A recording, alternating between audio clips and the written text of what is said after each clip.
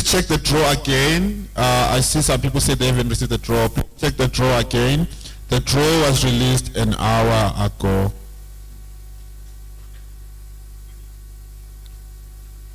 Is Mashallah here now? Last time I talked to him, I said he was doing it over.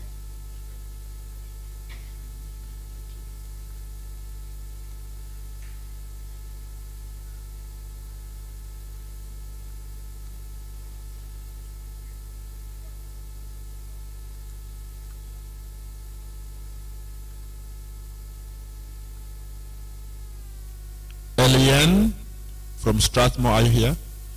You are judging. Just check the draw.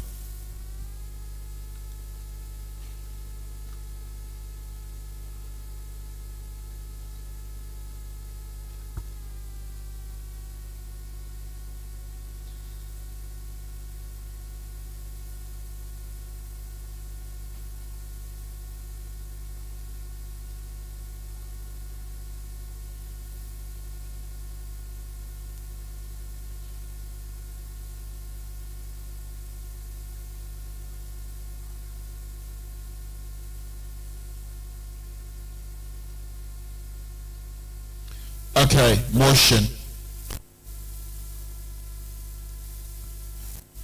you want to announce it? Oh, okay. So the motion is going to be released both on Tapicat and on the WhatsApp group chat. The motion for Quarterfinal reads, assuming feasibility. Assuming feasibility.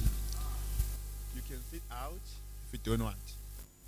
This house believes that artificial intelligence should be allowed to make life and death decisions in healthcare, including triage and end-of-life care, rather than leaving such decisions to human doctors and families. Assuming feasibility. This house believes that artificial intelligence should be allowed to make life and death decisions in healthcare, including triage and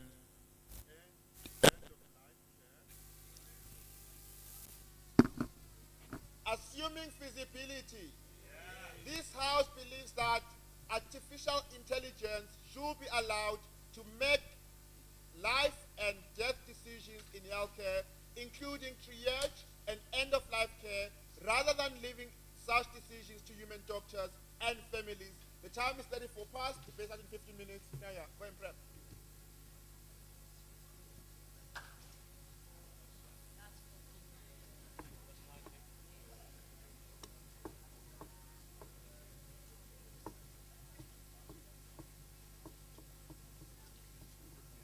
Sorry, I sincerely overslept. So it's overslept. It's my fault.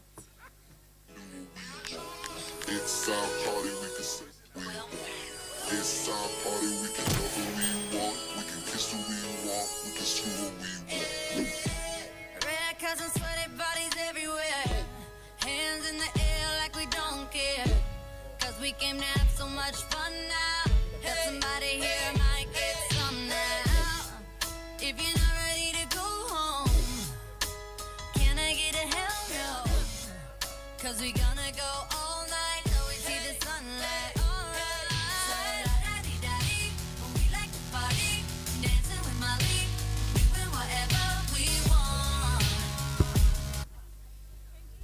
This is our rules and we can't stop. And we want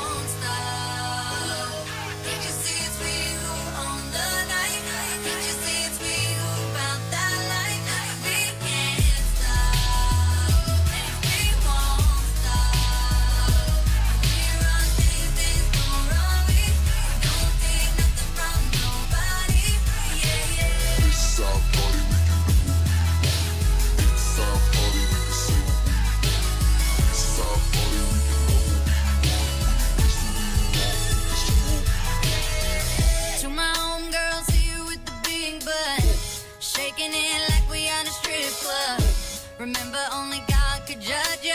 Forget the haters, cause somebody loves ya. And everyone in line in the bathroom, trying to get a line in the bathroom. We all so turned up here, getting turned up, yeah, yeah, yeah, yeah. So la-da-dee-da-dee, when we like to party, dancing with Molly, doing whatever we want. This is our house, this is our rules, and we can't stop. We won't stop. Can't you see it's we who own the night? Can't you see it's we who found that light? And we can't stop, and we won't stop. We run things don't run we. Don't take nothing from nobody. Yeah, yeah.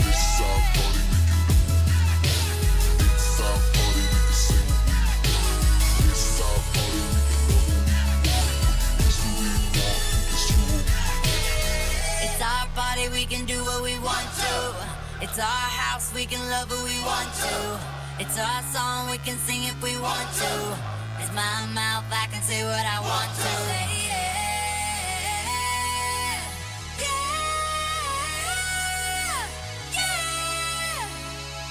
yeah.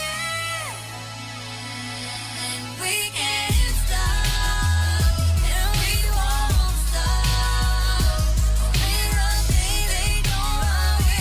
We don't take nothing from nobody. Yeah, yeah.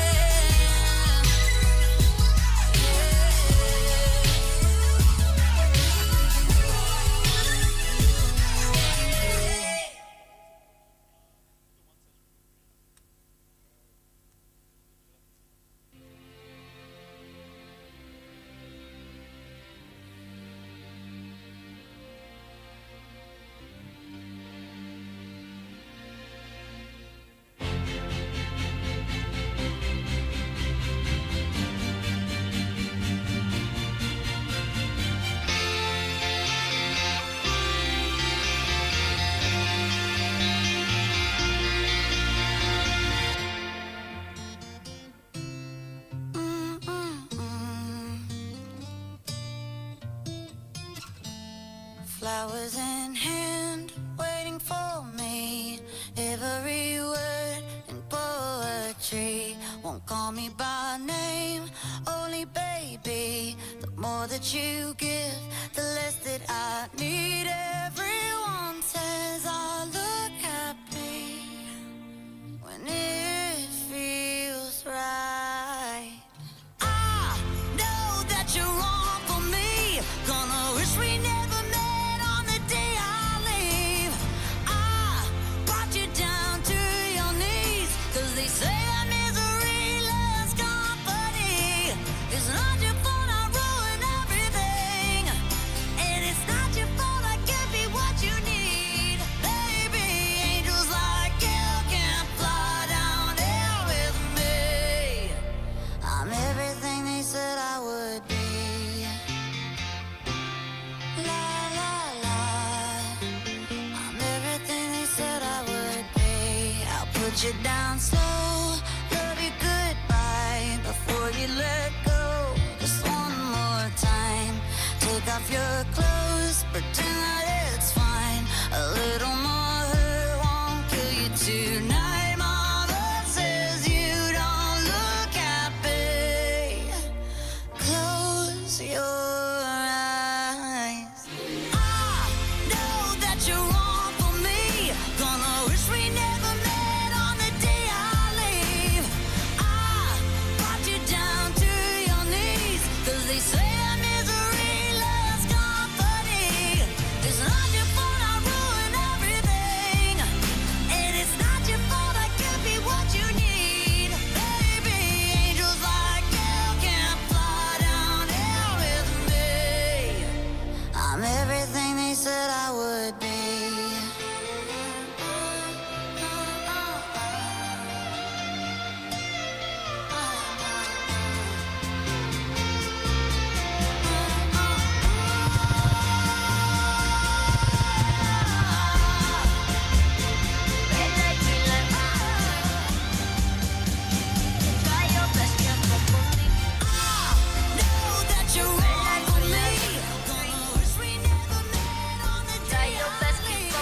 What can nobody stop me? I'm on my green light. Everything I do is big. I'm on my feet, right? I keep moving up the third. I'm like a concrete rose. If I ever fall, I'm landing on my Gucci shoes. I got my foot on the gas. I'm with same boat on the dash. That I go bump on the fat. Racing and chasing the cat. Ain't no one catching up with me. If you gon' blink, you gon' miss me. What can nobody stop me? I'm on my green light, go. Tell me on my social. I can't be antisocial. It's viral once I post it. Little girls got my posters. I do a buck in the rover. I never stuck on the shoulder. Nobody pulling me over. Nah, like a no limit soldier. Head down, let me feel the line. Little bitch, don't try to my vibe. LAX where we fly high. I see you on the other side. Oh, can nobody stop me? I'm on my green light. Everything I do is big. I'm on my feet, 5'4". I keep moving up the dirt. I'm like a concrete rose. If I ever fall, I'm landing on my Gucci shoes. I got my foot on the gas. I'm with same boat on the dash. That I go bump on the fat. Racing and chasing the cat. Ain't no one catching up with me. If you gon' blink, you gon' miss me. What can nobody stop me? I'm on my green light, go. I spent on my life, on my life. Yeah. Certified free. That's how bad I want. That's how bad I want it. And good. I've been on my green light, go. I've been on the step. I've been on the news. I've been on the ego. Yeah, you tell me what's sweat and good. Bring a bucket and a mop. Sweat and good. Give me everything you got. Sweat and good. Beat it up, baby, catch a charge. Extra large and extra hard. Put this cookie right in your face. Swipe your nose like a credit card. Hop on top, I wanna ride. I do a giggle, I'm kinda wild. Look at my mouth, look at my thighs. It's wet, it's wet, come take a dive. Tie me up like I'm surprised. That's role play, I wear disguise. I want you to park that Big Mac truck right in this little garage. Make me dream, make it stream. I don't public, make a scene. Young rich niggas. I don't clean, but let me so we tell really you, never got had the no old string. money. Gobble me, swallow me, drip down inside of me, quick jump out. We got a whole Let lot of it new get inside money, me. I though. tell them where to put it, never tell them where I'm gonna be. I run down on the floor, I have a night running me. Drop your style, Raindrop, drip, drop top, smoking, no cooking, the hot pot. Fucking on your bitch, yeah, dot. Cooking up dope in the crock pot. We came from nothing to something, nigga. I don't trust nobody, grip the trigger. Call up the gang and they come and get gang. Cry me a river, give you a tissue. It's bad and bullshit, bad. Cooking up dope with a Uzi. My niggas is savage, ruthless. We got 30s and 100 rounds too. My bitch is bad and bullshit, bad. Cooking up dope with a Uzi. My niggas is savage, ruthless. We got 30s and 100 rounds too. All set. Records on records, got backers on backers. I'm riding around in a coupe. I take your bitch right from you. Bitch, I'm a dog. Beat down her walls, loose. Hop in the frog. I tell that bitch to come for me. I swear these niggas is under me. The hate and the devil keep jumping me. Back rows on me, keep me company. Hey, we did the most. Yeah, pull up and goes. Yeah, my diamonds a choker. Holding up, I with no holster. Read the ruler, diamond cooler. This a roller, not a mule. Dabbing on them like the usual. Magic with the brick do voodoo. Courtside with a bad bitch. Then I send the bitch through Uber. I'm young and rich and plus I'm bullshit. I'm not stupid, so I keep the Uzi. Records on records, got backers on backers, so my money making my back ache. You niggas got a low act rate. We from the north, yeah, that way. Fat cookie blunt in the ashtray. Two bitches just national smash day. Hop in the limb, have a drag race. I let them birds take a bath, babe. Raindrop, drop top, smoking, no cooking, the hot box. Fucking on your bitch, yeah, dot. Cooking up dope in the crock pot. We came from nothing to something, nigga. I don't trust nobody, grip the trigger. Call up the gang and they come and get gang. Cry me a river, give you a tissue. My bitch is bad and bullshit, bad. Cooking up dope with a Uzi. My niggas is savage, ruthless. We got 30s and 100 rounds too. My bitch is bad and bullshit, bad. Cooking up dope with a Uzi. My niggas is savage, ruthless. We got 30s and 100 rounds too. Hold, phone, dropping money out of space. Kid, cut, introduce me to your bitch's wifey, and we know she slutty. Broke a brick down, nutty, buddy. Now that nigga ducky. Don't move too fast, might shoot you. Draco bad and bougie. I'm always hanging with shooters. I be posted somewhere secluded. Still be playing with pots and pans. Call me Quavo Ratatouille. Run with that set, call me Booby. When I'm on stage, show me boobies. Ice on my neck on the coolest. How about the suicide with the ooze? I pull up, I hop out with all of the drugs and the good luck. I'm cooking, I'm whipping into it. Rock up, let it lock up. I gave her 10 racks, I told her go shopping and spend it all at the pop-up. These bitches, they fucking so dick and they bustin' for Instagram. Get your clout up. Yeah, that way.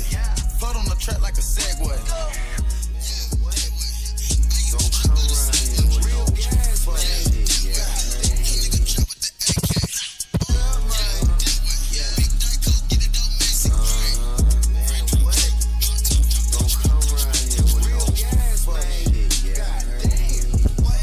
Judges, move to your rooms, please. Debate starts in 2 minutes.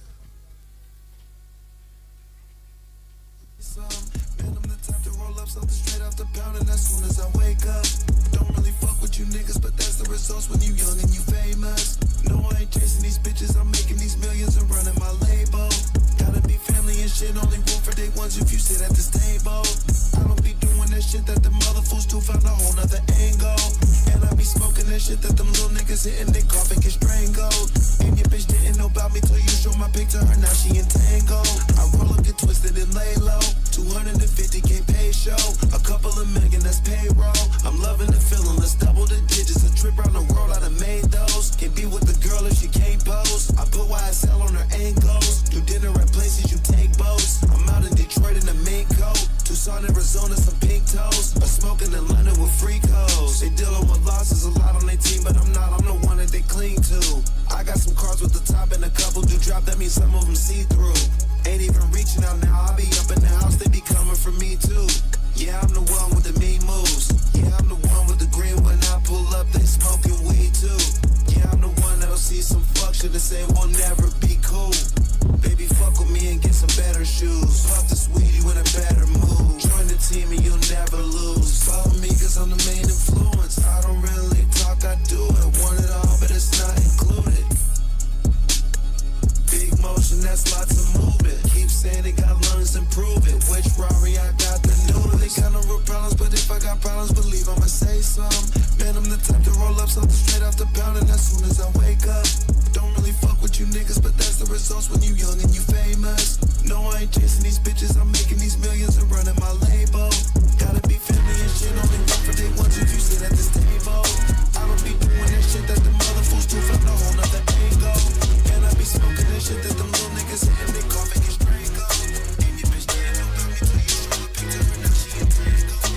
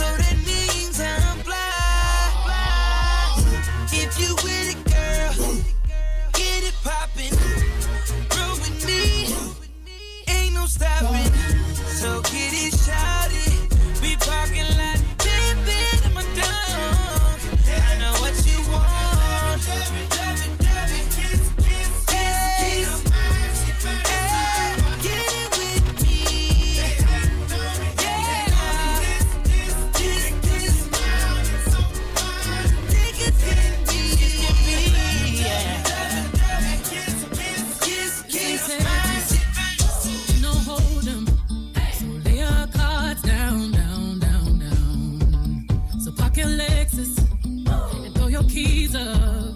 Stick around, round, round, round, round. Stick around. And I'll be damned if I can't slow dance with you. Come pour some sugar on me, honey, too. It's a real life.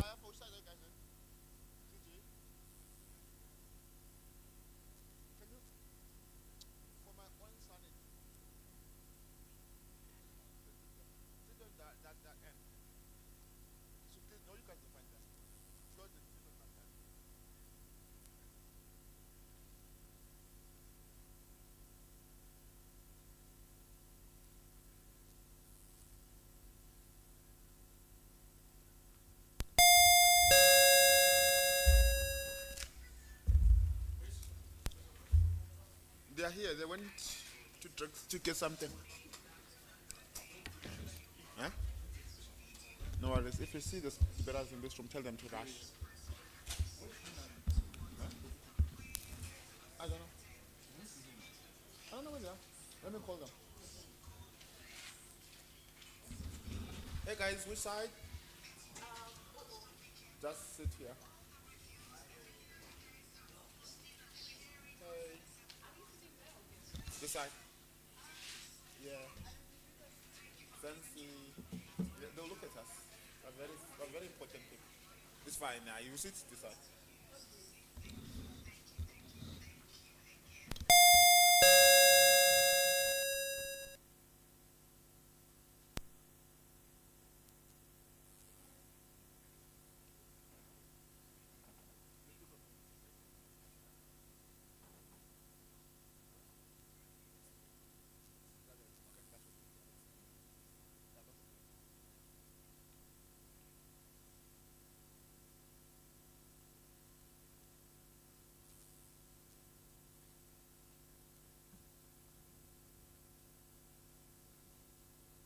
James and Reen.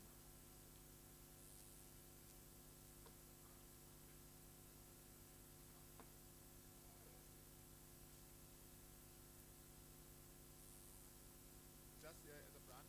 No, at the front there. I don't know which bag is that.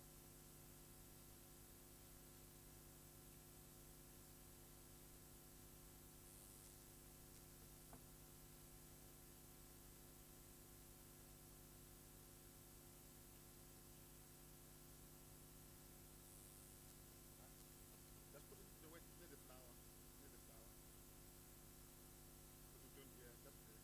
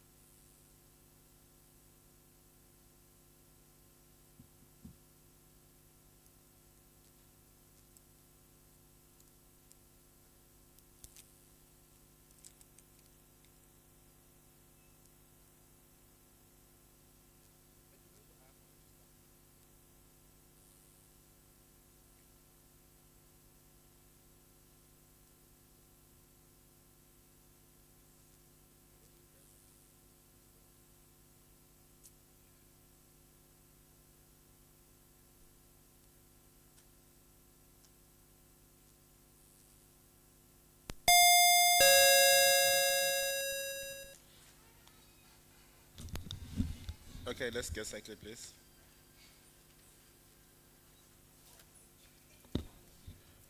Can you guys move to the front, to the table, please?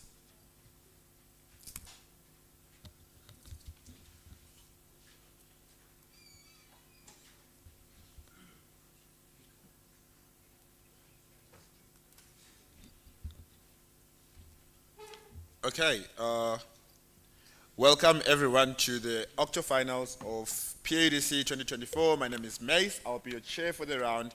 With me are two amazing panelists. I want them to introduce themselves, then we can start. Hi, my name is Doran. I will be a panelist. Thank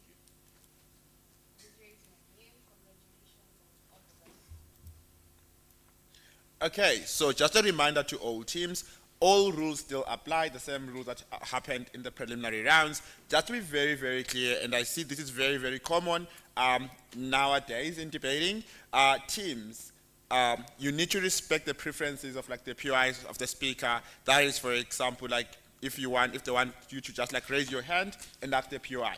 The second thing is you can't restrict when the speaker is going to ask you the POI.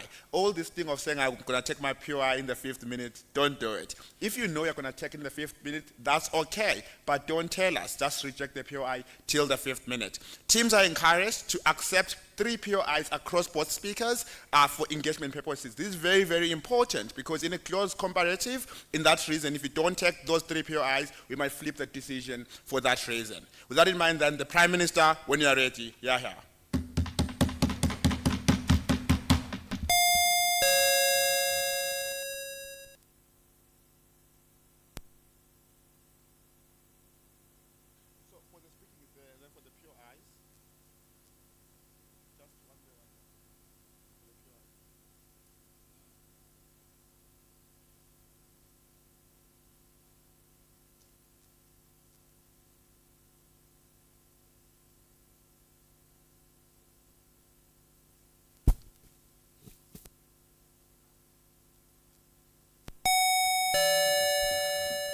Okay, yeah, that's audible.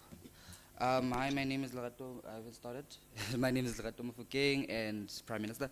I don't have preferences in terms of POIs. You can just raise your hand and say POI, just don't scream it. Other than that, yeah, that's fine.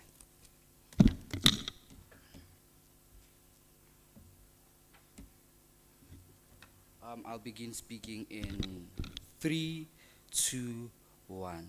So, in a world where we first need to realize that our access to technology is limitless, and two, what we need to realize that timely responses in the medical field are particularly vital and therefore should be prioritized. This is a world where we now say, assuming it's feasible, we say it's feasible that AI should be allowed to make life and death decisions in healthcare, including triage and end-of-life care, rather than leaving such decisions to human doctors and families. We agree with this. What we first tell you is what AI looks like in this particular world. We look like AI is a control logical analysis system that learns and assesses particular situations it finds itself in, and it takes objective and logical reason, showing what outcomes may come from that particular incident or particular sickness of a person, right? It gives you objective and rational decisions based on what the data and the data information it has truly represents, right? Even the doctor's opinions and such, it takes those also into consideration. So we tell you that it has no skewed in terms of emotion or connection with the patient. Essentially, what it does, it assesses what needs to be done and takes that decision. So let it be clear that we have the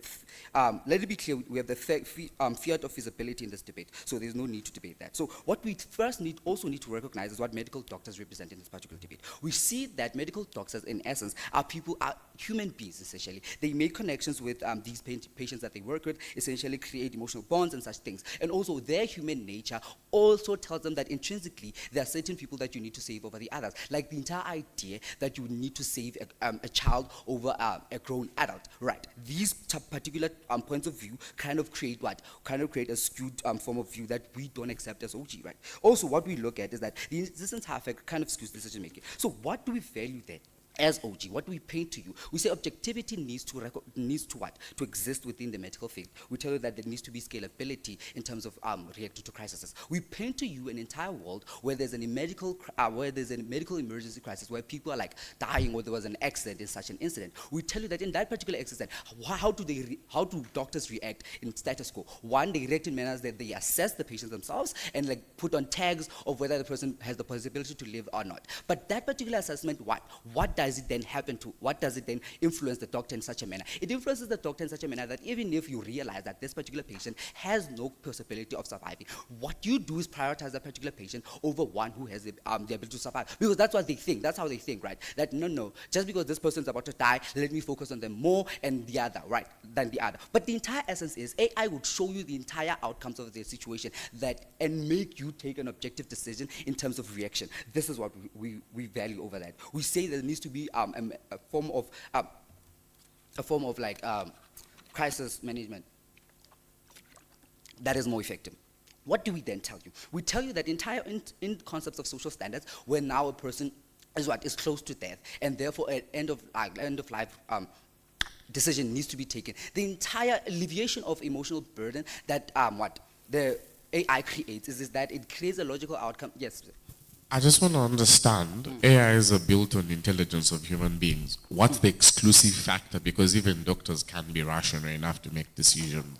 Okay, the entire point of rationality here is that it does not truly exist in situations where human emotion exists. We tell you the entire fact that desperation, we tell you the fact that bonding with patients excuse that entire point of rationality, and therefore we say that it cannot truly exist in these particular two situations, where one, you need to decide whether to end a patient's life because there is no possibility of comeback. Two, in an emergency situation where your mind tells you that what you need to value is a child over an adult. So that entire idea tells you that the adult will die for nothing while the child also dies. We say one must survive, and in essence, we value life over that. So essentially, what will we move into? We move into emotional alleviation that it creates when the AI system is in play, right? It creates an entire emotional alleviation because now it takes a decision whether that particular person is able to survive that chronic illness that is like taking their life and things like that, either they're brain dead or in such a situation, because now the family has to make a quite heavy emotional decision whether to pull the plug or not. We say in that particular circumstance we need to emotionally alleviate doctors and families in this particular situation because the outcome is inevitable and is always going to be the same. So essentially what AI would do is give you a logical outcome of these results. It gives you accurate data on what is to happen. Essentially, this creates what? It tells you the inevitable end, and therefore this then shows you that what? A decision needs to be taken, and therefore AI will make that decision for the entire for the family and doctors in essence. And what does this then paint for you? It paints for you the availability of resources and what? Being able to value what we need to, the objectivity of the medical field, right? What do we look like at the objectivity of the medical field? Save who can be saved. We say that entire ideal tells you that in terms for the medical field to actually achieve its objectivity within the entire aspect of social in this world, it needs a form of objectivity and rationality to exist within the entire concept. So essentially, this is what we value more. So we tell you that, how do we then achieve this from our side more than OO will feel? And also, OO may come with the entire idea that what we need to consider is that, hey, doctors are rational, doctors are trained, doctors are professional, so essentially they have the right tools and resources to make such decisions. So, but we tell you in essence, we're not saying take over the medical practice. We're saying that in particular circumstances where their rationality may not be in full effect, this is when AI should step in. So essentially we're saying moments of triage, we're saying end-of-life care, because these particular aspects create what? A room for emotional manipulation. They create a room for bonds, they create a room for skewed decision making that is not completely rational and may lead to death. So we value life over that. That is why we say even under the aspect of rationality, we still win the debate. So essentially, what do we then try to tell you? We tell you that the timely and effectiveness of this decision creates what? Creates an entire world where now doctors have the capability to respond, the resources to respond in a timely and fashionable manner. Because what do we see? When an AI makes that entire assessment of the situation, it also gives the doctor the information of what actions needs to be taken in order for that particular person to survive in that circumstance. We tell you that doctors in essence may be doctors, but may be knowledgeable, but the entire idea that they can respond to an emergency without any form of like reaction or essentially what? Being shocked, scared, or such forms of emotion that exist within the human spectrum, we say that entire aspect is for us to assume that it doesn't exist would be problematic. Because essentially, what would then AI be here? It would give the accurate information, give accurate assessment, and then give like what actions to take. Essentially, you go already there with a form of a guideline that already exists, assisting you in making what? In taking action that is going to be what? Yield positive results. So essentially, what do we prove to you in this debate as OG? We prove to you that objectivity exists on our side. We prove to we prove to you that timeline is a matter that needs to be addressed. We prove to you that rationality is not something that exists when doctors react to these particular situations, and that AI is best for this, which is what we're proud to propose. Thank you. The House thanks the Prime Minister for that speech. To open the case of the opening opposition, leader of the opposition when we are ready. Here, here.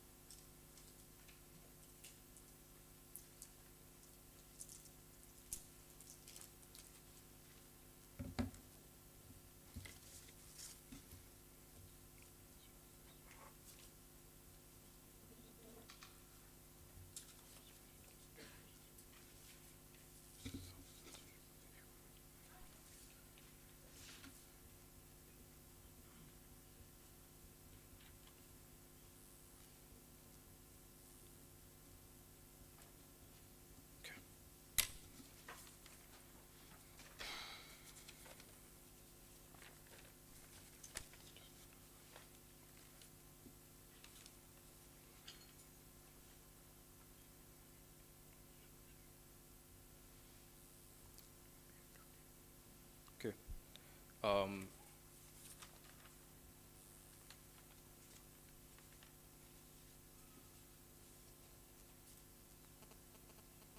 I'll start in 3, 2, 1. I think it's important to understand what the process of choosing whether someone lives or dies looks like. It can never be a truly objective decision, because even at the point at which you were conceived, it was never a truly binary decision. Should you live or should you die? It's more likely than not to be something that involves a lot of emotional connection and a lot of nuance based on your lived experience, the idea that you've probably been able to live with this person your entire life, and therefore you need to consider a lot of the things that exist, how you guys have been able to interact. You value this person not just because he lived with you for 30 years, but more importantly, how he lived with you, your brother, your mother, your family. Those are extremely important decisions. So decisions on life and death can never be objective decisions. But the second thing, and this is important context that we need to understand within this debate, AI don't make purely objective decisions. It's more likely than not that they're making an approximation of what would have been the likely better choice based on the data that they've been trained on. And more often than not, this data and what that they've been trained on is not likely to be sufficient data. AI hasn't been developed for, a million years or something. It's more likely than not that you're just approximating what it would be beneficial based on a zero-sum nature. Should this person live? Is this efficient? Is this more utile to humanity? And that sort of thing. And I think this is extremely important within this debate. First argument on why, for example, the personal and emotional considerations are important in healthcare. Notice then that decisions on life and death need to take into account a lot of things. The cultures that this person was involved in. Did he value things like life after death? Did he value things like I need to push further and be motivated to ensure that I overcome circumstances like cancer? Those are extremely important decisions that AI is unlikely to make because they weren't involved in the thought process or in the mentality and the emotions of these human beings that they choose to allow to extend their care and that sort of thing. But more importantly, decisions on the quality of life. It's more likely than not that AI is probably going to make decisions that are in favor of these hospitals. Things like we need to be more efficient, we need less people on hospice care because this is cheaper for the hospitals. We think that's much more likely to occur on that side of the world. But more importantly, we think the erosion of nuance is extremely important within this debate, because notice when human beings are able to make these decisions, they are more likely than not to be able to consider things like nuance and the idea that we probably existed and coexisted with these human beings. But more importantly, when you're making decisions about life and death, you're also considering, would this person have made that same decision for myself? You remove that element, and we think that's extremely important at the point at which you're able to make life and death decisions for these people. We think this is just not a binary decision because it's not just a biological process that occurs, but it's more philosophical in its nature. This has to be engaging some level of principle as to why this would be something that's extremely beneficial to these people. I'll take closing or opening before I proceed. So, please explain to us what quality of life do you fight for essentially when you connect all these other emotional aspects, because the person still dies at the end of the day. So what do we need to act? How do we need to act? Right. So let's assume that both worlds we arrive at the same decision. The AI probably arrives at the decision that you should extend this person's life, and the human beings also arrives at the same decision that you extend this person's life. Why is it still beneficial on our side? Just in terms of the principle. The first thing then is that it must be made by someone who's a proxy or represents the proxy of the values of these individuals, or rather represents the identity of these individuals. This is extremely important. At the point at which the person was conceived and his life was conceived as a result of his own values and his own identity, at the point at which you're choosing to extend his life or end his life, that must be considered, and it can't just be a decision about whether, it's expensive or it's cheap or it's too emotional for us to consider. So just in terms of a principle, we think that's extremely important within this debate, a consideration of this person's values and identities. But more importantly, decisions on extending life and death cannot be made by AI, as those AI was not involved in the decisions on the creation of this person's life. We think that's extremely principally inconsistent. And in terms of how human beings value the hierarchy of principles and the priorities that exist, we think things around life and death are extremely important to them. You don't just choose whether someone should live or die, and you don't just remember them as a statistic. You're more likely than not remember the identity and the values that this person had. But more importantly, we think arguments around why the doctors were probably trained to also be able to make objective and rational decisions. So on both sides of the world, we still think there's some element of objectivity that is able to exist. Doctors are probably have been able to experience these things for a lot of these lives. But more importantly, we think the humanization of the decision-making calculus is extremely important within this debate, because it's more likely than not that you're able to consider things like more compassion. So it's not just the negative emotions that exist on your world where you're probably, inhibited and you're skewed to those emotions. We flip this and we say that that skewness is extremely valuable for the human experience, being able to make those decisions that are far much more beneficial towards you and your family. Notice then that the impacts of death don't just rely on the impacts of extension of life, are not just on the person that you're making the decision for, but on his family, those people that are likely to be proximate to him. We think this is still far much more preferable on our world, because it's more likely than not that these people will be content with that decisions. They're less likely going to be able to question themselves and that sort of thing. We still think this is far much more powerful on our side. Closing.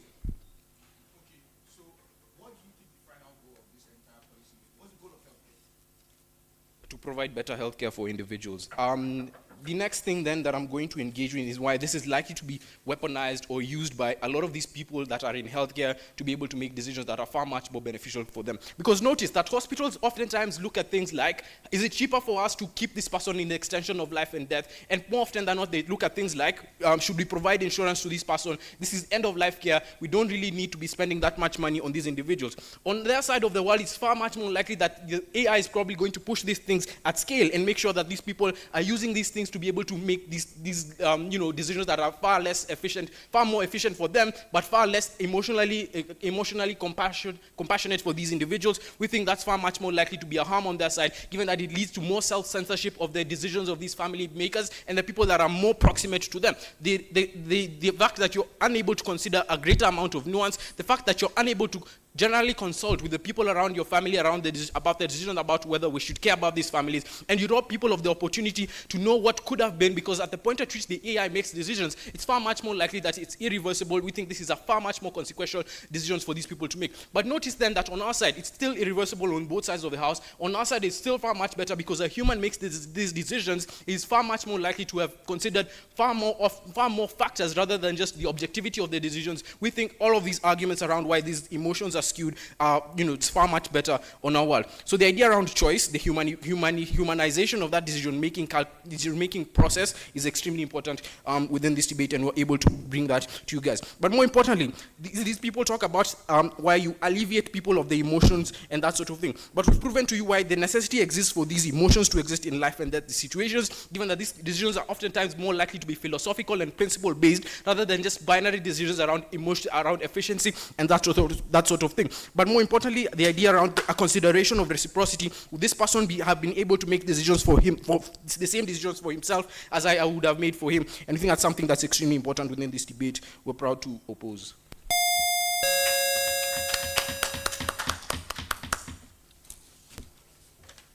The House thanks the Leader of the Opposition for that speech. To continue the case of the government, DPM, when you are ready. Here.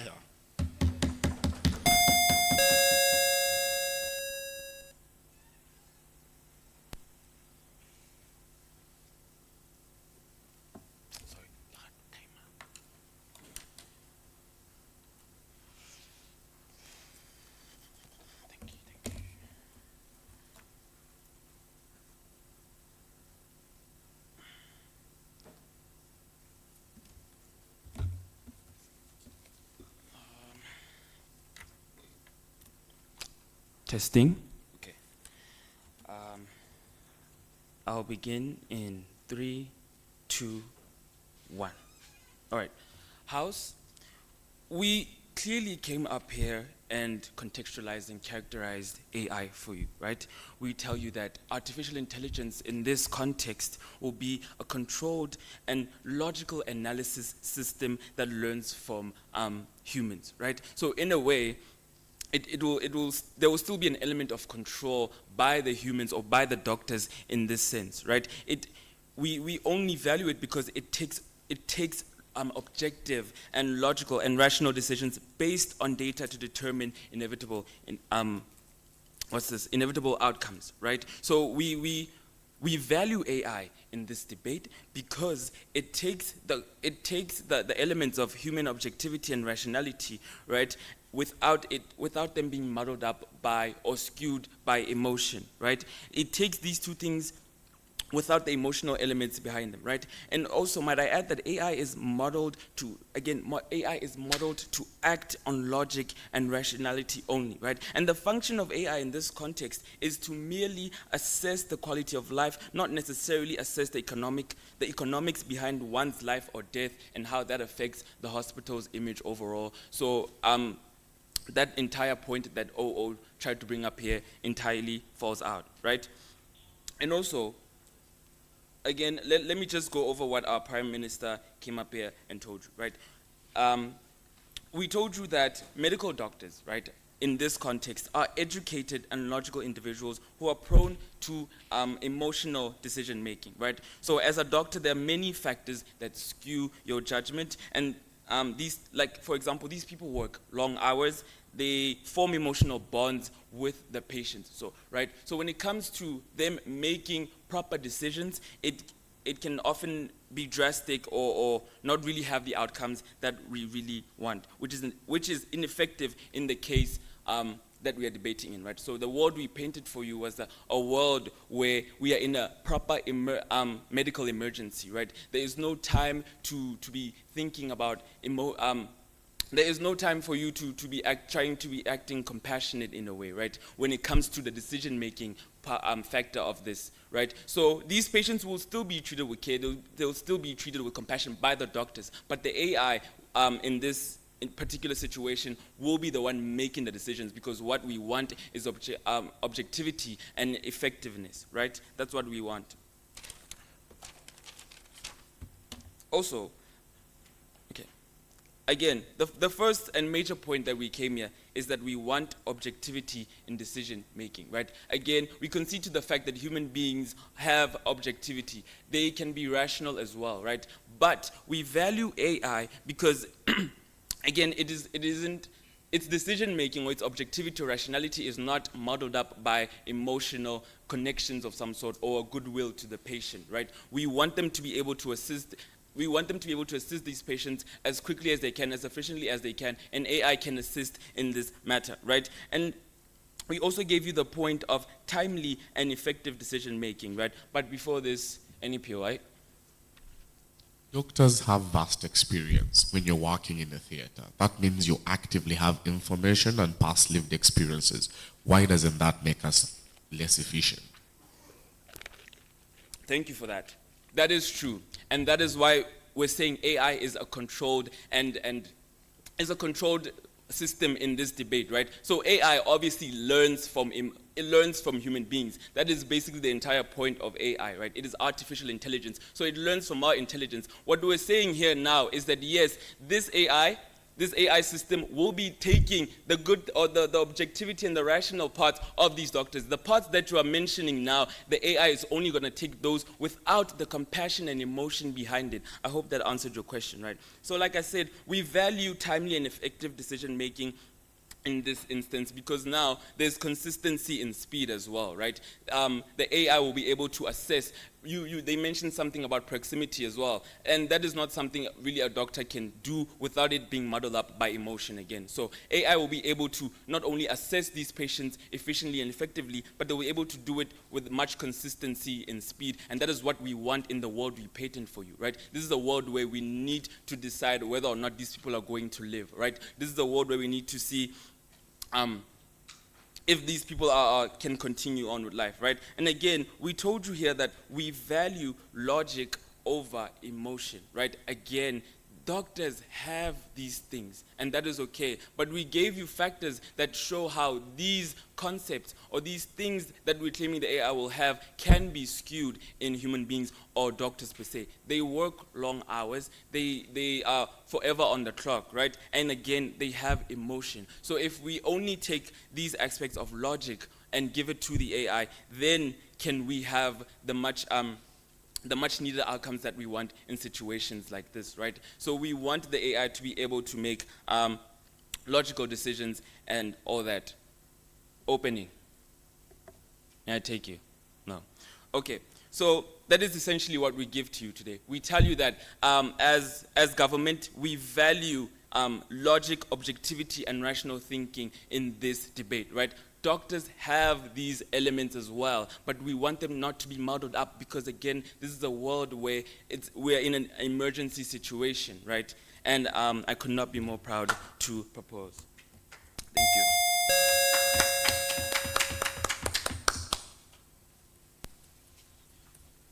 The House thanks the DPM for that speech. To proceed to the case of opening opposition, DLO, when you're ready. Here.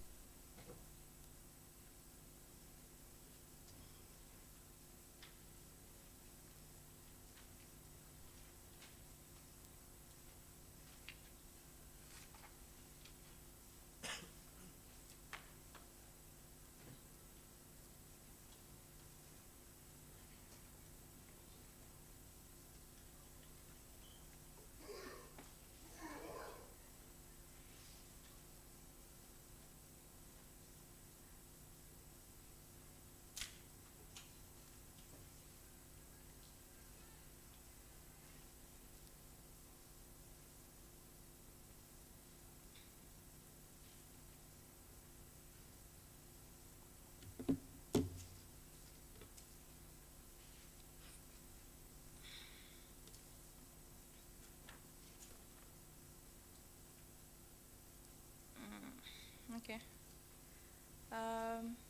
My name is Gina Anabella. I'll be taking PI references. Just raise your hand. I'll be able to pick you. And yeah, that's basically it. You guys can hear me? Okay. I'll begin my speech in 3, 2, 1 panel. We think the biggest case that comes particularly from OG is the whole idea of rationality, and there's need for objectivity for this, for people to necessarily know, when you're supposed to die and things like this, but also the effectiveness that AI necessarily brings. We don't think that's what this debate necessarily requires. At the end of the day, this person will either die or will either live, right? Like both of what exists within both worlds is who exactly, does this decision or like makes these decisions in and of itself. We think that one, human doctors in and of themselves have gone through a long period of time in which they've been able to go to school, they've been able to learn this whole idea of life and death situations and different things within medical school and stuff like this, meaning that they have more knowledge, even more nuanced knowledge than any average person who exists in this status quo in and of itself. Meaning that panel, we fail to see how a doctor in and of itself within a situation of a life and death situation will decide to make a non-objective call or like a non-objective decision in and of itself. We think they are more rational in and of itself than any other average person who exists within society. But the whole argument on people being irrational, especially when it comes to life and death situations, cannot run within this debate in and of itself. Why do we think this is particularly true? We think that doctors will want to make the best decision in and of itself, but also the society in and of itself puts certain forms of onus on doctors to make the right decisions when it comes to these situations. Things like them being, accused of negligence and things like this, and the possibility of them losing off their license is something that they value, and therefore they will most likely than not make the right decisions in and of itself. We also think the whole idea of, this debate cannot be about, whether the AI will be feasible, because that's what their biggest argument is, the whole idea of like the effectiveness of AI and things like this. We think that's something that we are ready to concede to on O's world, that this AI will be efficient, but there are certain things that my partner tells you that we particularly think that you should value within this debate. Yes, Ayafa, let me speak here. Don't you think it's a risk to doctors' mental health when you continuously have them bearing the guilt for every decision that they make that goes wrong?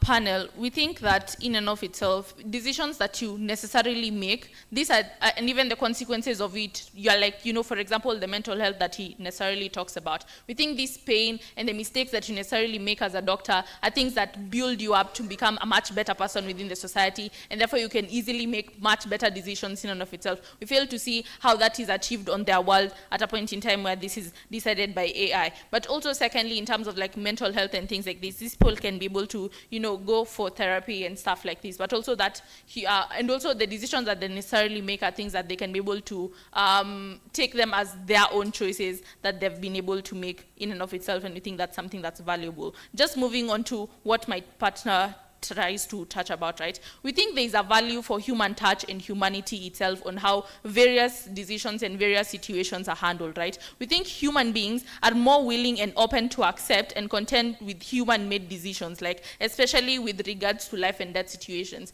It's more likely that even when you say like, let's go to war and things like this, these are things that people necessarily value when it comes from human beings, human interactions, and the various things that they've been able to do this to. Why is this particularly true? We think human beings are driven by emotional considerations, values that they necessarily ascribe to, and these are things that AI necessarily does not have. As you've already been shown by government, how they've been able to frame the debate, AI only has data and very limited data based on like what your healthcare necessarily is about. But they don't have these things like emotional intelligence, emotional considerations, values such as hope, ability to exercise, the choice and the importance of this choice within in and of itself. We think these are things that people necessarily value and families will necessarily value in terms of like, even if you tell them that their person is going to die, these are considerations that, they'll be able to estimate and say that probably put them in a life, support machine, or most definitely, try and, console this person who is probably going to die in terminally ill situation, right? It is also more easy for people to view these considerations in a more human-based form. Like they'll feel like these people have been able to consider their feelings, they've been able to consider their, the harms that would exist even after this harm that, even after the death situation in and of itself, because we think the death situation is something that will probably happen in and of itself. Secondly, we think that situations of life and death are much unique within the society in terms of like the gravity that it holds within the society, meaning that even to these doctors, even to these families, and even to this person who's dying, these are situations that will probably be put at a much bigger gravity. At a point in which this decision that will be made is much more irreversible in terms of like the harms that would be able to be accrued. We think it is much more probable when it is done by, someone who necessarily is a human being and cares about these people in a much more emotional level and much more deeper level in and of itself. But also secondly, the lack of that information that AI does not have in terms of like the emotional connection and the emotional interaction that this person necessarily has with these people, or like the emotional connection that this family has to this person who's terminally ill. We think that's something that should be considered within this debate in terms of like the AI is not capable to make these types of decisions in and of itself, because we think that human beings in and of itself, they have much more information in terms of like much more information in terms of like their health, but also an added information in terms of like the emotional attachments and the emotional values of this person. As my member already tells you, these people may be even more self-determined to want to survive within society. Maybe they had even much more, they wanted to do much bigger things within the society in terms of like their priorities, their dreams and their goals and things like this. These are things that we're able to give these people a chance to be able to realize this and actualize this in and of itself when it is made by human beings in and of themselves. But just moving on to quality of life, what you get from a member, and the whole idea of choice. We think, let me just move on to why particularly choice is important and valued within society. We think it is valuable to human experiences, to those choices is valuable to human experiences and those proximate to them. Like those people who are most proximate to this person are more likely to, have better choices in terms of what necessarily should occur within these situations in and of themselves. We think that proximity to the harms that would exist in terms of like, you are the one who will lose this person in and of themselves. Has my time ended? Okay, yeah. Even if my time has ended, it is more. No. Even if like your person is probably going to die, the person who's most proximate to them is the one who will be at a much better level to be able to make this decision. At the very least, that level of control that you're able to give these people is something that's particularly valuable, and these people should be led to choose. Here, never been prouder.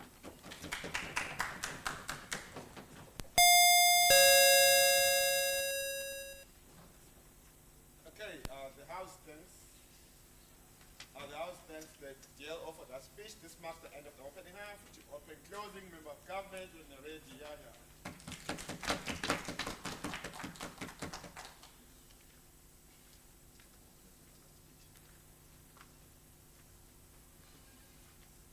Hey guys, testing. Can everyone hear me?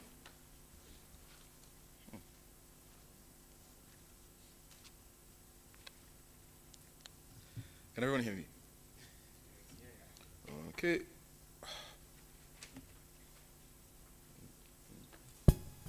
Huh? Yeah. POIs, hands up, no badgering. Thanks. So, starting in 3, 2, 1. See, panel, there's a bunch of issues with opposition, so I'm just going to start by just generally addressing them. The first one is exploitation by healthcare, right? Understand this. Who is more likely to get exploited? A doctor that is consistently lobbied day in, day out by medical and healthcare professionals, advertisements, and just people randomly coming to meet you to sell these drugs to you.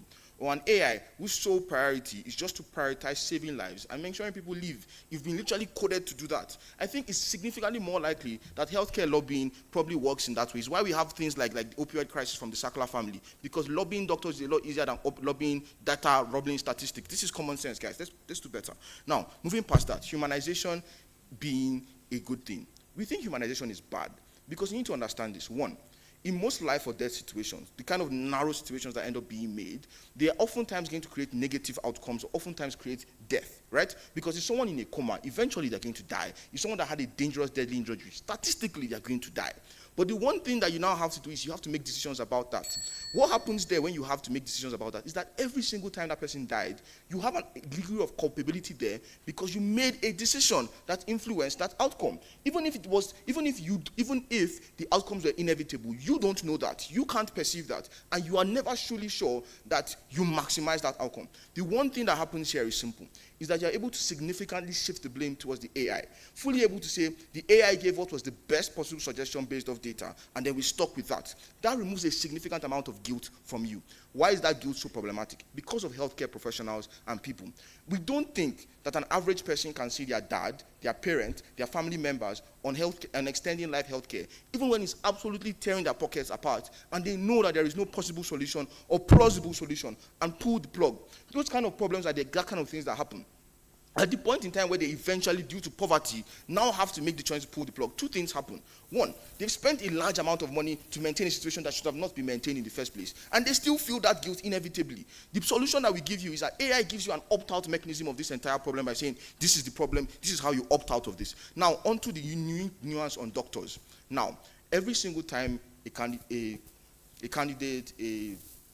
patient dies, you feel some level of guilt because of that death.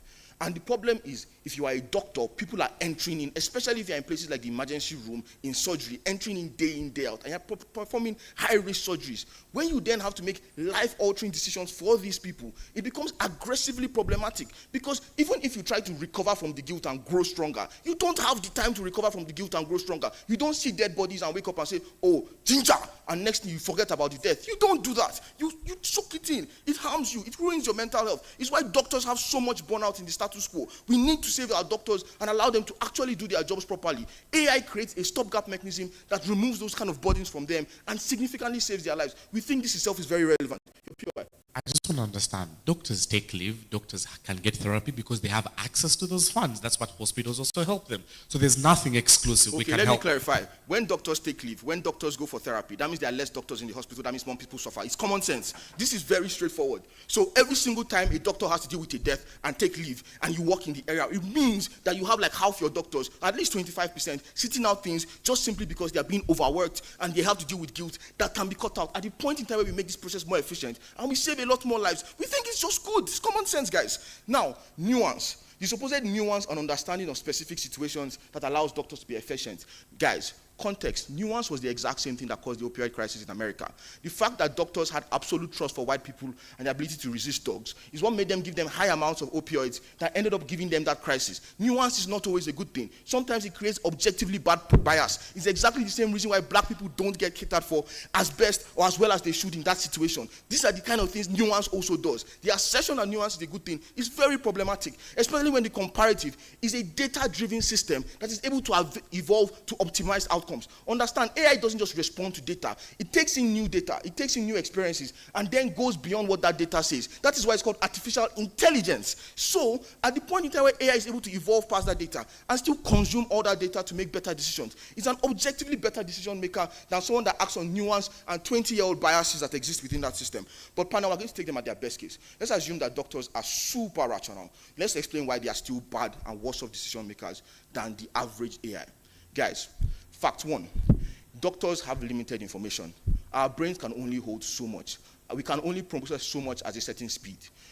AI does not have that limitation. They can process a lot more than us. They can cover a whole lot more data than us. What does this realistically look like? So someone like me, for instance, I react to most painkillers that I interact with. That oftentimes means that if I do have to take a surgery, the only solution for me is one, I don't take any painkillers, which is absolutely nuts, or I end up having to take painkillers and taking anti-reactants while doing the surgery, which then increases the risk of the surgery. This is because most doctors don't know that basic painkillers like paracetamol, over years of continuous improvement in their strength and quality, are now able to just be used in situations where people need surgery, and in situations where people like me need surgery at the right dosage. That is the kind of context that is missing when doctors make decisions. Why do they not understand this context? One, you don't expect doctors to be reading and consuming research papers while doing their job. As we already agree, doctors are already overworked in status quo. They don't have time to be doing all that reading. Oftentimes, the information that they have is information they get from adapting to only the medical space that they are trapped in and the 20-year-old biases that they have. The problem that exists there is that when they face these new situations, they are very horrible at reacting. A good example of this is when people travel abroad and come back with temporary diseases. It's oftentimes very hard to find local doctors that can respond to these things or can make decisions based on these things. So if someone with malaria comes into a hospital in America and faints, the first thing you do for life and death situations there is to trap the guy and quarantine him because you think he's brought some crazy virus. AI will look at you and in 5 seconds tell you you have malaria, take some water, take some ART, and you're good. It's the kind of ability to make those efficient decisions and make them very well that oftentimes doctors can't do. Realistically, this means saving lives in life-death situations. This oftentimes means that even if this improves it by just barely 1%, this is thousands of lives you save. What these guys need to justify is why these lives are worthless to make people feel more depressed, make doctors feel bad, to throw people into the depths of guilt, just so you can say, we've given people a choice, and now you have to deal with that choice and hate yourself for it. We don't think it's effective. We don't think it saves lives. We think AIs are obviously better decision makers, and they have more knowledge, which literally allows them to make decisions better. We think at the point in time where we're being honest, we inevitably flip the thing on expectation of, okay, we show you why humanization is bad. We show you why nuance oftentimes goes wrong. All of these are just 3 layers of extensions, even though it's like flipping mechanisms that we do deserve credit for. And we show you why even in the most objective situations, AIs are just better decision makers. We're very proud to win. Thank you.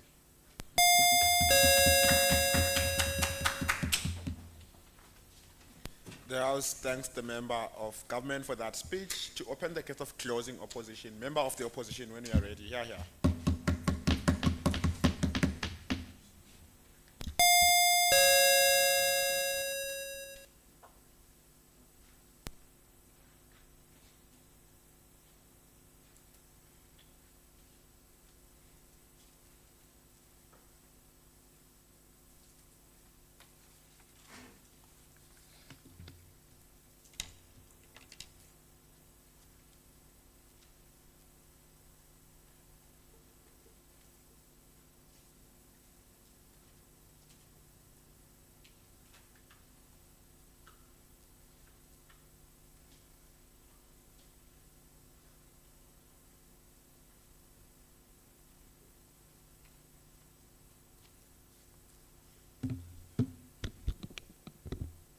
Okay, I'm audible, right?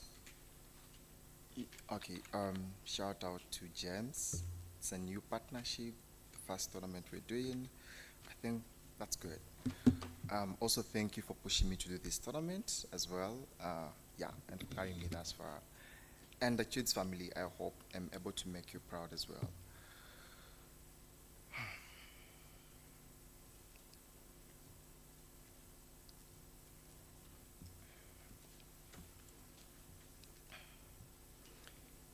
I'll start my speech in 3, 2, 1.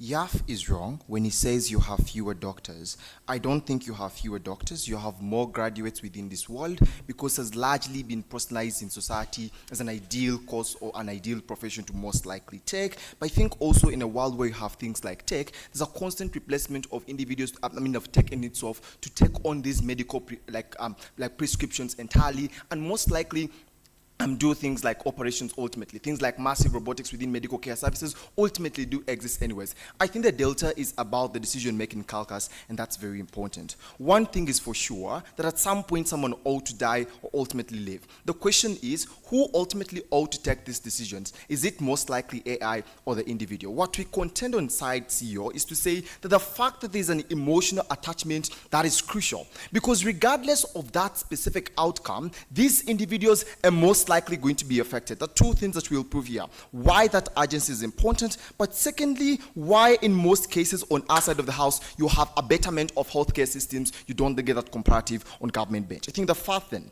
the possible outcome on OP is about people feeling self-culpable. We give you a bunch of things in terms of reasons here. One, things like therapy, things like guidance. You've gone through things like professional training that allow you the capacity to interrogate with this specific outcome. But also notice, when you talk about things like external outcomes in terms of pressure, it's less likely going to exist because even society around you is most likely weighing the consequences or the outcomes that you work as an individual. There is an ability to have some rationality in terms of the economic implications or the situations in which the decisions are most likely taken. We say you get massive buy-in ultimately in society. That's quite possible. But notice, panel, even if that specific decision is most likely irrational, this is why it's still better.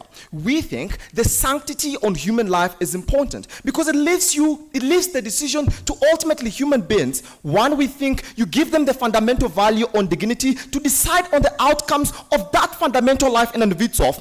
That in itself is important because when you don't do that on that side of the house, there is a further entrenchment on the minorities. It's most likely high because algorithmic bias most likely looks like it weighs your capacity and the capability to most likely effect and sustain these healthcare systems. It most likely means on that side of the house, if you're essentially a rich individual, the capacity that your person gets to live ultimately is significantly high. You rob the poor individuals ultimately of that specific agency to have their individuals. We don't know why it's problematic on our side of the house as a parent to continue educating your child even if they're failing in classes. We say that value only accrues if that person takes that particular sort of decisions. We say you increase the social inequity and that gap becomes harmful. You have more backlash within that society when some individuals most likely think that agency is most likely robbed. What's the implication in this? It most likely means that at a point in time, you get constant antagonization of capitalists most likely massively investing in things like AI that work to better this specific system that you choose to defend. But notice, panel, there is a strive ultimately to get resources. The active intention for you to accrue resources to allow your individual or your family member to continue in terms of life is good in and of itself because this gives you innate fulfillment because of the attempt that you actively try as an individual anyways.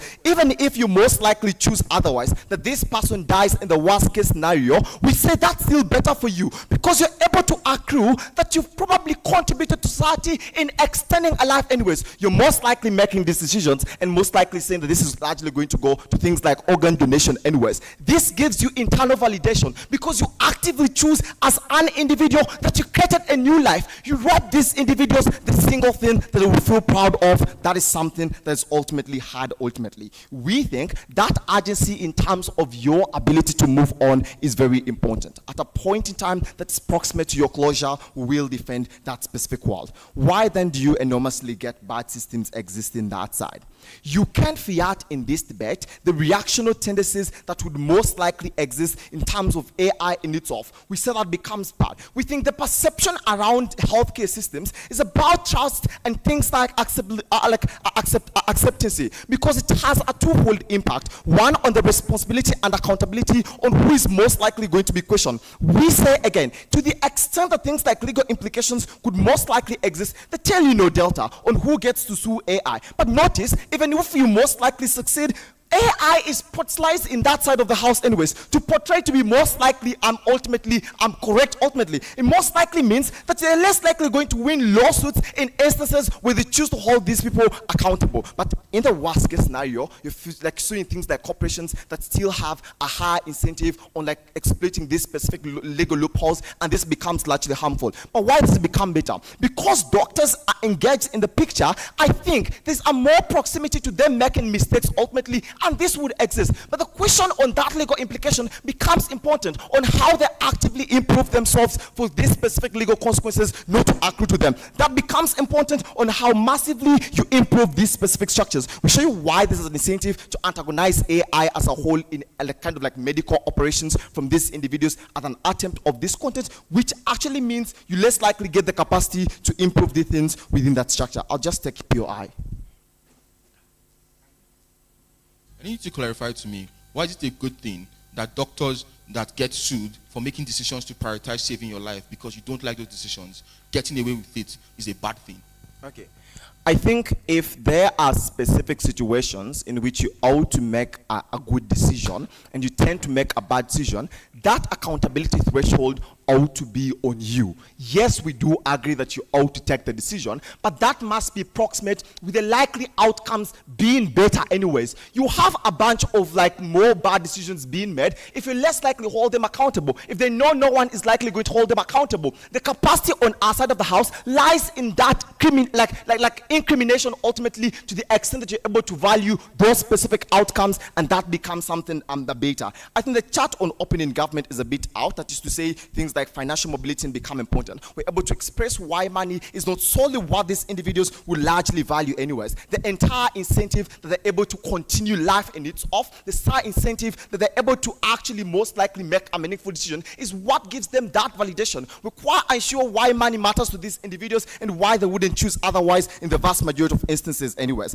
I think we're up above opening opposition. I think we're able to prove to you why that specific choice then becomes important in terms of validation. The entire chat is about why this is important for these individuals. They don't explain to you how that explicitly impacts the improvement of these specific structures. Give them the incentive, give minorities the voice.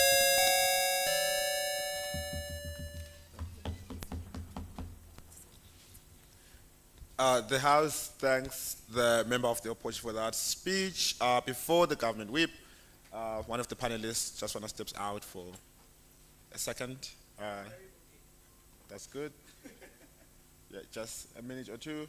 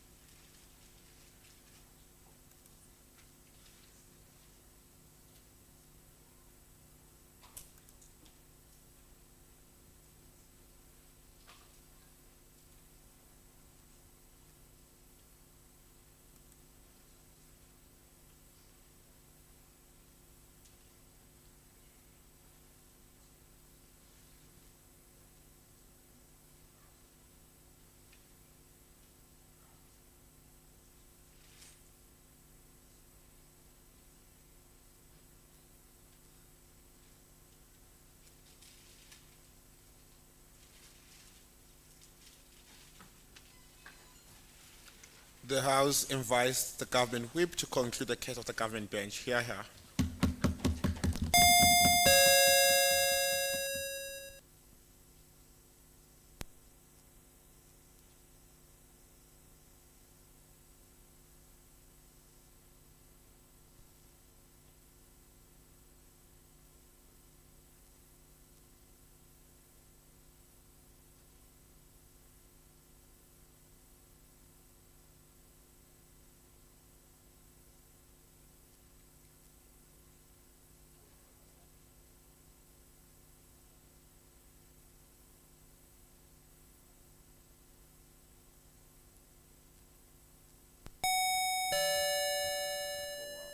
So I'll start my speech in 3, 2, 1, go. So panel, ignore how shiny closing opposition looks in today's debate, because there's no direct nuance that they actually give us, right? Because the engagement to Ayafa's case is that, oh, we think that therapy exists, and we think that these doctors can go on leave, and even after Ayafa responds to that POI, they still run it as a means of their extension. What does that show, and what does it point out? One, that they agree that these doctors are more likely going to make those decisions that becomes bad. But why is it good and better on our side of the house? That they can go on therapy. And secondly, when they make those bad decisions, it's okay for them to be sued.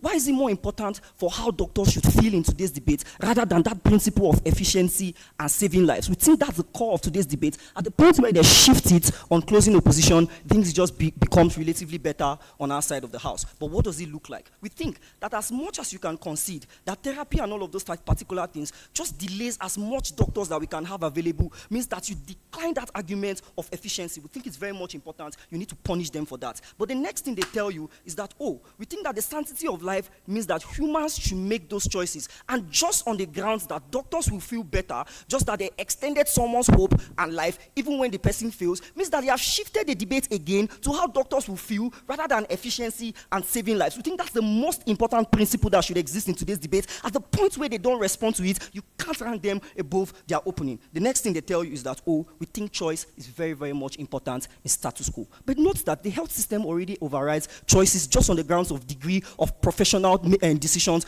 At the point where you take somebody to the hospital, right, there's almost an unconscious transfer of choice making to the health system. That is why when you have an accident and you're on coma, right, the reason why they cut off your leg without telling you is because at the point where it's going to kill you faster than you make that choice, we think we need to prioritize your life. So choice is being shifted from you at that particular point in time. But secondly, even in status quo, when religious preferences exist that, oh, you shouldn't give us blood transfusion and all of those type of things, right, we'll still override that at the point where it's going to affect your life. So there are a lot of things that are more important than what these guys give you in today's debate. Ignore every idea that, oh, we think that empathy should become more important on that side of the house. Notice that everything you get from opening is something they already run.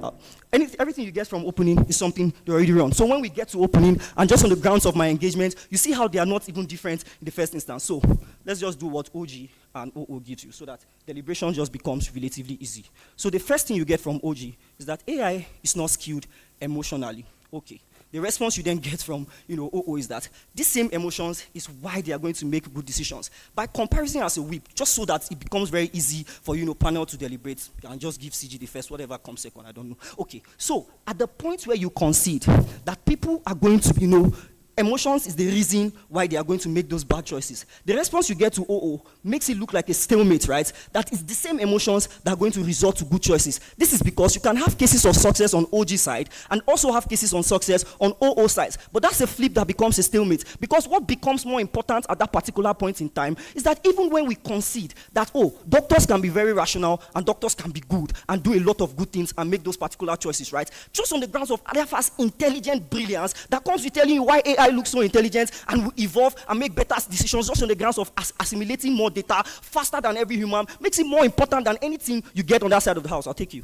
Okay, are there laws still that guarantee people choice, and when you default them, there is implication? I can't get you, sorry. Are there laws on choice that if you default them, there are implications to it? Exactly, panel. We can't even just agree to that word, because those things still exist, but on the grounds where we already show you that you can override that and it exists in status quo that is legitimate for you to do that, we don't think this debate should actually point to that. Does that actually relate to the grounds of, you make more efficient choices, and secondly, you save more lives? That's the highest principles that actually exist. On the grounds where those principles are romantic, balancing with the direct importance of choice, we don't think we allow that to happen. But what does IAFA gives you? IAFA tells you that AI is very, very much intelligent. The reason why ChatGPT, even as it evolved, has continue to be brilliant is because of what AI intrinsically has. What is that? The ability to check biases and become better, and then it caters for all the complaints that they have on both sides of the house. Because even when you concede that biases can happen on both worlds, that is, doctors can be biased, AI can be biased, at which word do we best fix that bias? Then you just understand that, oh, this deliberation just remains for the 3 teams, because we're the only team that shows you that it's better on our side to address and fix that bias. One, because of the fast nature of improvements that exist for AI, that is not something you get with human beings. Because why do we need to protect doctors in status quo?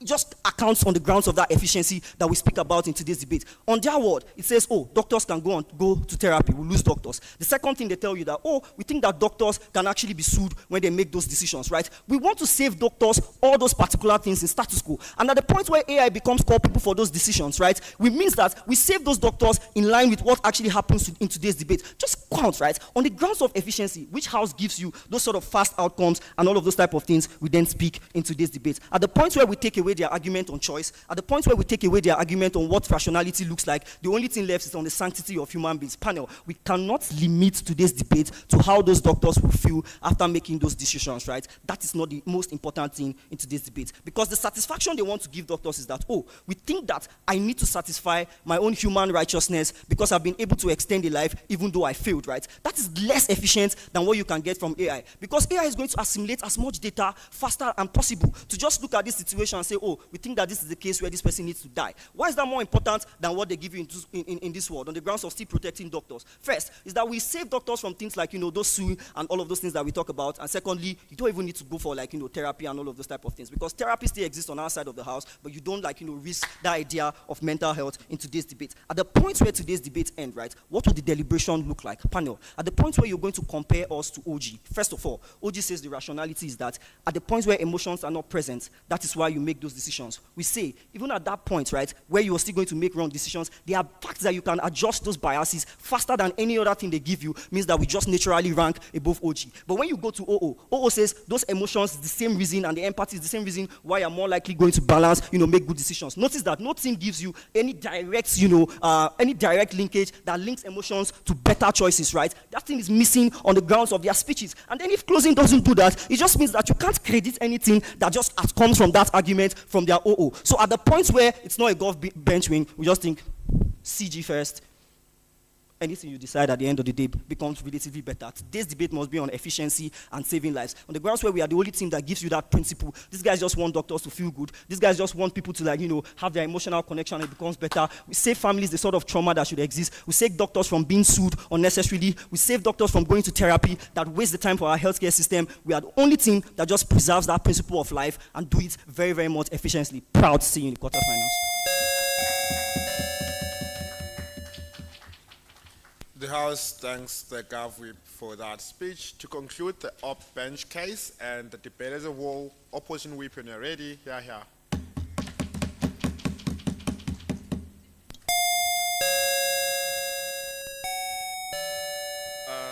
All right. Before I start, I just want to organize my notes as I also give shout-outs. Thanks, Rin, for accepting. Fast physical PAUDC. We broke, and whether we continue, I think that's just an amazing thing for a first-time partnership. Just want to shout out to my friend Oisa who's watching, and just everyone. So just give me a second, I get my notes together.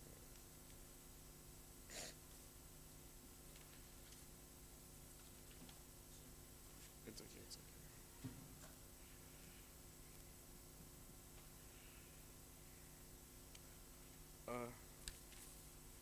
Alright.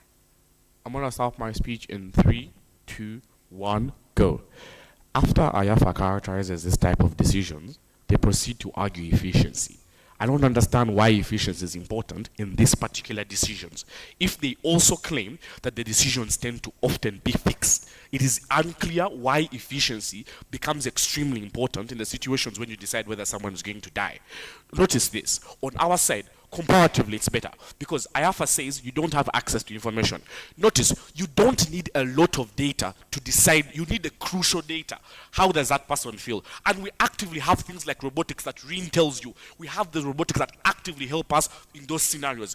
This means that even if it's true that we don't have the vast majority of information, we have the necessary information. Things like, oh, what happened to you? Things like your past document, or like your past medical records and stuff like that. Things about how that current scenario that you're in, how would you feel, and all those things, because when they bring you, they measure your blood pressure and all those things. This means that even if what they say is true, we still beat them at that because doctors have that access to the necessary information because of the equipment that they can actively use.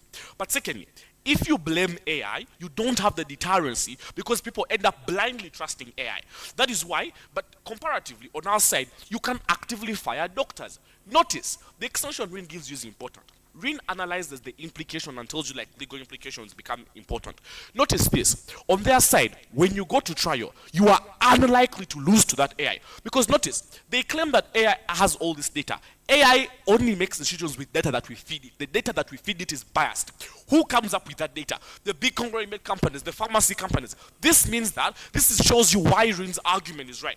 Because notice, you're going to prioritize the lives of those individuals who have some sort of value within society. And those people are the rich people. That's why the minority argument Rin gives you is extremely important. Because those individuals tend to get excluded. Now, I just want to respond to OG. OG say that, oh, this is going to be data, doctors can't be rational. Two responses. I think, one, you deny those individuals the agency and the ability to, you deny those individuals the agency. Notice, Rin explains to you why this is important. Because even victims themselves need to be valued. Notice, the entire response on this guy's side is that, oh, they're going to view as data. Notice why data is particularly bad. Viewing individuals as data violates the sanctity that he gives you because you simply look at individuals as zeros and ones. Comparatively, doctors are better on our side because they can see that value because they also are bound to die at some point. Notice why that is bad for their side because you only view individuals as data and not give them that sympathy. That sympathy is important because of the mechanisms he gives you as to why empathy is important in the debate.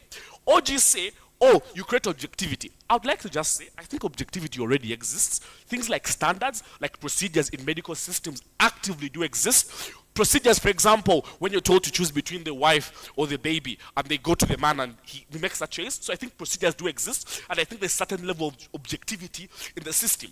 Notice that this is a better response than what you get from our opening. What they explain to you that there's subjectivity to these things. But we notice that the system already has objectivity when these decisions are actively being made. Lastly, the idea on efficiency, I still don't think this is important because notice, even if you're efficient, it doesn't save someone's life. Even if you're efficient, it does nothing. Notice here, you're making a decision of life or death. Efficiency doesn't matter. But I think it ties back into the chart I explained to you about how AI already only has data that we feed it, which tends to actively be biased data from individuals who are from big conglomerate companies. I just want to say, what is the way up between us and OG? Why does OG lose? I think Rin is able to sufficiently explain to you why minorities are important in this debate and why they tend to get excluded. Notice, on their side, they are unable to respond to that. But lastly, I think at best, we mitigate their chart on things like creating objectivity because we prove to you that objectivity already exists within the system. Why does CG also lose? Just give me I'll take a POI from OG as I'm looking for this. Actually, we asked you the question, what happens in an emergency situation where they have to react? They have no form of rationality in that particular instance, which you say that objectivity doesn't exist. Guys, notice, the medical degree is 7 years. You become a resident. You've seen these things. You're actively used to that trauma. This means you have developed coping mechanisms and support systems to actively help you. A couple of responses to YAF and why doctors are good. Doctors can actively take leave. But notice, the healthcare system is rotational. So it's not that you're always going to be working in the surgery. It's not like you have a head of surgery and then you have other people in those units. Notice, these are big departments that you can actively rotate. But thirdly, I think doctors simply have access to those funds to get therapy. Because notice, the hospitals themselves realize the implication of when you're actively losing human life. This means that you have the capability to come up with those coping mechanisms. But YAF says, oh, painkillers, blah, blah, blah, look at this. Notice, Even in medicine, there is retooling. When discoveries are made, you go to a theater and sit down with all doctors and retool yourself. Because by virtue of medicine and the importance that the department has, you have to constantly retool these individuals. So it's extremely unrealistic when Yaf says that you're only going to have a limited access to this information, yet for 7 years you've learned a degree and nothing's going to happen there. But lastly, I'll take a PI. Okay, so how many American doctors do you think know how to treat malaria in the status quo, or know how to treat emergencies that are usually not normal in where they stay? Do you know why they don't? There's a malaria shot in the USA because they were able to discover that. In South Africa, there are malaria shots where you prevent those things. So the reason they don't know how to treat it is because they can actively do that. But secondly, even if medical systems compare, the same way we compare legal systems is the same way we can compare medical systems, and you actively ask help. People have carried out operations where a doctor is actively instructing you on YouTube, on Zoom. Those things can actively happen. You have that access to information. It's not difficult. Notice why we beat our opening. One, I think they explained on the emotional chart and the emotional chart. But notice the equitable chart from Reen about the legal implications is more important than the emotions that you actively feel. Because notice, when a person dies, you have two aggrieved parties who need justice, who need answers. That's what CO presents to you in this particular debate. But lastly, I think in terms of minorities, we explain to you why minorities are important. Because notice, they are the ones who are often going to be actively excluded because they don't have access to those resources. Notice, and I think this is the importance, even if it's feasible, you can't presume that AI is now going to be 100%. We presume that mistakes can actually happen. When those mistakes happen, what happens? You don't have the capability. What's the implication? On our side, when we make mistakes, doctors get sued and the system is repaired. The system is revamped. You can't reboot the AI because you think it is always right. You simply continuously feed it data. I think that's better. Why do we win? On the legal implication of these things, on protecting of the minorities, because we're the only team that actively does that. Vote for CEO.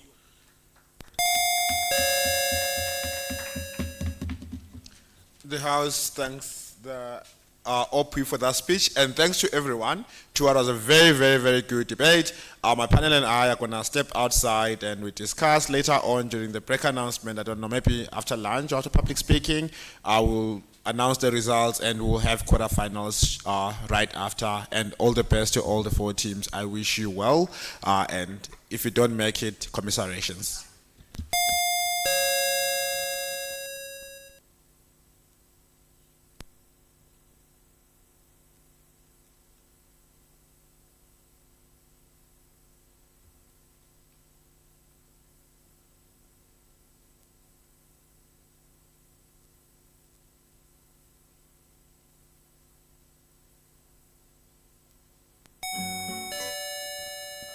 Hi everyone.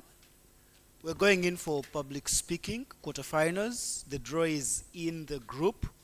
Judges, public speaking judges that broke, let us head to room 8 for the draws of quarterfinals and further instructions before the round.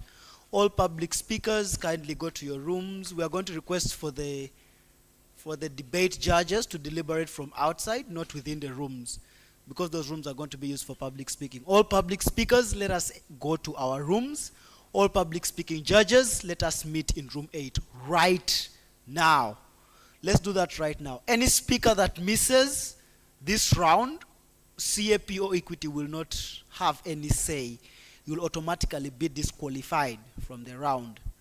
Any speaker that misses this round, CAP will not listen to your speech after the round, nor Equity will help you. You will not break. Judges, let's go to room 8 right now. Thank you very much.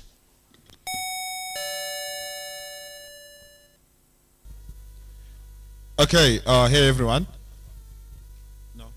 We're going to do a quick roll call for the teams that are in octofinals, so that we get ready with the results, and then we progress to the quarterfinals as soon as public speaking ends. If your team is here, just indicate that that you guys are here. If a team is not here and you know they maybe are from the same institution and they are not doing public speaking, let them know that we are doing like the roll call. If they are doing public speaking, it's okay. You can let us know that they are doing public speaking and they are coming. That's fine. In room 1, we had UCCP, Are you guys here? UCC, both teams? They are both in public speaking. One of them? The whole union? In closing government, we had Gulu University C, and in closing opposition, Kenyatta University A.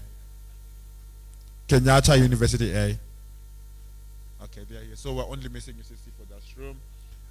In room 4, in opening government, we had Strathmore University F.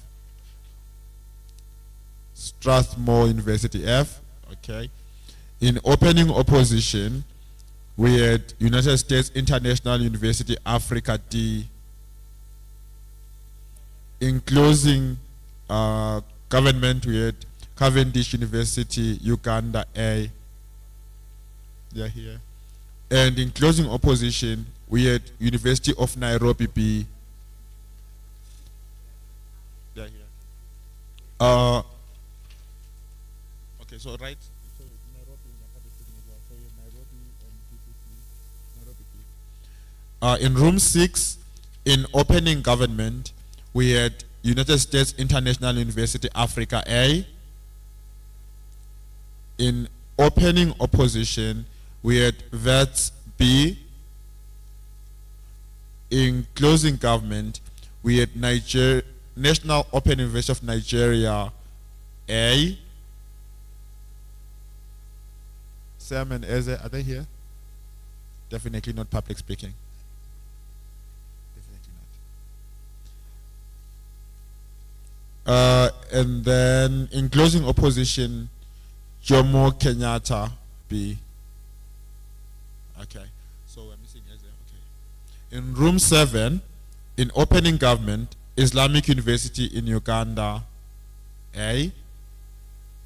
In opening opposition, KYU I, Henry and Rahim.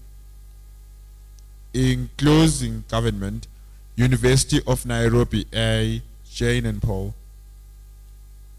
And in closing opposition, Central University of Technology, Bloemfontein campus. In room 2, opening government, Makerere C.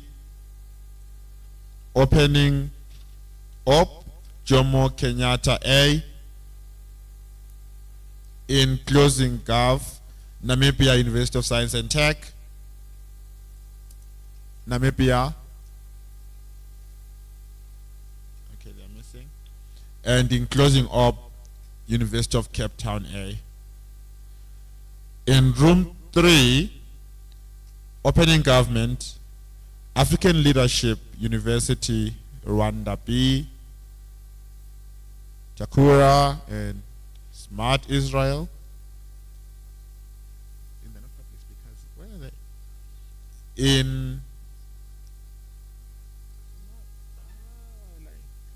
In opening opposition, University of Nairobi C. In closing government, Michigan State University A. MSUA. And in closing opposition, Veritas University A. Isn't that here?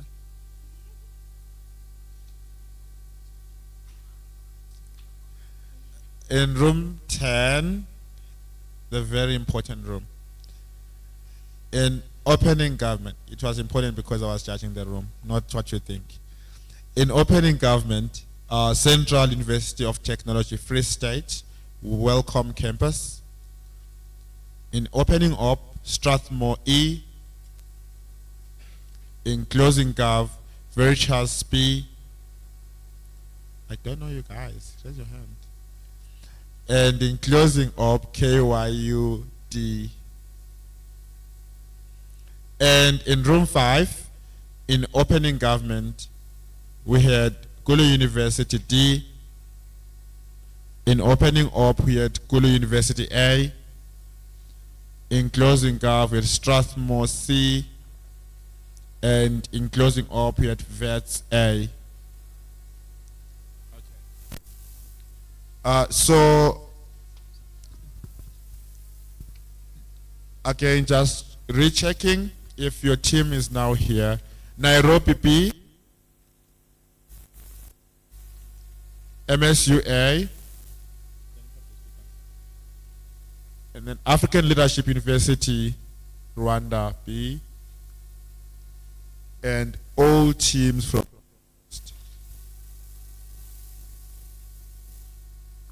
Okay, so we're going to wait for them. I think they're in public speaking. And once they are here, we proceed with the results. We're hoping that maybe lunch was going to be ready, but we don't see any action. So if lunch is not ready, after our result announcement, we just progress to the quarterfinals. But if lunch is ready, we might probably have lunch first and then do the quarterfinals after.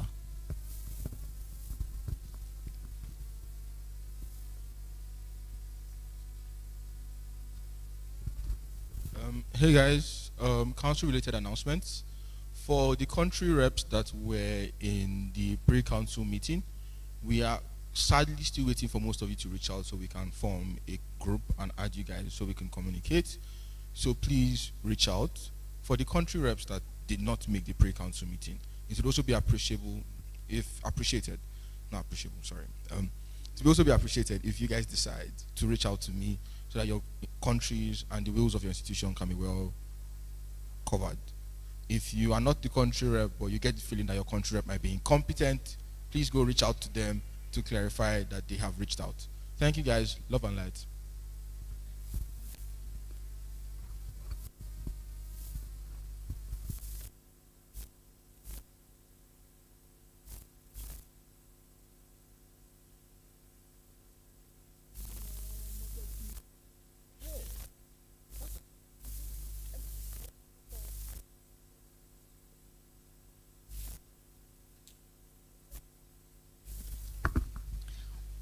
Hello everyone.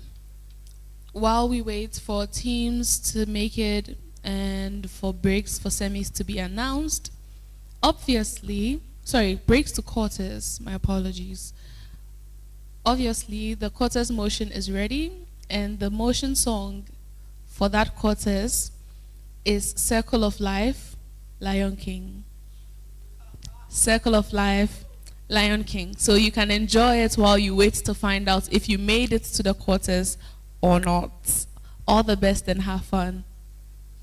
Circle of Life, Lion King.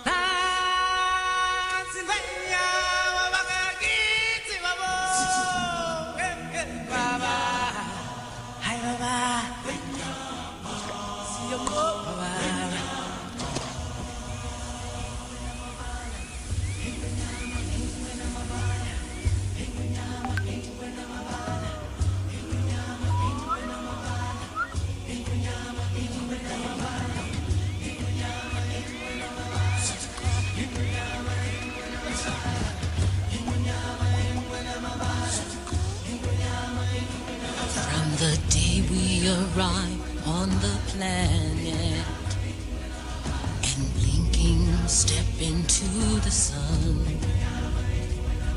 there's more to see than can ever be seen, more to do than can ever be done. There's far too much to take in here, more to find than can ever be found. But the sun rolling high through the sapphire sky keeps great and small on the endless round. It's the circle of life, and it moves us all through despair and hope, through faith and love, till we find our place on the path unwinding, in the circle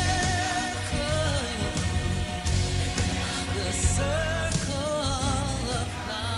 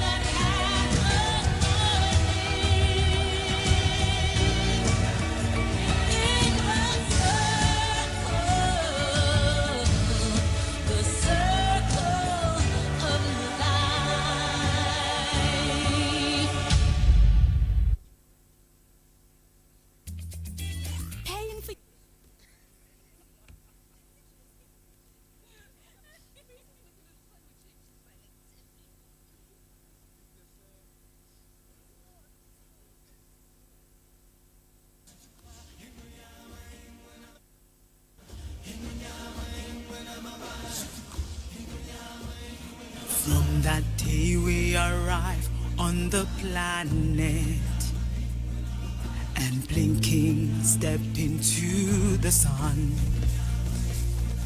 There's more to see than can ever be seen, more to do than can ever be done. There's far too much to take in here, more to find than can ever be found. By the sun rolling high through the sapphire sky, keeps great and small on the endless round, is the circle of life,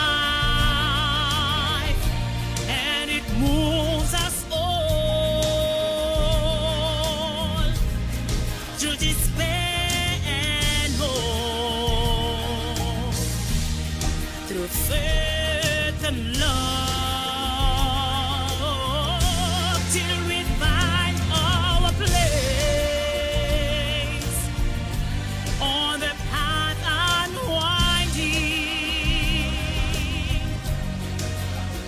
in the circle of life.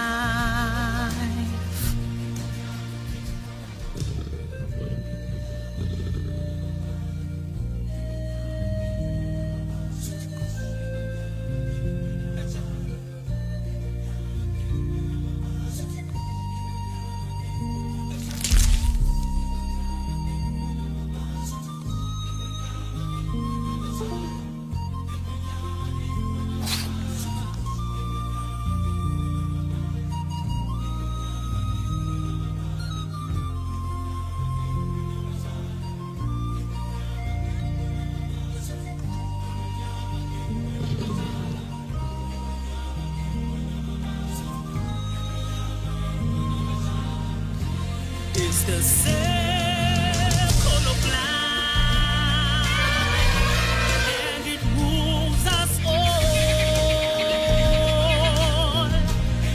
to despair and hope through faith and love till we find our place on an island winding in the circle of life.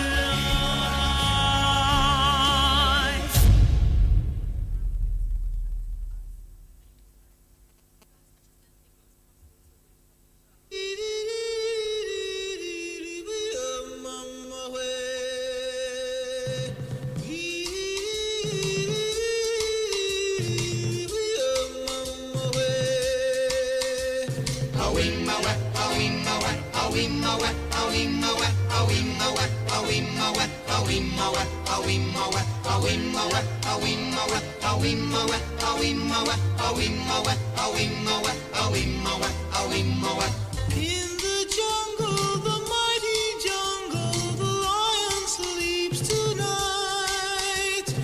In the jungle, the quiet jungle. Hello, everyone. For those who are not here, your motion songs are playing for those who will successfully make it into the quarterfinals. Also, just to check if the teams are here now, UCCB, I think they are judging. UCCC, how many C's are there? Nairobi B,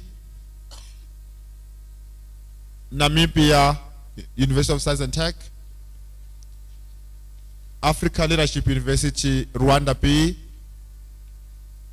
MSUA. So we're just missing, this one is here. So we're just missing one team from UCC. Are they judging public speaking? They're judging. Okay, that will take a while because they will deliberate. Motion songs, please.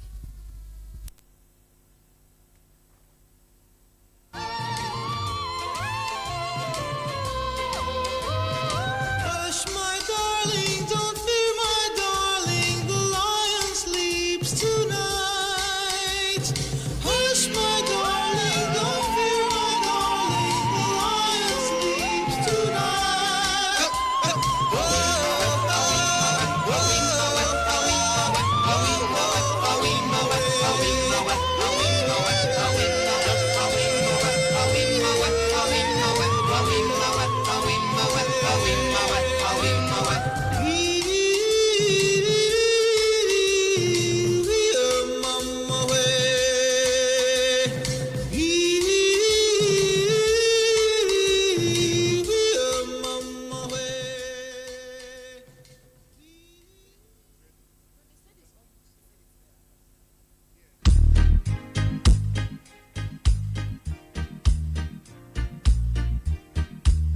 Line ho, uyu line lelo mwana mene, mwana wanzeru. Line ho, Line, oh, uyu line lero mwana mene, mwana wanzeru. Ukacha mama wa amatengadzaje kusesa pakomo pamarivaje. ugaja mama, Early morning, amadengatake. kusesa pakomo lamarivaje. Magolo wali, Makolo aline, amuya mikila.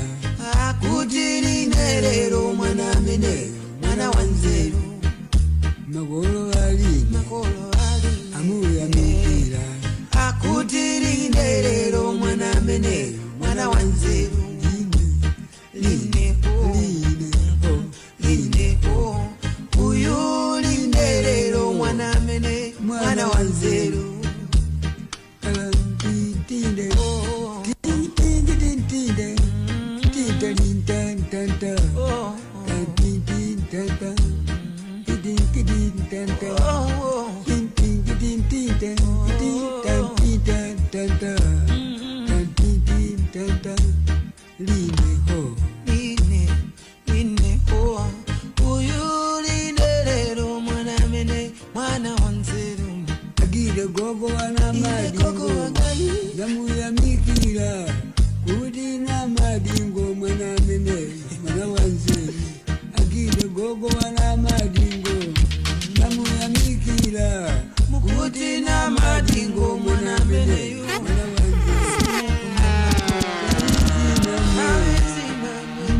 naloda bambo wanga dandisi ndasalandeka talizina mwe naloda bambo wanga tambwali ndasalandeka.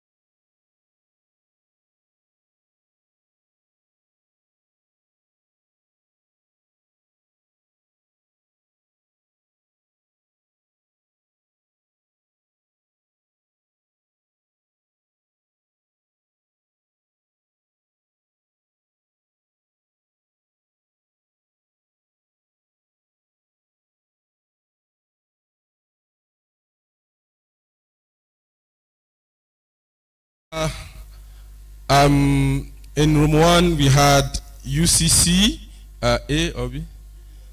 B in opening government, UCC B in opening up. We had GU in closing government, and we had KUA in closing. On a unanimous decision, advancing first to the quarterfinals, we have the team that spoke from opening opposition, UCCA. And on a 2-1 split, the second team advancing to the quarterfinals, the team that spoke in closing government.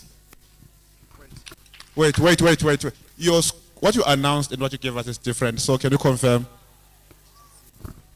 Oh, sorry. Advancing UCCB, that's opening government, and GUC, closing government. Thank you. Okay, in room 4, the chair was Seshiran.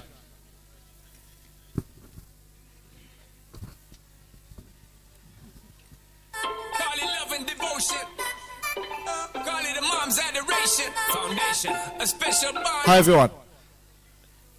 The debate had SU Team F, G, USIU, Africa Team D, in O, Vidish A, in CG, and in CO, UON Team B. Advancing to the next round, we thought it was a very tight debate, but we came to a unanimous decision. Advancing the first team to the next round is in OG SU Team F. Congratulations.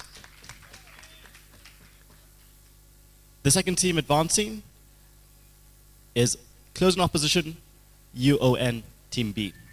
Congratulations. Room 6, Dominic.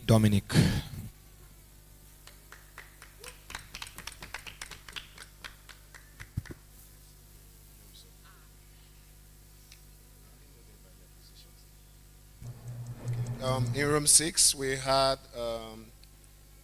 USIU Africa A in opening government, UOW, that's with its rights, B in opening opposition, now A in closing government, and Jomo Kenyatta University in closing opposition. On a unanimous call across the panel, we have OO and CG advancing. I will announce them. Opening opposition was VSP and closing government was National Open Vista of Nigeria A proceeding.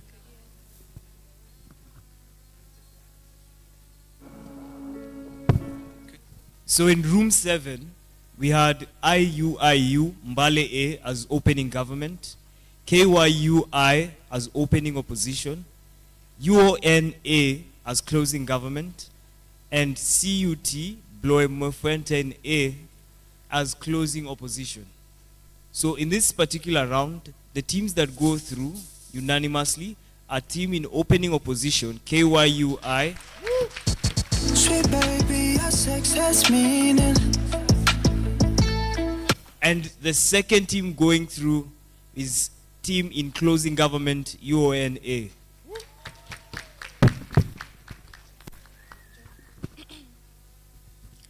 Okay, judging alongside myself were Don Kimberly and Victoria Kendi. On OG, we had Maxi. On OO, we had JKUATA. On CG, we had NAUSTA. And on CO, we had UCTA.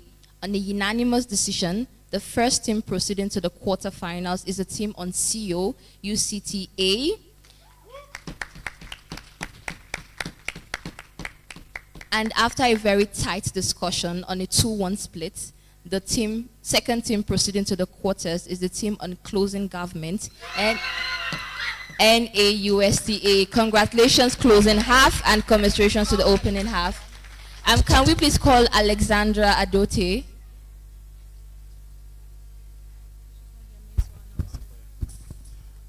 Alex? Okay, Alex is not here, so we'll just announce the results from your room. So in Alex's room, she was the chair, with there was Dalson and Hillary in the panel. In opening government, there was African Leadership University, Rwanda B. In opening opposition, there was University of Nairobi C. In closing government, there was Midland State University A. And in closing opposition, there was Veritas University A. Because I wasn't in the room, I don't know about the splits and the order, but proceeding from that room were the teams in opening government, African Leadership University, Rwanda B, and the team in closing opposition, Veritas University A. Next up, the important room, the one that I was chairing. So in this room, that is like the room 10, I was the chair. With me in the panel, there was Desiree and Garang. We thought the debate was very good, high quality. We came to a unanimous decision that the team in closing government was proceeding first, and on a consensus decision, the team in closing opposition was second. And finally, to room 5. In opening government, we had Gulu University D. In opening opposition, we had Gulu University A. In closing government, we had Strathmore C. And in closing opposition, we have Wits A. On a unanimous call across board, the first team to progress is closing opposition Wits A.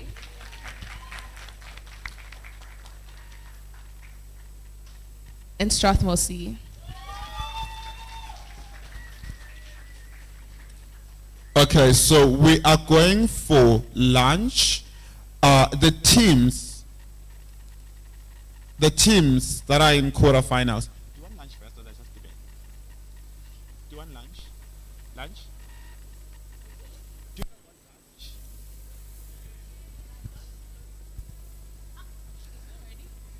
Lunch is not ready. Lunch is not ready.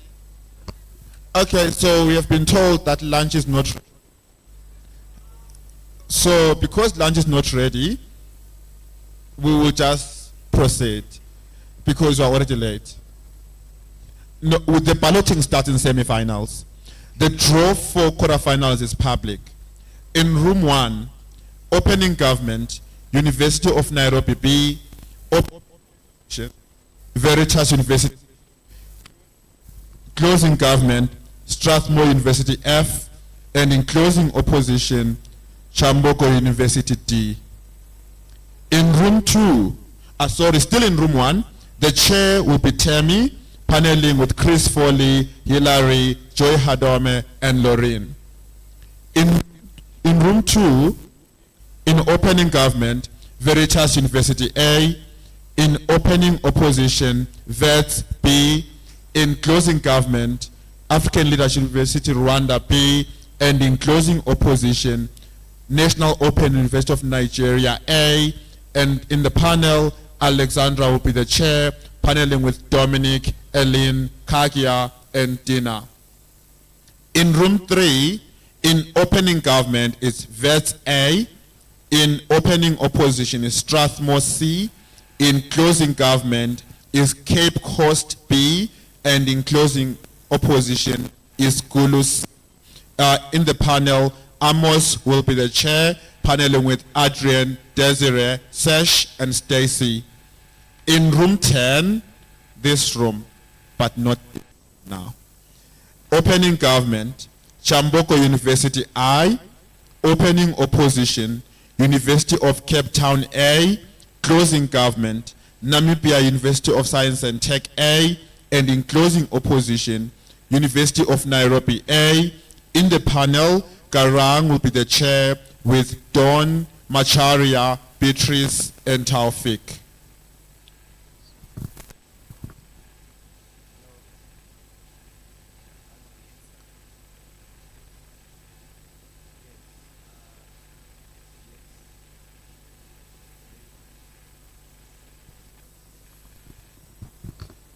So in terms, wait.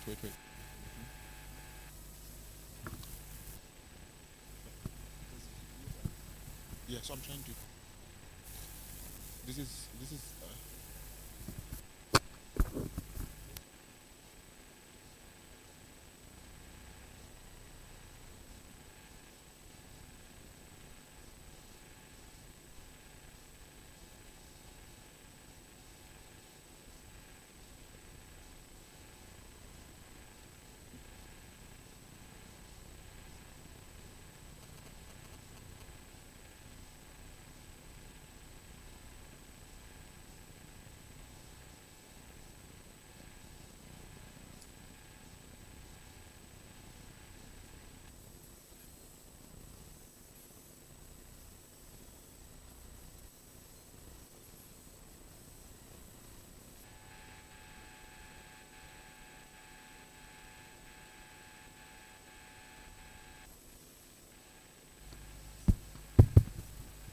Just a slight swap on the judges. Dana, you are going to be chairing the room that you were in. Alex, you moved to a different room, and also Taufik, you moved to a different room. Just check the draw, it's been updated. So the only change affects those 3 judges. Okay, the time is 4 past. Motion, please. All right, motion release, 5 past.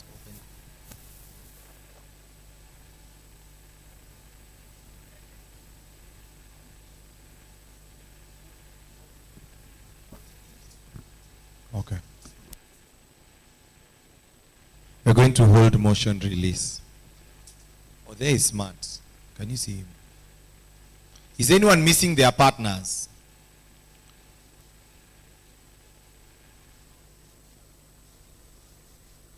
Who? Samuel Ayodole.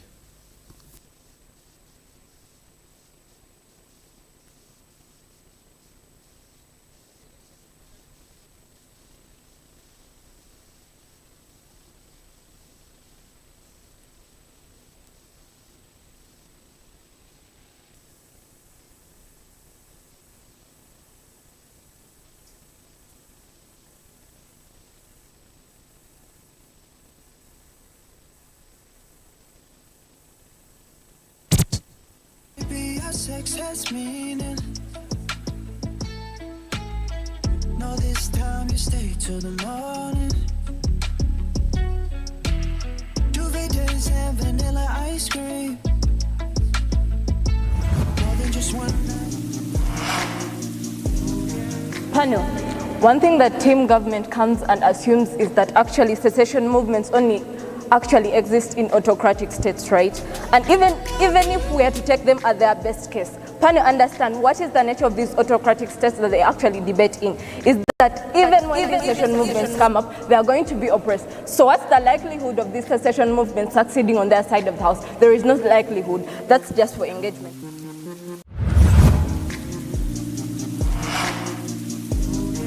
Panel.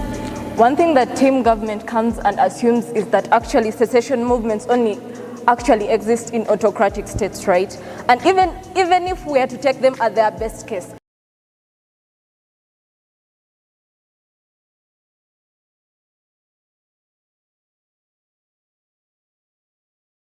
can you understand what is the nature of these autocratic states that they actually debate in? Is that even when these secession movements come up, they are going to be oppressed. So what's the likelihood of these secession movements succeeding on their side of the house? There is no likelihood. That's just for engagement.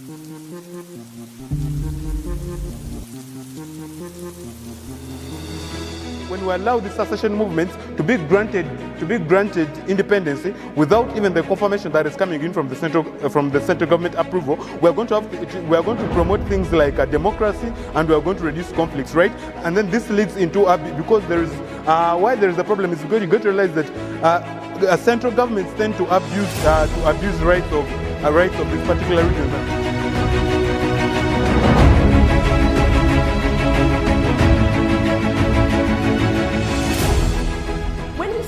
Relationships in society. We think relationships in society are like getting a bit more complicated as people evolve and people's identities and people are figuring themselves out. Right? We think this is very important to note because even in society where people aren't close, people come up to you and say like, hey, I'm trans, hey, this is where I come from. We think honesty from the very beginning is something that's appreciated within society already in status quo. Love and genuine emotions, also characterized by acceptance in that particular relationship, right? That there is a level of honesty and trust about the things that matter, right? If you do not want to have kids, maybe point it out. If you have another family elsewhere, maybe point it out. If you are not a human being, maybe point it out. We think that it is disingenuous for a person that waits for you to fall in love first, then to reveal this particular detail later when you're in too deep. We think that that is disingenuous. Fair. For certain arguments to essentially want to buy into the debate, they ought to show why they even exclusively become. We don't think that claims that come from city are essentially to be boldly. Things like, hey, the clone essentially has experience. Firstly, we think for the clone to essentially happen because even the info slide says it is something that is genetically engineered. It means at a vast majority of instances, that is the only purpose you are made for. It means that a vast majority of instances, you always have an incentive to even stay with that purpose. The minute I realized that a man whom I've been dating for 6 months is HIV positive and they have not thought of telling me about this thing, the first thing I am going to do is run to the hospital to check if I am infected by this disease.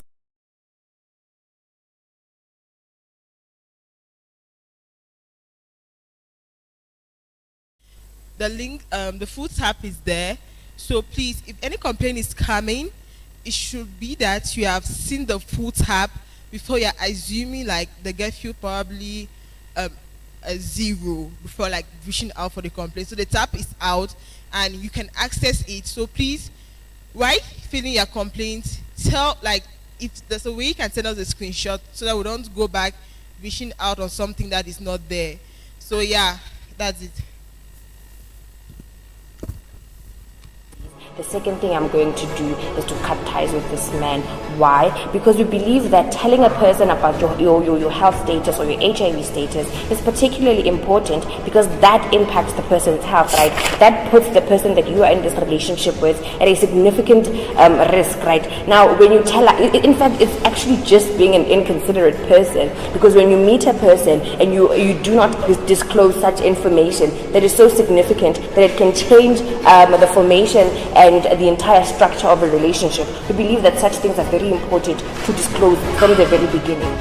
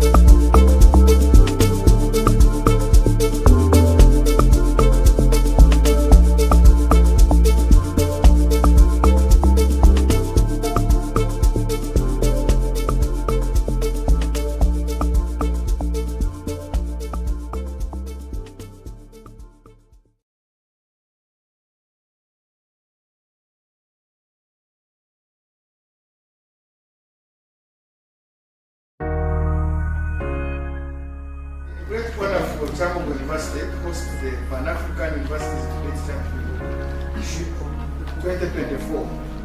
Allow me to begin by extending my warmest welcome to all participants, educators, and attendees from across Africa. The Kyambogo Debate Union has been the leader, and I have to say this very slightly in a low tone because I'm from Makere. I mean, you have been the leader in this movement. The reason why you're all here, and the reason why at the end of every debate round you have 4 positions to share, and one of them being the winning position, is because you've traveled all the way, not to come and just smile with us, but to actually debate with the hope of going home with a trophy. The reason why 2 main members of campus not here is because they're taking big amount of pupils from Zimbabwe and from Kenya to South Africa to debate. This means that most people who are debaters take the pupils and take young pupils to other forms of debating because they want to influence them. I'll analyze that later.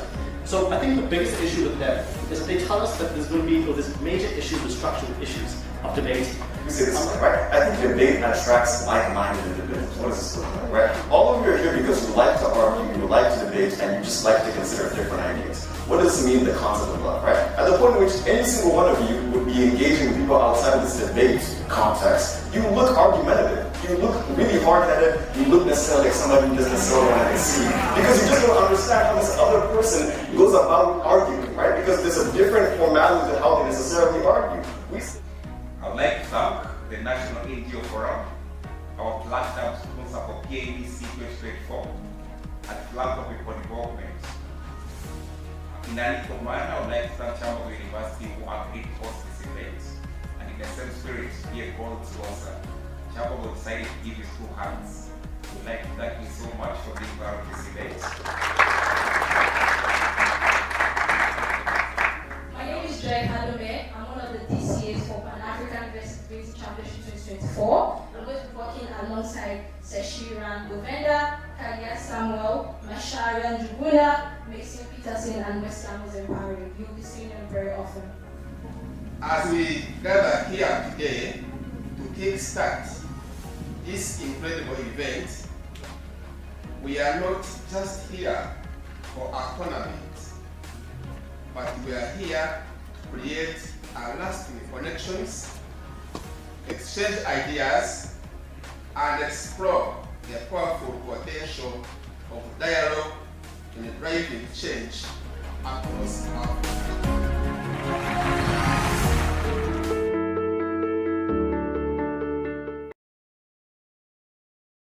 And then we can just do the motion and we can proceed.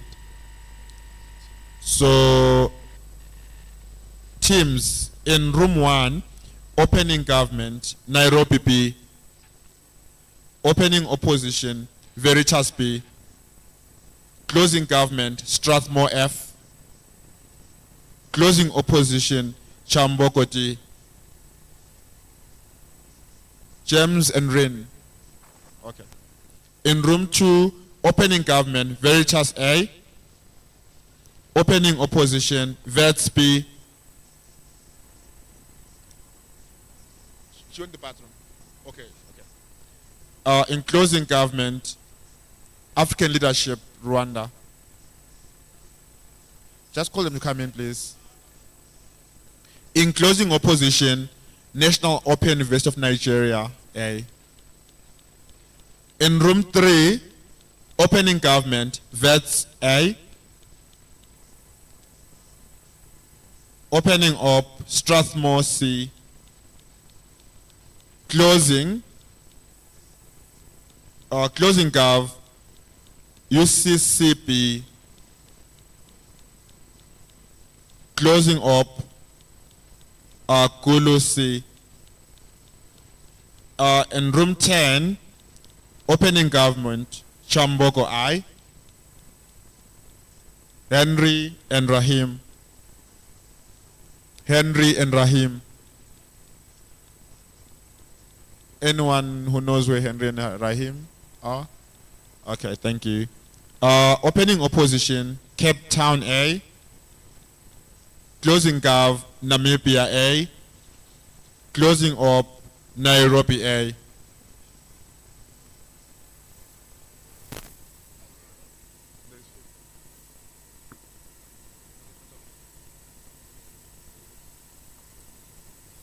Lunch ready?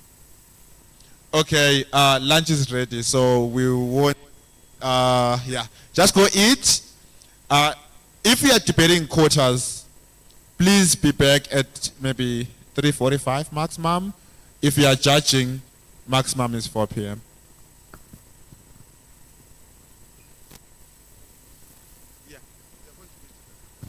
Quarterfinalists, please, you eat first.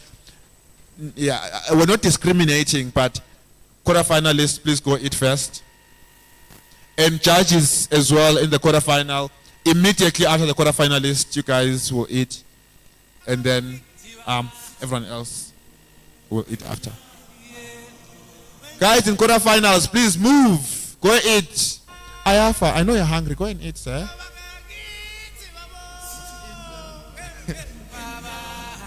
Oh, you're eating KFC. That's so nice. Henry, sorry, James, pass the side to train.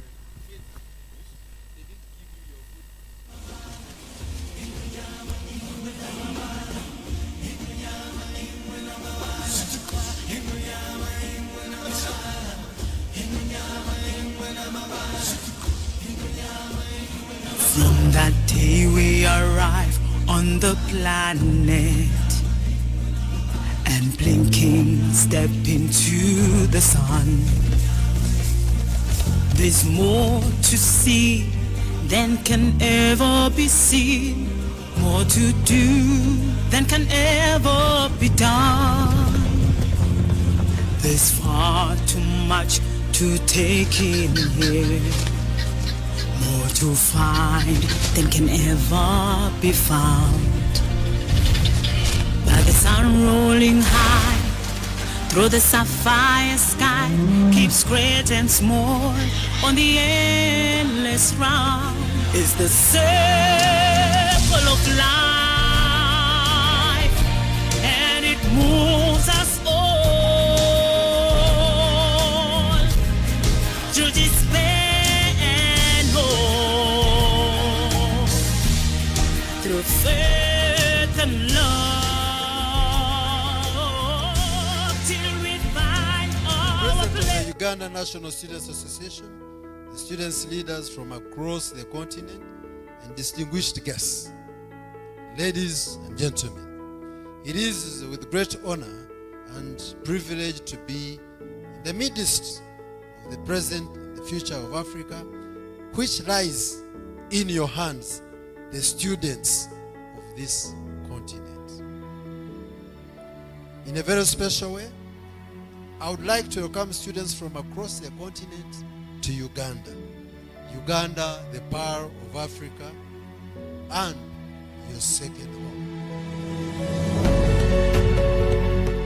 I think the key thing that we didn't get from government, and the reason that the entire bench uses, is that the only reason that they give us for a moral obligation is that there's a need.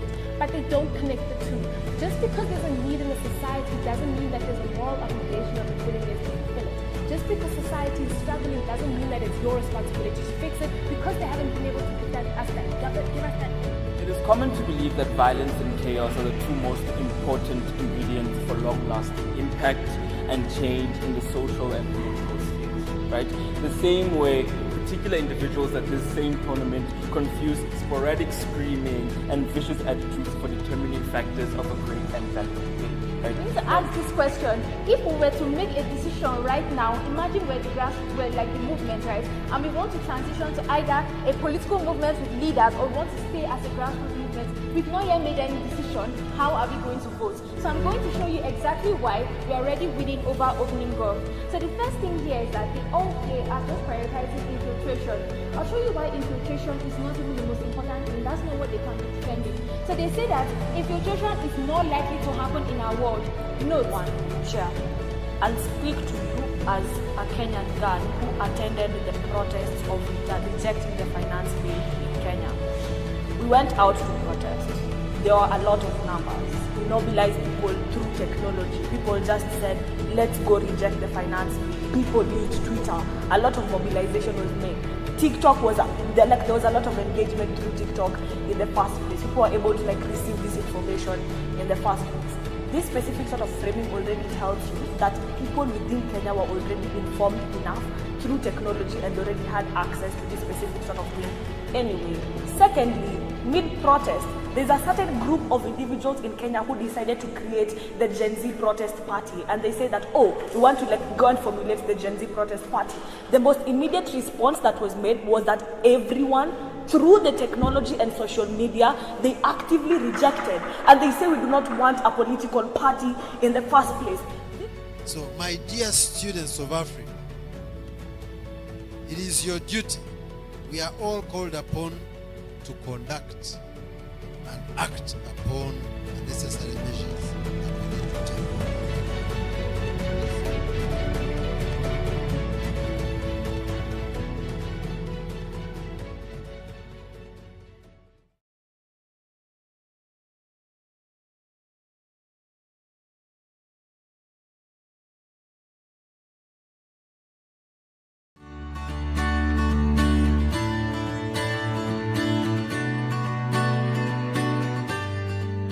Kyambogo University was formed in 2001 by an act of parliament, and it was formed by merging the three institutions that existed on this hill. These institutions included the Uganda Polytechnic Kyambogo, Institute for Teacher Education Kyambogo, and Uganda National Institute for Special Education, UNICE. These institutions existed here, and government thought it, I think, appropriate to constitute them into a university, mainly to provide access to higher education and also provide opportunities for many other people to access education in this country. The university has come from a long way, right from its inception to the current. We have seen a dramatic increase in the student enrollment. For example, in 2006, there were about 4,500 students.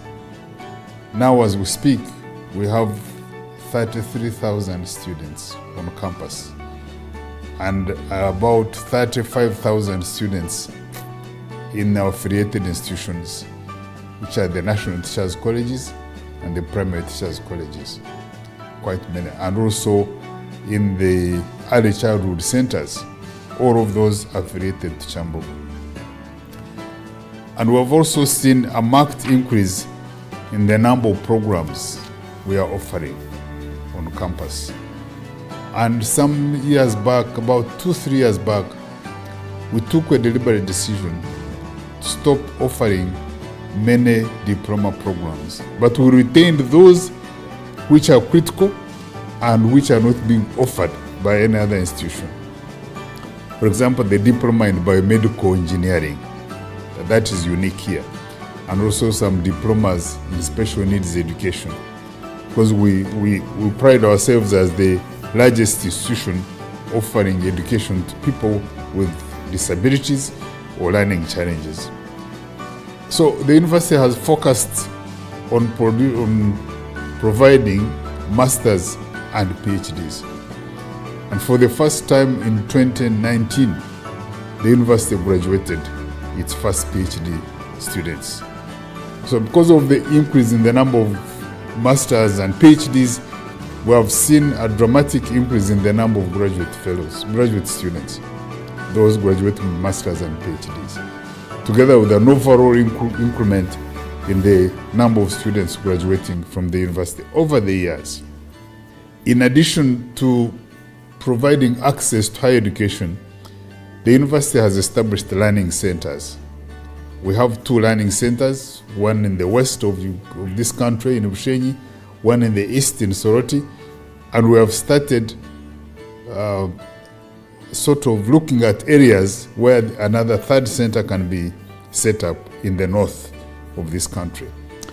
In the area of research, we have made some progress. I can say in the last 5 years, there has been some progress made, especially in the number of publications coming out of the staff of this university. The institutions that formed this university do not have research as one of their core mandates. They were required to produce technicians for the industry and also to produce teachers for our schools. Now, when it was formed into a university, they had to start doing research. So we started by coming up with a research agenda.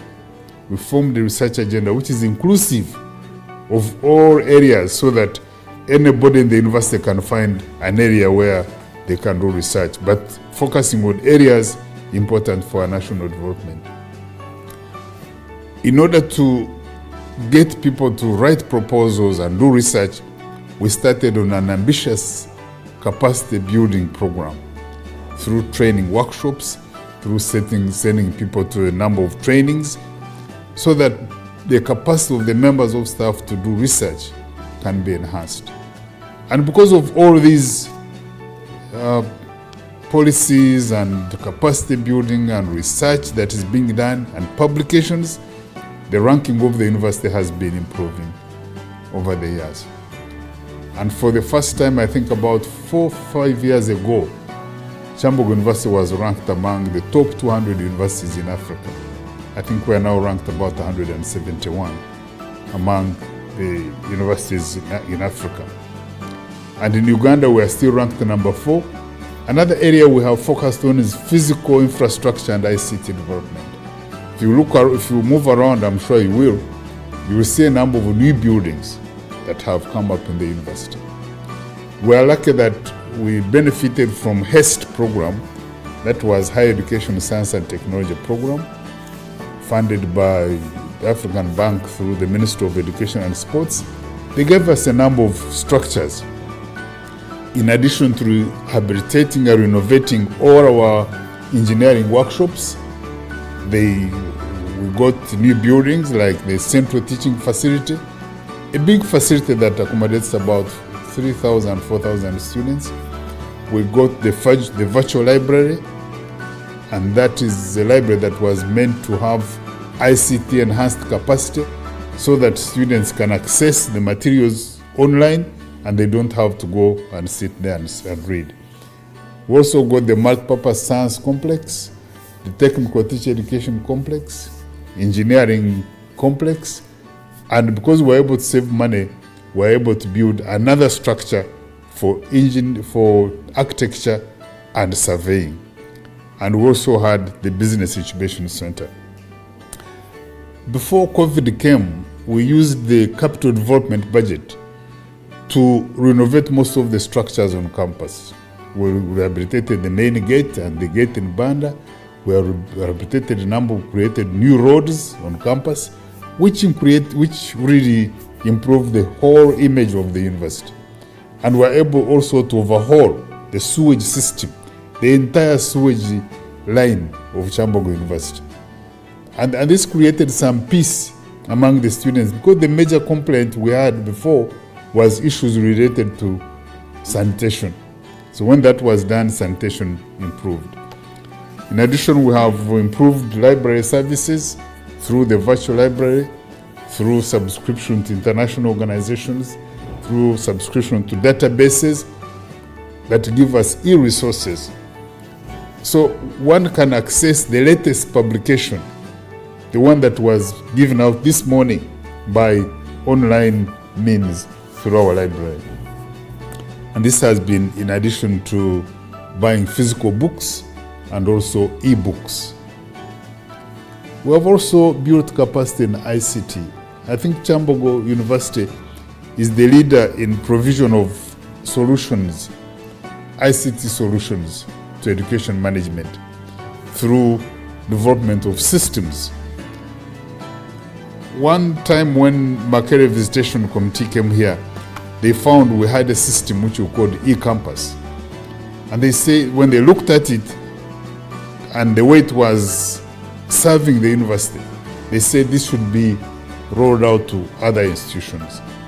And since then, we have come up with other systems like AIMS, Academic Information Management System, and now we have upgraded AIMS to ACMIS, which is Academic Management Information System.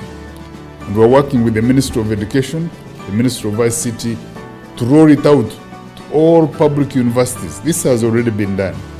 And because of our advancement in ICT, our team has been requested to be part of the entire system that is developing a system called EMIS, Education Management Information System.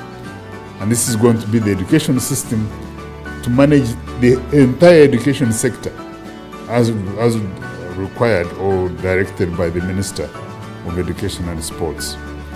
Regarding institutional development, this university has developed in stature and capacity.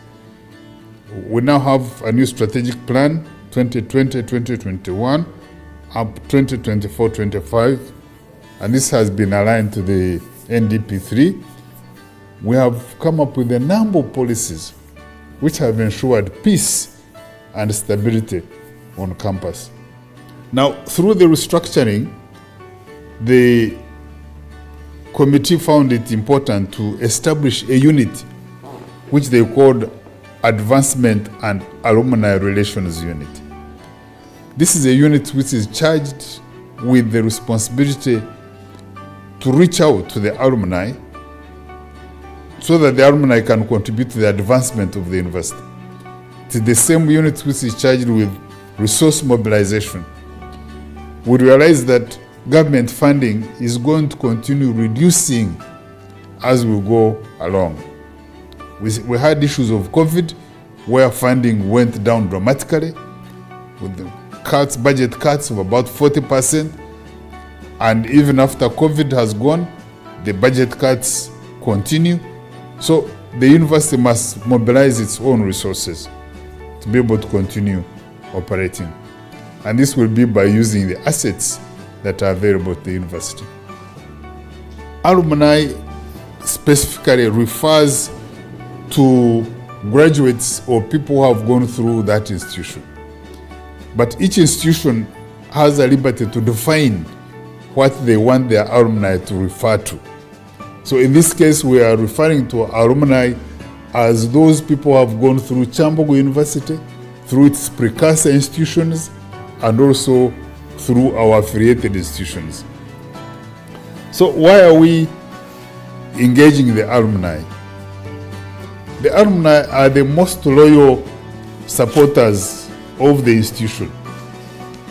If you are looking for any group of people to support the institution, you look to your alumni. But of course, the support they give the institution is determined by their experiences at the institution. That is why the university must make sure that their relations with the students, current ones, and even former ones, is good and is nurtured. The alumni are fundraising prospects because those who have gone the institution are out there in the field and they have various talents. They're involved in work in various organizations, and when they're fundraising events, these are people who can quickly come forward and contribute to fundraising. Of course, when you call them for fundraising, you must explain why you want them to fundraise. And this time, I think the university has identified projects which we want the alumni to contribute to. One of them is the Student Center. We feel they can contribute to construction of a student center where students can go and rest and have games like indoor games, where they can have offices for the guild cabinet and also offices for the dean of students, so that matters to do with the students' welfare are handled in that student center. Another project we are going to propose to them is a block for office space for teaching staff. The university suffers from a severe shortage of room for staff members or offices for staff members. It's embarrassing, some of our staff members work from the park in their cars. So we think if we propose these projects to them, they'll also have an opportunity to contribute to what other projects they think they can contribute to. We have organized the first event to engage the alumni. The first event will be a dinner for them on the 15th of June. We have invited close to about 100 of them. This is going to be the first discussion we have with our alumni, and we have created a website where they can register, and I'm told more than 1,500 have already registered. So through that dinner, we are going to discuss how the alumni can contribute to the advancement and the progress of this university.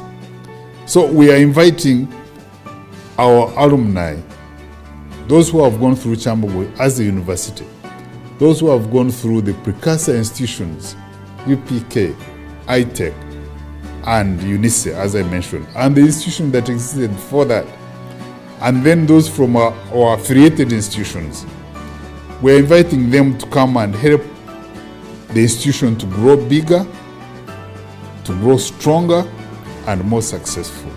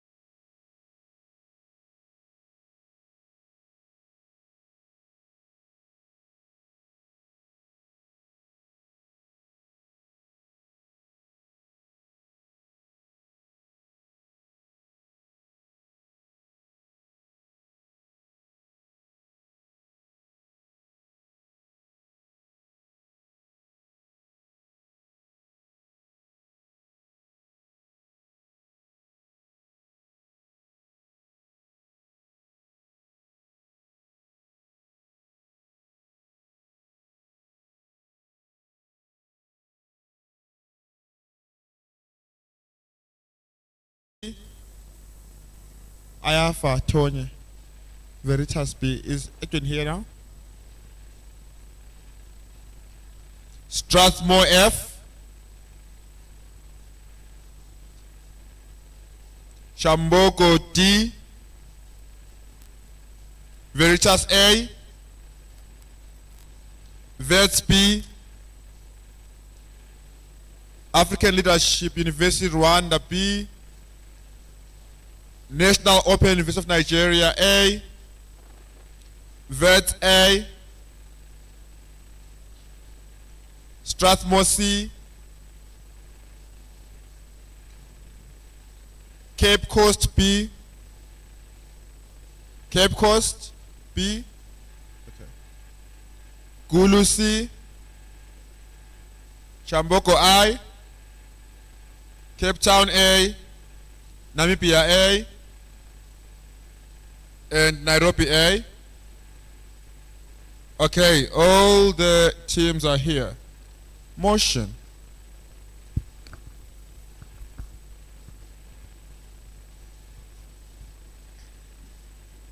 The motion for the quarterfinals for the 16th edition of the Pan-African University Debates Championships 2024 has no info slide. It is a little bit lengthy, so please do pay attention.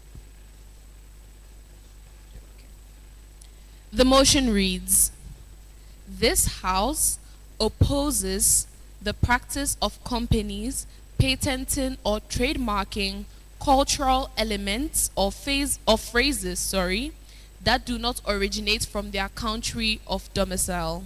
Example, Disney's trademarking of Hakuna Matata, the patent of basmati rice by a Western company, or trademark of Mexican tequila by Mexican companies. This House opposes the practice of patent cultural elements or phrases that do not originate from the country of domicile. Example, Disney's trademarking of Hakuna Matata, the patent of basmati rice by a Western company, or the trademark of Mexican tequila by non-Mexican companies. The time is 12 minutes past the hour. Debate begins at 27 minutes past the hour. All the best. Those doing public speaking, immediately after the debate, please come back for the public speaking break and semis as well. So please come back immediately the debate ends.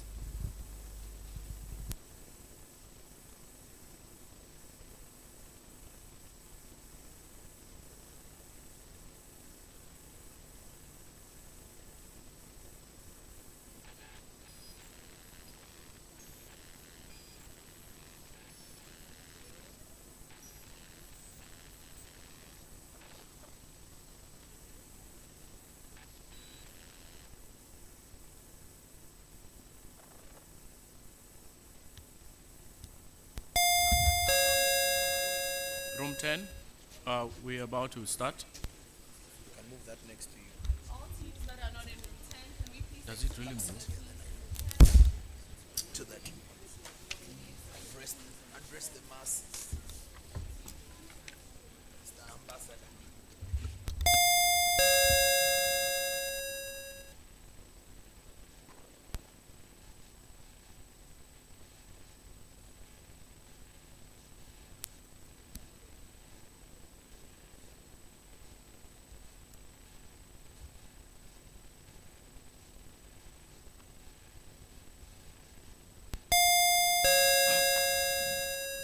Hello. Room 10. Speakers, please take your seats. Everybody else, if you want to be here, sit down. If you don't want to be here, we are happy to proceed without you.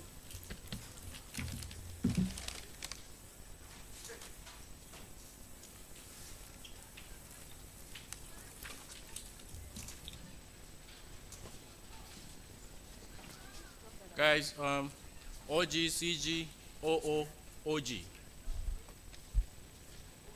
Quick check, OG, CG, OO. CO is completely non-existent.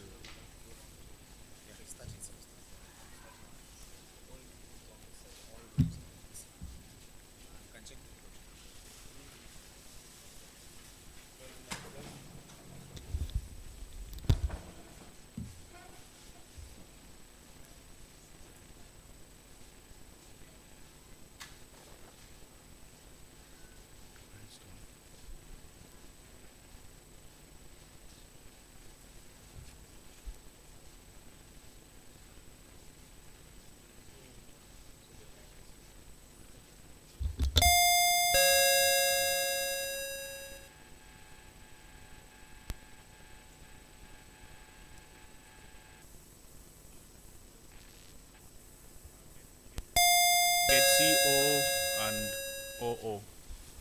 Andon. Andon Kimberly, adjudicator.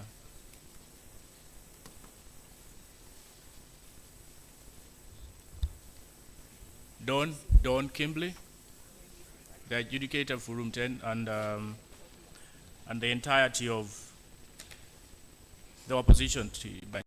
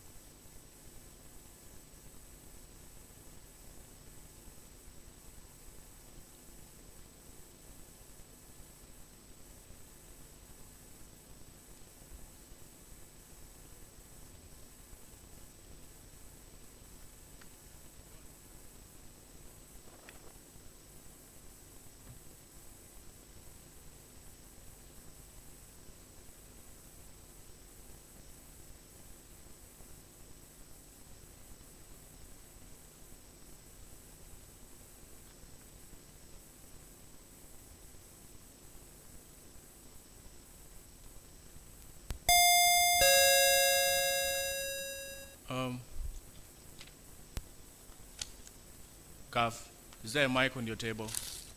Like a mobile mic? Take one from here. There is already mic there. Good.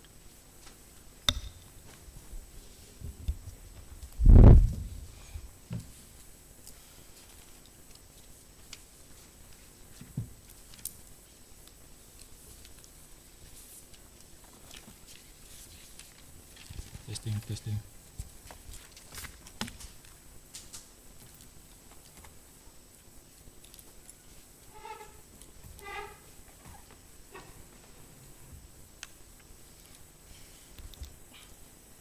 Okay.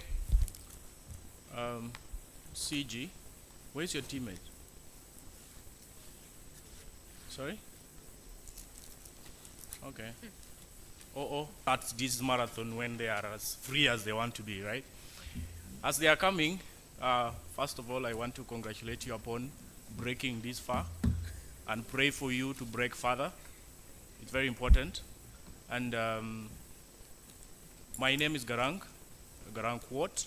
I'll be your chair for this quarterfinal round, and I will give each of my panelists, the amazing ladies and gentlemen, the opportunity to introduce themselves, and then we can be able to proceed. From my extreme right. Okay, I'm Dawn Kimberly. I'm going to be one of the panelists.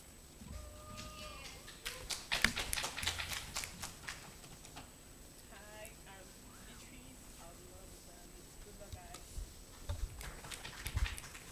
Hi, Alexandra here. Best of luck. Hi everyone, I'm Masharia. I'll be one of your panelists. Thank you. Thank you. Since I introduced myself and no one clapped, I am going to do it again. Yeah. Okay. Yes. Because we don't understand the whole show. That's true. And since you have clapped, I will not do it again because I wanted you to clap. Now, I'll read the motion for clarity, and then we are starting. Motion for the quarterfinal is: this House opposes the practice of companies patenting or trademarking cultural elements or phrases that do not originate from their country of domicile. For example, Disney's trademarking of Hakuna Matata, the patent of basmati rice by a Western company, or the trademark of a Mexican tequila by a non-Mexican company. Silence means we are okay. Welcome the Prime Minister to start this amazing debate. Here. Good, start your timer.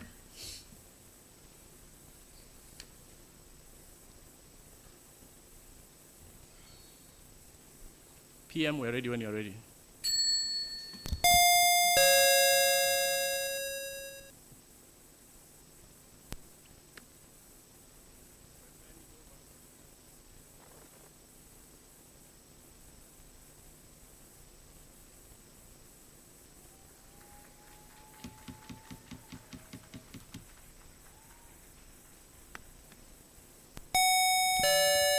Yeah, good afternoon, everybody. Before I start, I need to make a few shout-outs.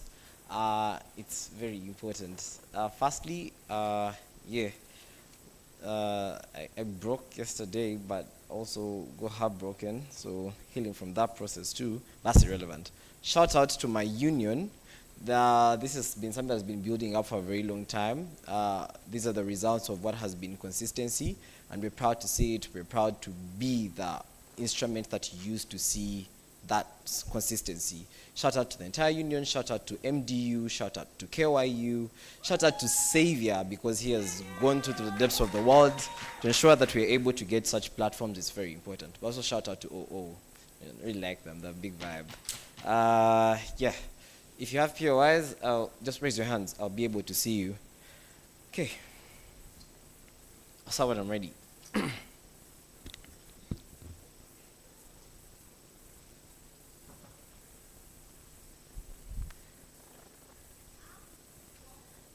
Colonization stemmed from the idea that they used black individuals, Africans, to grow their economies. This is now going to embody itself in the ideas that individuals, colonization of ideas that for far too long are going to exist. Side government opposes the colonization of minorities and precious people's ideas. Firstly, on framing. Firstly, I want to understand, I want us to make this very big differentiation, is that op teams are going to want to show you that they ought not to oppose because of the pragmatic benefits that come with it. The motion says that they're opposing the practice. If you're opposing a practice, pragmatic benefits are not enough to justify the opposition of that practice. You need to interrogate the morality that exists within that practice. If it is morally good, if it's morally bad, and if it is going to be able to co-opt the benefits. Benefits aren't enough to justify an action. Therefore, the bulk of this debate is to also prove that that action is justified in of itself. Bearing that in mind is that also we need to identify what these cultural elements are.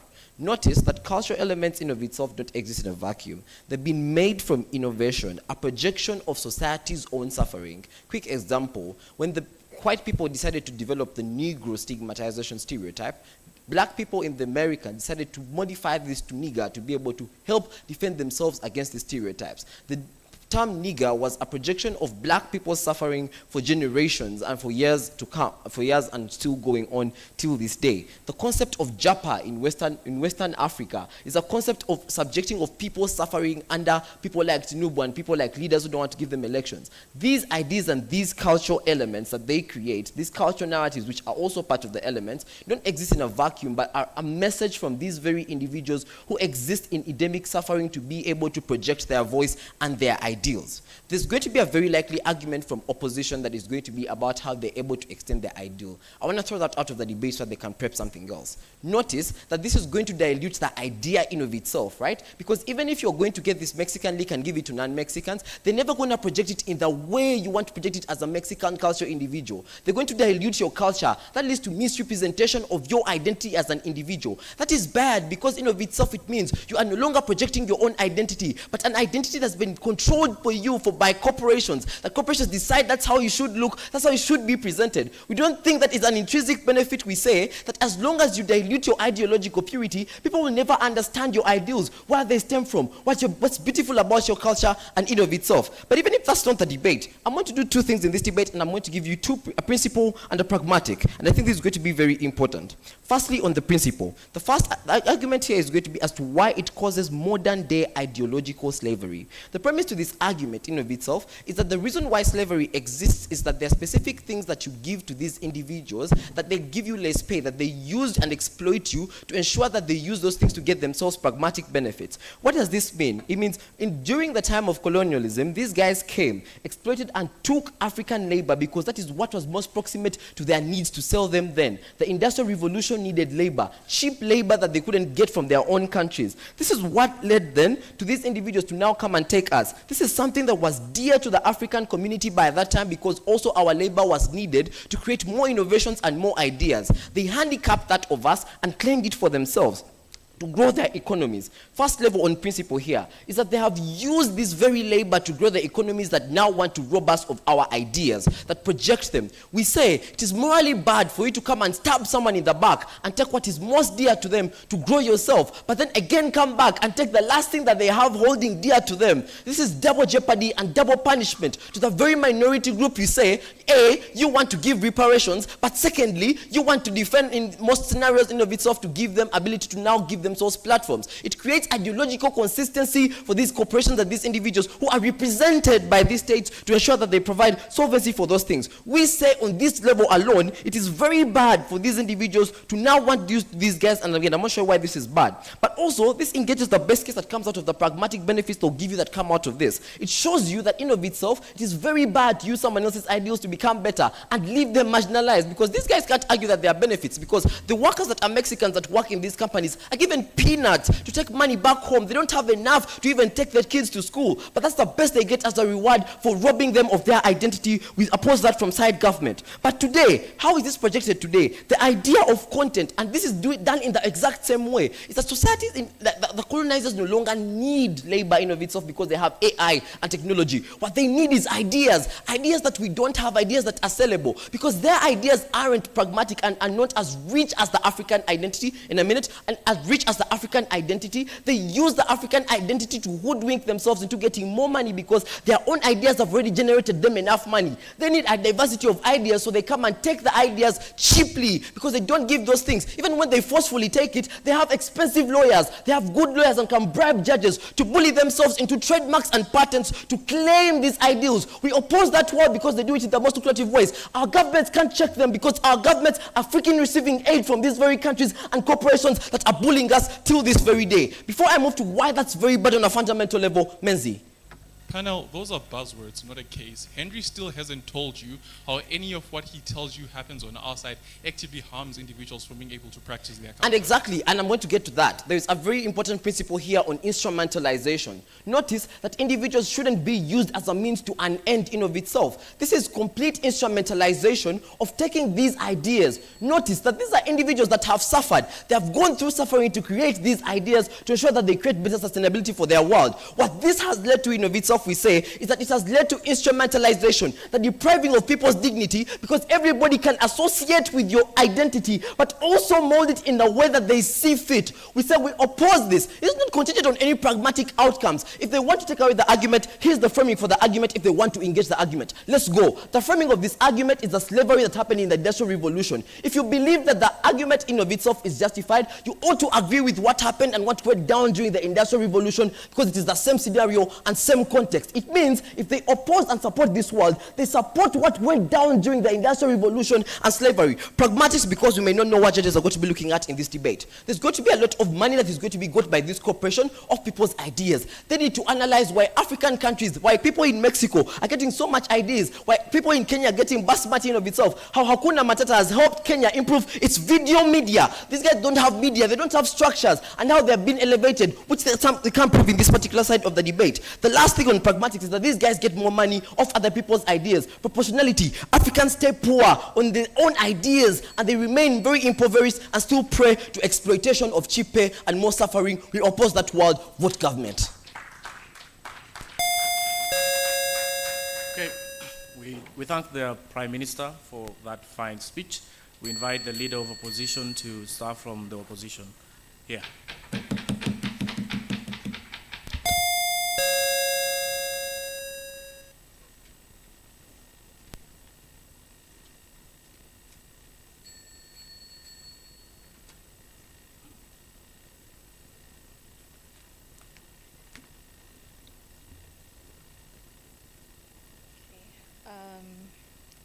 Give me a few seconds to set up my timer.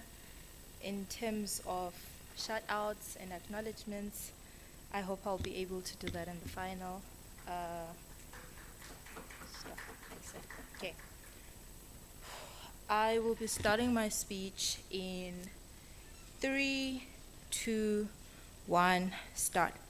Panel, the case that you get from opening government sounds so pretty in principle, but the problem here is that they are unable to interrogate the likely alternative within status quo in an instance where these individuals or these big companies do not patent or trademark these indigenous phrases. We think what's likely to happen within status quo is because no one has the full responsibility on these indigenous cultures. Anyone and everyone is likely going to be able to still capitalize on these indigenous communities that you claim to protect. Anyone and everyone still has the ability, because of how beautiful African culture is, and everyone still has the incentive to want to capitalize on these cultures and whatnot. The reason why this is something that is problematic is that within status quo, if that's the likely situation that you get, or that's the likely counterfactual that you get, what's most likely going to happen within status quo is greater misrepresentation of these cultures, because no one has the prerogative to be protecting these cultures, because no one has been given the responsibility of that culture. That context said, let me get into actual engagement. Opening government tells us that we cannot argue just pragmatic benefits, right? That we have to interrogate the morality of this. This is an untrue panel, because we think that pragmatics are very important. If they cannot prove preservation in their world, we do not think that they can prove why this action within itself is immoral. It's not immoral if this culture isn't preserved and promoted and protected at the end of the day, because it's just a culture that no one has access to. We think secondly, they tell us that we're going to dilute the idea, and that the idea is going to be misrepresented. Again, this is untrue. We tell you, panel, that there's so much utility for these companies to preserve the culture as it is. African culture within status quo is being sold as something that is to be presented as a unique and an authentic experience. We think the company that is best able to posit this authentic experience to individuals within society is the company that is best able to get more buy-in, right? Because people want to experience African culture as is. That means within status quo, at a point at which they approach this using legal frameworks that try to give them full responsibility of the idea, there's an incentive for those individuals to actually preserve the culture as is. The reason why this piece of context is important is because when these individuals try to trademark or patent this, they're not going to do it out of the blue. They're obviously going to ask for permissions. There's obviously going to be legal frameworks that are interrogated. Henry, go. Okay, so look at examples like Nollywood that have been able to evolve by themselves, that are now getting a lot of money. You need to justify the burden as to why other people can't create their own structures, but still opt for company structures that are already exploitative and on principle. Notice our case is hinged on the fact that these people who are most likely going to be able to get that. Sorry. Okay. We think it's untrue that Nollywood was able to develop organically, right?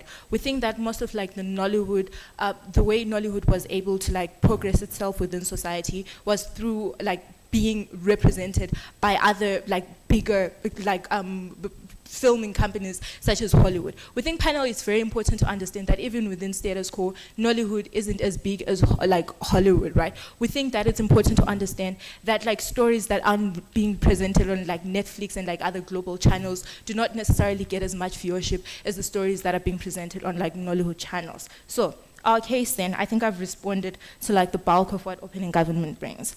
We think we need to understand how this patenting is going to work here. I've already stated this in my responses. We think obviously they're not going to just go out there and patent ideas without any legal frameworks or discussions that are done in the first place. We think they have to ask for consent, and we think this consent is particularly important because that whole process of trying to get full ownership and full control of this culture and the ability to present it as your own is something that enables this company to try and understand what this culture looks like within the first instance. We think secondly, the culture cannot be misrepresented, which is highly likely, as I've already analyzed, when a lot of companies are the ones that are able to do this. So 5 things then that you get from government. We think firstly, you're able to preserve and promote this culture, and this is why.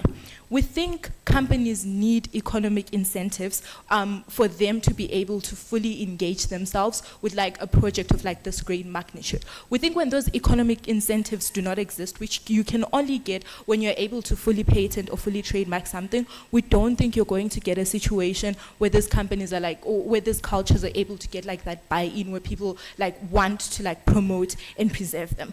Why is the promotion and preservation of those cultures better in our world? We think the promotion and preservation of those cultures is only functional when it's done by external like companies that have like large viewership and that have like so much buy-in within status quo. This is why. The internal companies that exist within these countries are likely going to market this culture within individuals that exist within that country already. While this is something that sounds valuable in theory, in like practice, it's not necessarily as valuable. And this is why. We think thirdly, it's important for these cultures to be very visible. It's important for these cultures to be invested in towards. And these are the impacts. So I think firstly, in an increasingly globalized world, it's important to understand that without someone taking full ownership of this culture and having the prerogative on their shoulders to further this culture, it's likely going to be washed out, because within status quo, there's a lot of washing out of ideas that aren't necessarily being progressed to everyone. We think secondly, the impact that you get in our world is that when these cultures are represented on like a much bigger scale, what you're likely to get is a situation where they get better buy-in, and this is where you get like people wanting to tour Tanzania or like these countries where like Hakuna Matata comes from, because they want to experience that authentic African experience that has been presented on media. We think in our world you get better tourism. So it's untrue that these people do not get like any economic benefits out of this. We think as long as their cultures get buy-in and individuals start visiting their countries, there's a pragmatic impact, like they're able to get money out of this. We think the third impact here is that at a point at which these companies have like taken like patents or trademarks out of these cultures, there's greater responsibility to ensure that the culture that they are presenting is correct and the culture that they are presenting survives. This is how this happens. There's legal framework that forces them to use this culture fairly and to ensure that they are able to like promote and progress it. We think fifthly, it's important that it's bigger companies that like, it's important that we do not oppose bigger companies doing this, because within status quo, bigger companies are likely to be taking advantage of these cultures anyway. If we do not have a culture of patenting or trademarking there's like indigenous cultures, we think you're likely going to get a situation where everyone is abusing them. We think that's a much worse alternative, and side government wins the debate. Thank you. Okay, we thank the Leader of Opposition for equally her fine speech, and we invite the Deputy Prime Minister to proceed.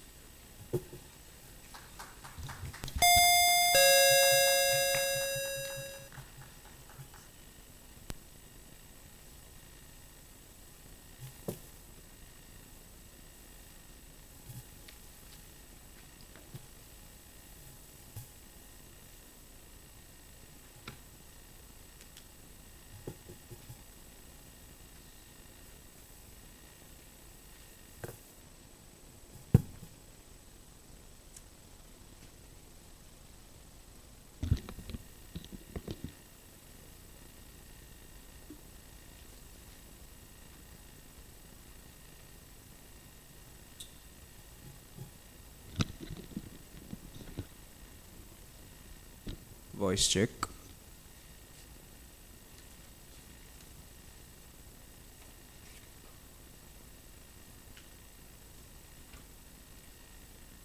Just 30 seconds.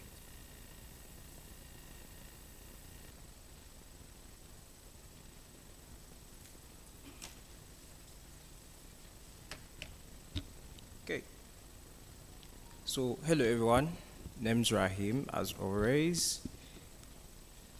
Yeah, I think we'll also wait on the shout outs. Everything good, everything nice. Okay, I'm starting the DPM speech in 1, 2, 3, go. Support and oppose motions were motions created to interrogate whether there exists an advocative position for where you defend in the debate. The bulk of Henry's case explains why these companies that are not from your country, that do not even want to have a permanent address in your country, have so much privilege that they extend and say the legal system gives them the privilege of taking phrases from your culture and innately making them attached to their identity that in of itself gives them so much privilege over your own culture that it becomes a necessity for all of us to oppose that privilege. It is not about whether this opposition in of itself will work or not. It is interrogating whether those things are innately fair and whether we need to advocate for the existing circumstances in status quo to ultimately be better. We won't fail. Let's first start with the interrogation they bring in the debate. The first idea is that they say that they need visibility. We are very, very curious to know whether this visibility is purely dependent on the idea that you take patent of the word Hakuna Matata. I don't think that multiple Kenyans want people to come to their country just because Disney was able to rob their own language, Hakuna Matata, because of that reason. Rather, we think that it is much more valuable for people to come to your country because they are innately finding out, or they have this constant yearning of the unknown of what your culture in of itself presents in terms of the multiplicity of things that it has. So it's not that they are only looking for Hakuna Matata, it's that they now look at maps and start looking around for where the falls are, or where the largest kind of game park exists within Africa. We think that these things are much more viable on our side.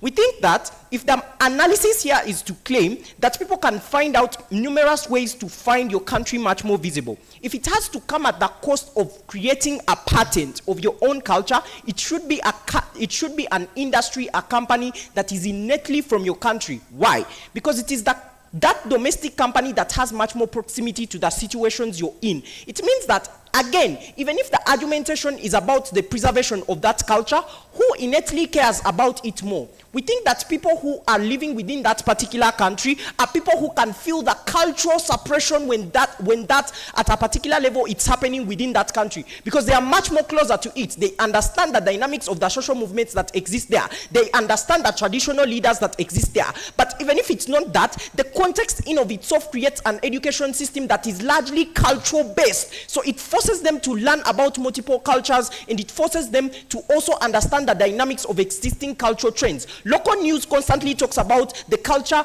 and how they are being threatened and exist within that regard. The person who has the moral authority to defend it, to commercialize it, but also be proximate enough to represent that specific value is definitely domestic companies. If you don't buy this, notice that they are directly much more feeling the harm. So even if it's about who feels the harm the most, we think that domestic companies, their workers and the likes are people who get to feel that value. We give them the privilege of having these patent rights. The shift and the most likely true comparative in the debate. The comparative can't be anything they said. The comparative is Disney is still interested in portraying African culture. What do? Foreign direct investment into domestic companies that already exist. Why is this better?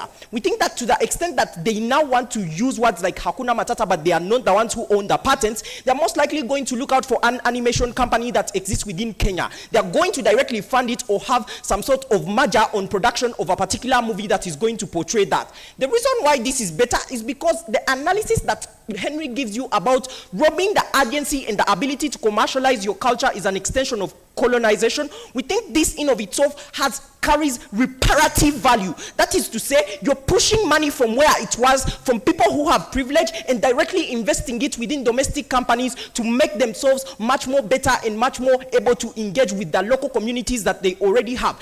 Because these guys are closer, again, it means that when it comes to things like fulfilling corporate social responsibility and the way they get visibility from alliance and partnerships with very big foreign companies, it's most likely that they are going to be induced to create some sort of substantial social change that exists within that regard. But also because they want to get that innate buy-in from the local communities that they exist so that they get the patent rights, it's most likely it's going to happen in a way that allows these individuals to constantly invest back within their own communities. Who do they hire? I think they most likely also the domestic companies are going to hire people who are much more proximate to them. That means when they start skilling individuals, they skill the local nationals. When they start sort of looking out who has particular talent that they are willing to put as as part of the script and the likes, they're most likely going to use local individuals that they believe can best portray their culture. We think that all this is a much better comparative of benefits and proximity, but it is able to analyze who gets to benefit of the commercialization and why that becomes literally better.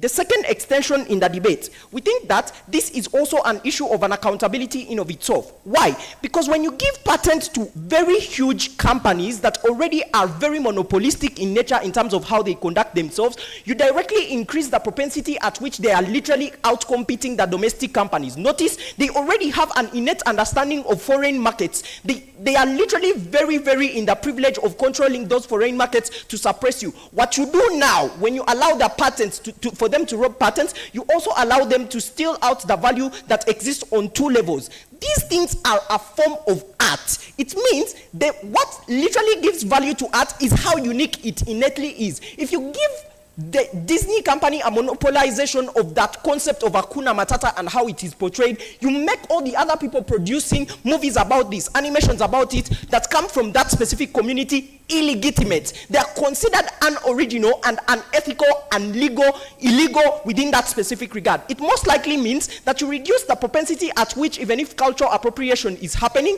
gets to benefit the locals that exist within that regard. We oppose a world in which you increase and amplify the divide that exists between the privilege that those guys have and what exists at home. Why is our world comparatively better?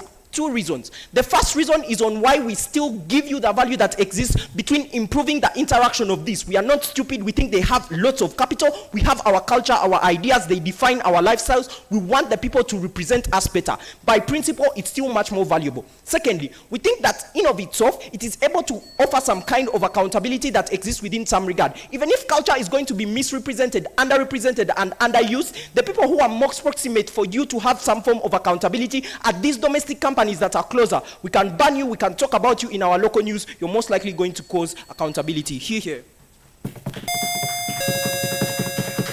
Okay, we thank the Deputy Prime Minister for his equally fine speech, and we invite the Deputy Leader of Opposition to equally speak. Yeah.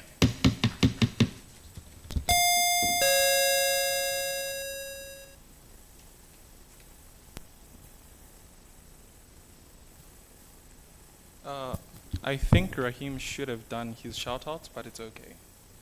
He's not going to get another chance.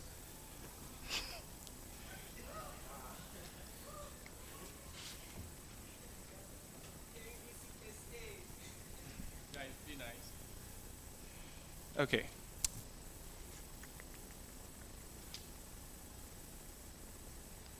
Panel, the most consistent thing I've seen happen at PAUDC when teams in opening government don't have a case is they get to the podium and they tell you, what do we think is necessary for you to buy into a supports motion or into a prefers motion? And then from that moment onwards, they lie to you. What does OG tell you is necessary for them to win this debate? They tell you that they need to show you that a principled harm exists in status quo, and by extension, that principled harm wins them the debate. I want you to note the very nuance that they tend to argue in this debate. They tell you that that principled harm is simply the fact that they akin this very same cultural appropriation, they claim, to colonialism and to exact slavery. That is the extent of the argument. Note that the analysis beyond that argument is simply to tell you that we think people are being taken advantage of, and just a bunch of buzzwords that don't uniquely show you the link between this and slavery or colonialism at all. But let's take that case at its best case scenario, and let me show you how these two things are exclusively different. V tells you three things. One, V tells you that in status quo, in order for you to patent something that exists, and this is particularly important, in order for you to patent something that exists, you need to first of all get buy-in from the communities that own these things in the first place. That is to say, this entire bench can't argue that you simply wake up one day as Disney and say, let's patent Hakuna Matata for the fun of it, and then we all hold hands and sing Kumbaya. That's realistically not what happens in status quo. You first of all need approval from these very same communities that own that culture. And this is very important context, because it means they cannot argue on the entirety of their side that this is forcefully taken and unjustly in the way in which colonialism and slavery was done. This means that the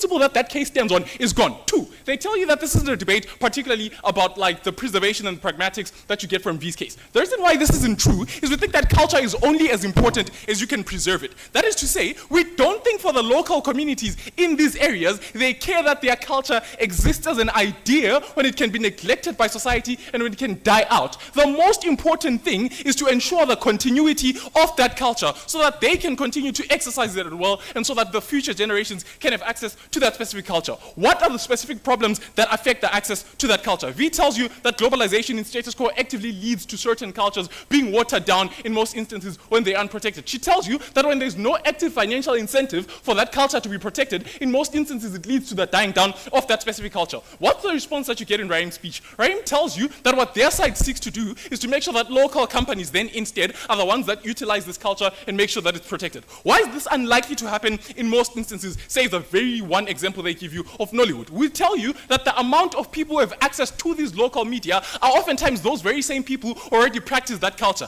That is to say, there's no active market that demands to see it in the first place within these countries because they practice it regardless. What this means is local companies have no active incentive to ever want to sell it within their own nations because it's unlikely to be prosperous. Secondly, they tell you that these local companies are uncompetitive in status quo. If this is true, it means that they don't have external markets as well that they can take this culture and sell it to regardless. The last ditch effort that they give you for that specific argument is to tell you that then Disney will come and work with these companies and it's really fun and people get money, etc., etc. Firstly, if their argument is they want local actors to be hired, we think majority of companies that already use this specific culture do that in status quo. You see this in Disney Switch of Moana. You see this in so many other media bodies whenever they like use a different culture. But more importantly, if their argument is that communities need to be involved, I think the argumentation that you get in V's speech, the premise that you first of all need to interact with these communities, show you that community involvement exists on our bench already. Extensive argumentation then in extension to what V already tells you in her speech. 3 things here.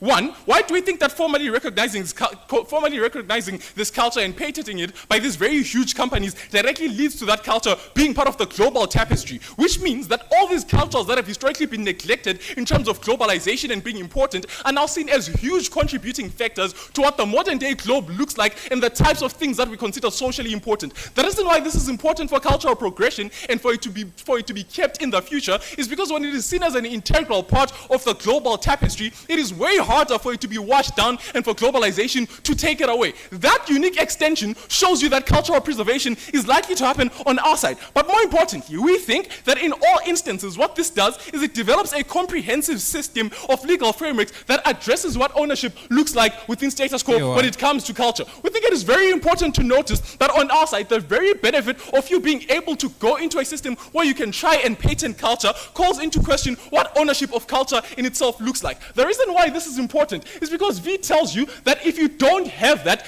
anyone can have access to that culture, utilize it however they want. That's why cultures get washed away. That's why they don't remain relevant, because you have so many competing narratives of what it means to be a person of that specific culture. Because we create specific frameworks that need to define what it means to have ownership of a culture, we think it remains defined in a way that is pure for the communities that think it is necessary for it to exist. Go, Rahim.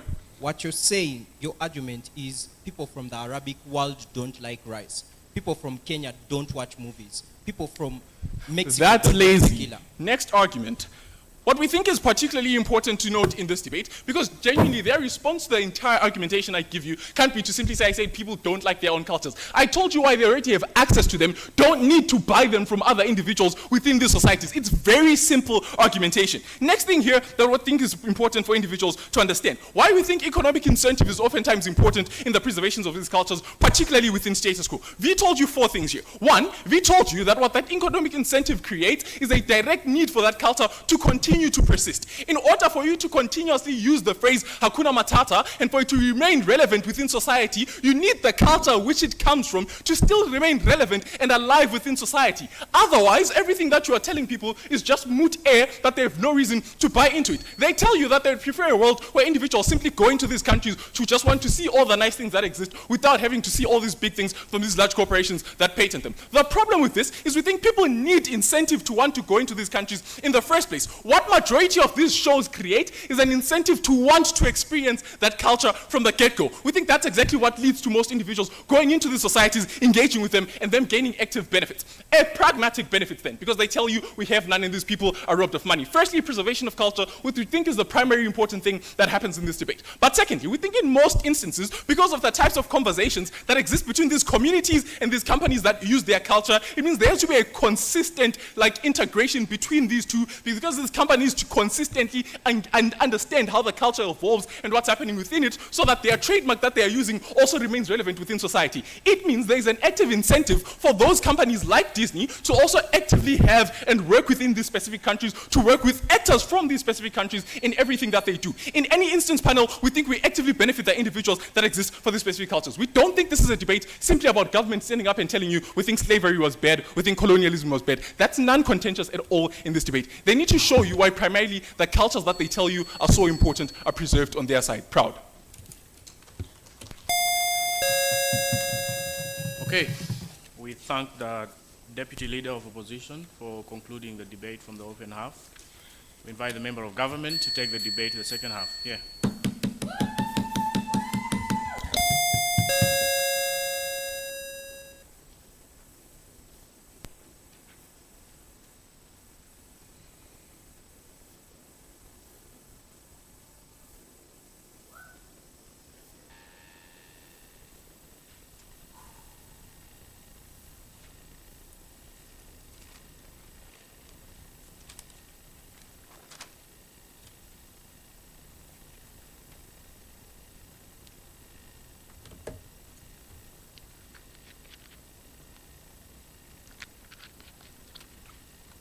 Okay, just want to give a shout out to my partner, Sharika. You know, I've been fumbling a lot in the last later rounds of the tournament, of the prelims. So she's been carrying a lot. I'm going to show you why choosing me was the right decision in this speech. Cool. Oh, sorry, flat.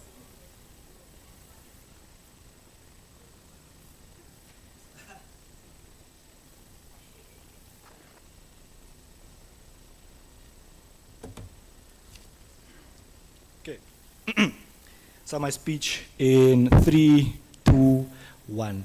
Panel, the biggest two lies we get from government side is the idea that in order for these companies to get patents or trademarks, they need the permission of these local individuals. That is simply a lie. But secondly and fundamentally, ladies and gentlemen, they tell us, understand that the burden of opposition opposition is not to just prove to us what are the benefits accrued from trademarking and patenting from these particular companies, but why they specifically have a burden or have a moral obligation to be the one who own, monopolize this particular culture over these local people. They tell us two things. One, that no one, if nobody owns it, everybody will be able to use it. But they also tell us that the benefit from them owning it is that nobody knows about these particular cultures, therefore they need to take these particular cultures to an international market. We think it's particularly contradictory on their side of the house to put a context that nobody outside of these particular cultures understand these cultures or know these cultures, therefore somebody has to perpetuate them. But at the same time they tell us that if nobody owns these particular cultures, nobody's actually going to particularly use it. We think that's something particularly problematic on their side of the house. Cool.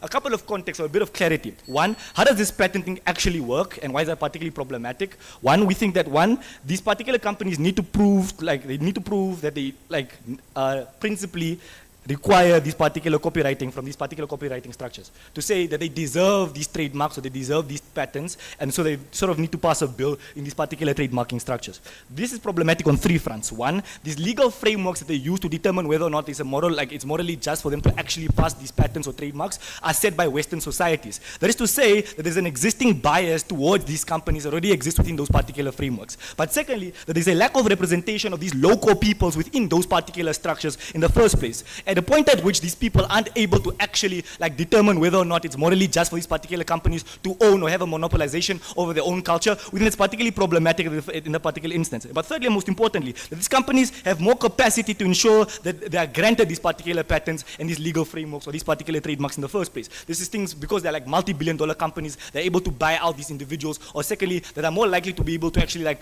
afford much better lawyers as compared to these particular things. We think that's particularly problematic. Cool. What is the nature of patenting and trademarking, and why is that particularly problematic? One, that it only serves the interest of the one who patents that particular thing, right?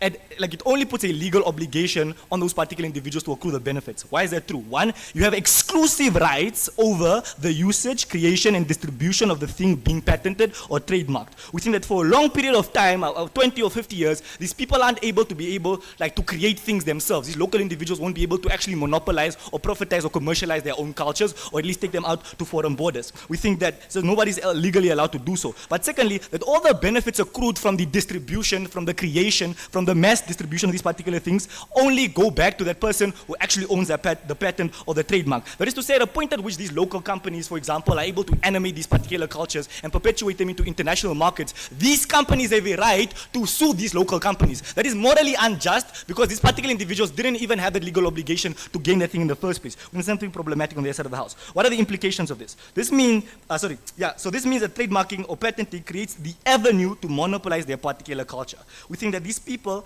are at the mercy of the choice of these particular companies. Even if these companies do decide to do something great for these particular individuals, we think that it's morally unjust for these particular companies to actually have a monopolization of the culture of these particular individuals in the first place. Cool. So what are our mechanisms of change? At a point at which we oppose the practice of patenting and trademarking these particular things, we think that there is never the establishment of the monopolization in the first place, ladies and gentlemen. This means that people are in a much better position to monopolize their own culture and to commercialize their own culture. Real quick. Speaker, please be very charitable. We already show you how within status quo it's incredibly difficult for those people to be able to use their own culture because those monopolies already exist due to the... Which is exactly why we need to oppose those particular practices. If those things are harmful to those people, then why don't we, what is morally unjust for us to actually oppose those things? When it's particularly problematic. Cool. So what are the impacts of this? One, we think that it means that they can choose and determine how it should be depicted. Ladies and gentlemen, understand that the whole characterization or argument you get from government side or opposition side on the idea that these companies have a profit-based incentive to depict these particular cultures in the best possible way, because if they don't depict it, then they get in trouble with these particular individuals or these local individuals. It's predicated upon the assumption that these local individuals have the capacity to actually hold these companies accountable, which we've already established is not. And even if they do, they are likely to lose those particular cases because of just the massive influence that these particular companies have in these particular legal systems to begin with. So, and even if these guys do it and have that particular profit incentive, we still think that that particular burden ought not to lie with these companies in the first place. We think that somebody who came from those particular cultural struggles, somebody who was originated and proximal to those particular cultures, is the best person, is in the best position to, one, correctly depict these particular cultures in the first place because they were groomed and born in those particular things. But secondly, they have a birthright to the profits that are accrued from that particular, the commercialization of those particular cultures. But secondly, we think that it's an ideological emancipation from consistent hegemonic influence from Western companies. This is to say, ladies and gentlemen, that this is a form of neocolonialism that you get from this side of the house. We think that's particularly problematic, ladies and gentlemen, because even in principle, if you are at the mercy of your oppressor, at the mercy of the individual who decides to take the things that are likely to be able to actually take you out of this particular poverty in the first place, that's particularly problematic. So, on the way up, why should you care about these things more than anything that was said in today's particular debate? We think that if we establish that these companies or these particular cultures are lucrative in and of themselves, and they have the capacity to actually penetrate local international markets, then the burden, what opposition should argue is not that these particular individuals or companies rather should have a monopolization of the trademark or whatnot, but rather that they should help these particular local companies or these local people penetrate those markets in the first place. Not if the problem is the penetration into local markets and not the ownership of these particular legal frameworks, ladies and gentlemen, then the solution is marketing these local cultures for the benefit of these local people. And for that, I'm so proud to win today's debate.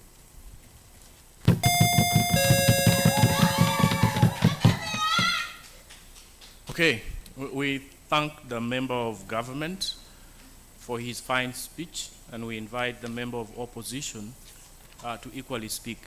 Yeah.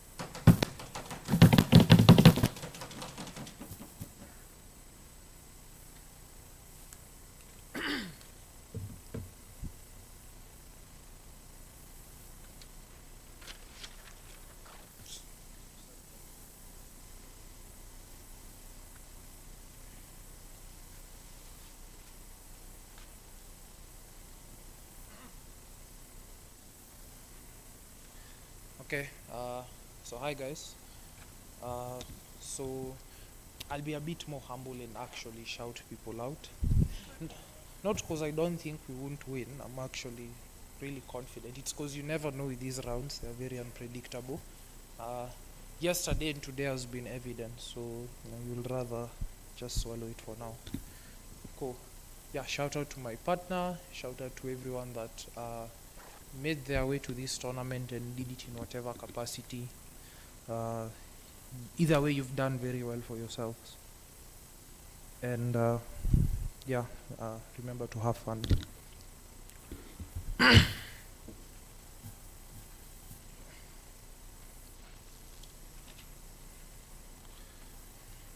Okay.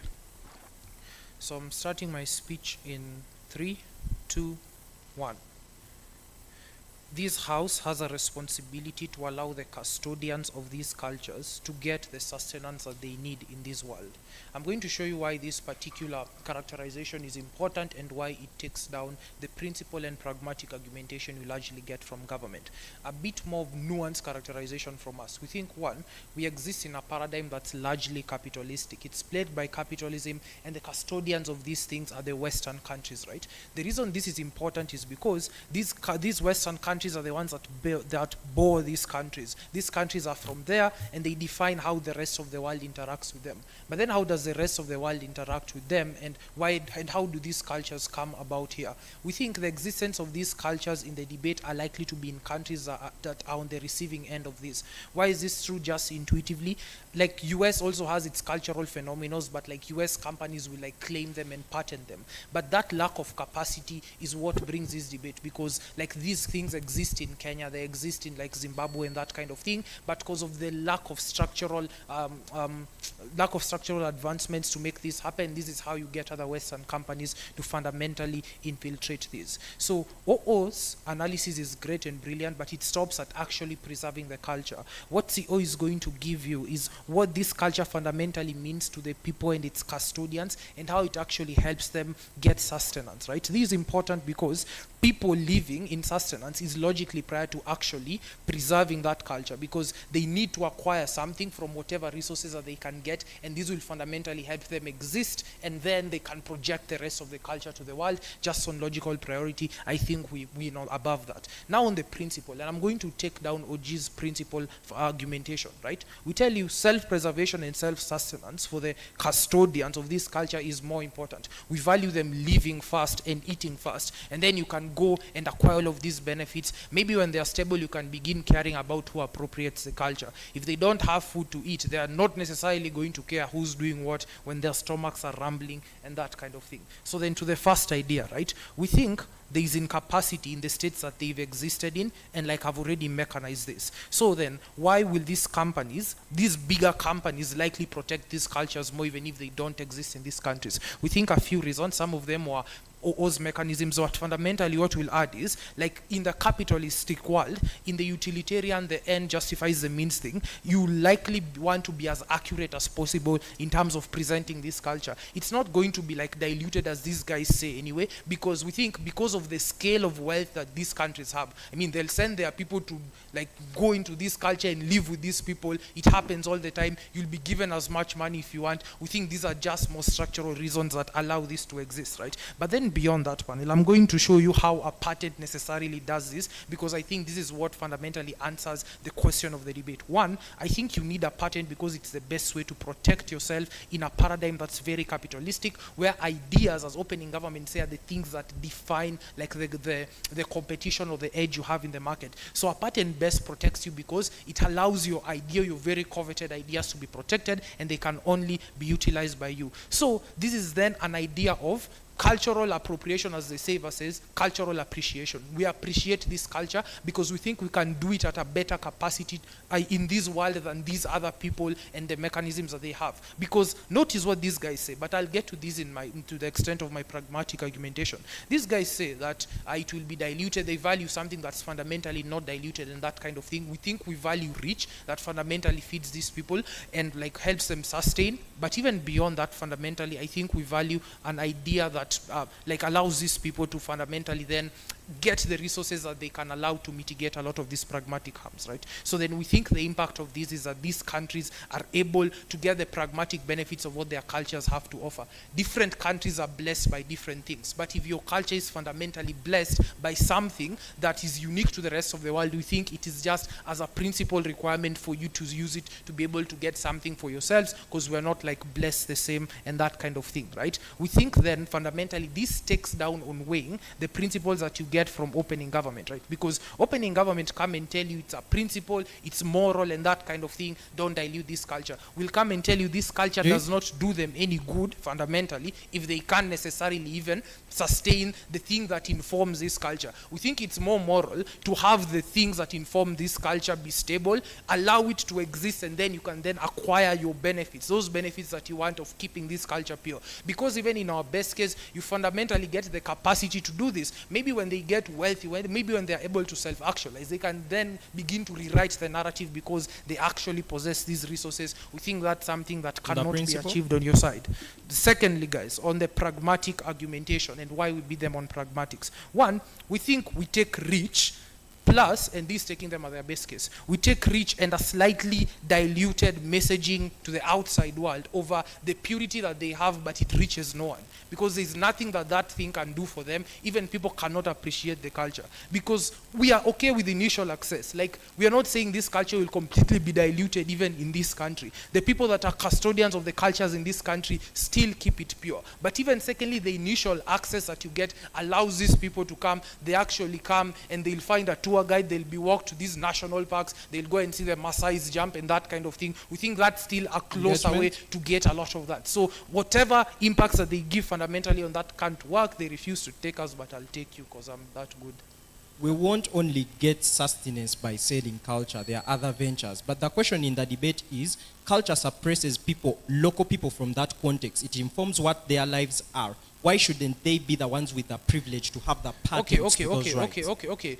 Like we've said, like it's very unlikely that these people are going to lose their culture because they've been bred in it, right? We think then there are other things that we propose that they can get from that culture, which is what we claim on our side. You preserve purity of that culture, but if that culture does not give you anything, if you can't even be alive or stable enough to enjoy your culture, we don't see why you'd want to maintain it, or at least keep it pure in that regard. We still maintain it on our side, and like comparatively, we think we are better. So like I said, we are okay with that initial access that's slightly diluted, and then they can come, they can be integrated with everything, and then like we think they are then more likely to inform these people who are ignorant. But at least on our side, there's even more reach. We think we fundamentally value that. Then why is this important? Because it fundamentally answers the questions of this debate.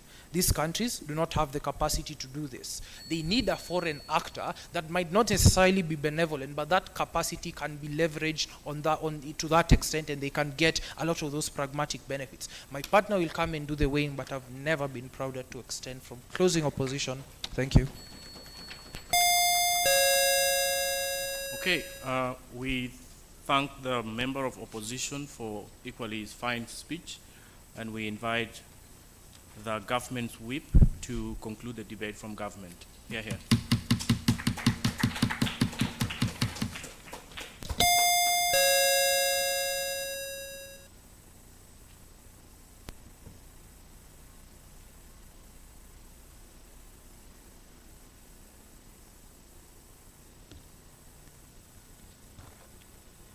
Okay, I guess I'll do the shout out thing too. But my shout out will only be to my country, because I find it really cool that a country with like a population of 3 million people was able to produce like a team that broke to quarterfinals at like a tournament across Africa. So that's really cool that we're just like this little country that people don't really know about, and we were able to produce this. So yeah, I'm proud of the journey so far, and hopefully it can go further. But with that being said, I will start my speech in 3, 2, 1.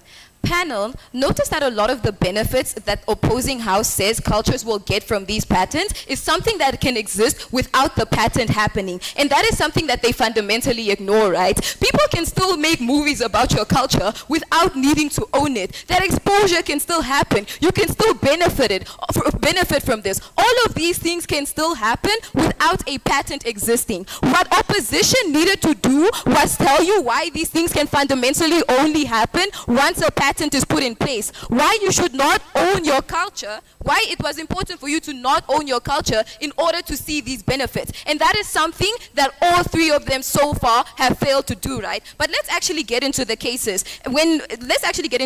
Right? When opening opposition tells you that there's more buy-in for people to like engage with your culture. Again, a patent doesn't have to exist for this thing to happen. Even with the example they gave us, where they tell us about Moana, they did not need to patent Maori culture in order for Moana to give them a capital incentive and make them money. They didn't have to steal that culture. They needed to tell us why patenting that culture and owning that culture would have somehow gained them more capital, which is something that they don't really do, or would have benefited these communities more, which is something that they don't do. Because the benefit that we see here is something that Lotto tells you. As soon as there is no patent, these people are then free to also tell their own stories about their own culture after these movies have been made, versus when they own the rights to distribute your culture and suddenly you are not able to capitalize on your culture. So all of the benefits, the economic benefits, and these people like making money simply doesn't exist because you can't even have access to that benefit due to the nature of a patent, right? So then even when they tell us about the like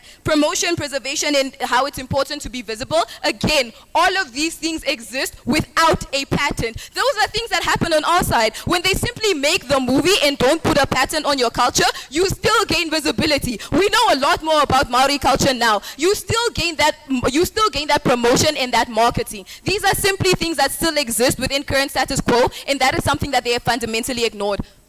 Panel, that case is a knife because the entire claim on that side was let local companies patent it. Regardless, that culture is still only kept to those very few people who own the companies. You still can't utilize it. What we are telling you is when these companies make a movie, they do not need to patent your culture, because as soon as they patent your culture, you no longer have the right to distribute media about your culture. You no longer have the right to show the narrative behind your culture and how your culture is presented. They take that fundamental right away from you. That is what we are telling you on this side of the house, right? So then even when we talk about how they tell us things such as like tourism and how it incentivizes and so on and so forth, when we look at this like from an angle of products, right, which was something that was happening in this debate, why am I going to fly all the way from Mexico when they're making the tequila in my country? I have no incentives to go to Mexico. So then that tourism chat is out of the door because the product is accessible right there. And then even how do they acquire the ingredients to make these things, right? They get it from the farmers within these countries at a dirt cheap price because they are taking advantage of them because they have the legal power to do so and legal frameworks that you gave them. So now they're not even benefiting the economies of these places or giving these people some sort of like price incentive because it simply doesn't exist. These people are being exploited, right? And something that opposition wanted was the logical link between this and slavery. And this is where we're going to take this case from opening government rights. There were legal frameworks in the 1840s that made slavery legal. Even though it was not something that was morally right, it was legal. Legality does not mean that something is right. And that is why conceding to this means that you're conceding to slavery. That is the logical link that their argument was missing, right? So then we also look at how when the deputy leader of opposition tells you that there needs to be a buy-in for these communities and that you need a culture to do that. Again, we tell you that that doesn't exist in current status quo. Every single movie that has been made about a culture did not require patent on that culture in order for there to be a buy-in. People are simply interested in one another and one another's stories, and that is enough of a buy-in in order to want to distribute these stories and know that you're going to make a lot of money from it. You do not need to have a patent. You do not need to own distribution rights over these cultures in order to see like capital gain from it. Because we see again that these movies still popularize and so on and so forth, right? And then they even like bring to us how like it's like they don't care. They don't care, like these communities don't care if this culture exists in an idea because they have like pressing issues that they need to solve, right? And we tell you that this is something that they care about. And we see that it is very prevalent that there is an uproar when cultures are misinterpreted. People do care about the way they are perceived because now these tourists that you apparently brought to our country have this misconstrued idea of us and act in ways that do not go along with our cultures. And that is something that we find particularly problematic because then where did the preservation of culture even come in if you are misinterpreting, right? If we are misinterpreting it, right? And then even when we go to like the chat of these cultures being preserved and so on and so forth, these cultures have existed for thousands, millions of years without anybody needing to put a patent on them. These cultures have existed freely. Aztecs existed for 1,000 years. A movie being made and somebody patenting their culture did not suddenly make Aztecs a thing, right? We're telling you that when it comes to the preservation of these cultures, they have successfully been doing that themselves for many, many years. So we don't specifically understand the buy-in for the people of these cultures on that chat, right? So then even when we look at like the member of government telling us about like how there's like a capacity for these people in order to distribute their media. Number one, you are taking that capacity away as soon as you own the rights to that distribution. The lack of capacity comes on your side because as soon as you put a patent on them, they now need to go through all this, like legal frameworks in order to distribute their own culture, right? And then even if they do it, even if they get past this, you still have the legal right to sue them. And then what does this look like? It looks like when Lotto tells you that firstly, you even control these legal frameworks, and secondly, you're the one that has the money to own all of these lawyers because you are making sure that this person will never be incentivized to hold you accountable, or this person will never have the bargaining power as to how their culture is being distributed, right? And that is something that we find fundamentally wrong on their side. So then even when they tell you that like a patent is the best way to protect yourself and to protect your ideas, these people's culture are not your ideas. These people's cultures are not those ideas. The patent would then be falling on, again, the local communities that they are telling you about. Because why did patents even come to exist, right? Patents came to exist in order to like protect people's innovative ideas. You cannot claim that it is protecting your ideas when this idea did not come from you. And that is something that we find fundamentally harmful from the side of member of government, right? So then even when we look at the way out and when we look at the nuance that comes from our side, Lotto tells you about how these cultures are being monopolized and how they will be like, and how like the person that patents these things that is not part of your culture will now control how it is viewed, will now control how it is distributed, and you do not see any actual gains from your culture being pushed forward, right? Because again, that profit doesn't trickle down to you because this patent makes sure that the profit stays with this like distributing company, that the profits stay with Disney when this patent is being used to make money. So you never actually see those things come to you, and that is something that is majorly argued on this side. So something that we want fundamentally the whip to do is tell us why a patent is necessary, why you need to own someone's culture in order for them to see all of the benefits you talk about, and exactly explain how all of these exposures and things and so on and so forth are exclusive on your side, and also like tell us about like the harms that exist solely on your side and how they are justified by somebody simply owning your culture. And with that, I am proud to oppose.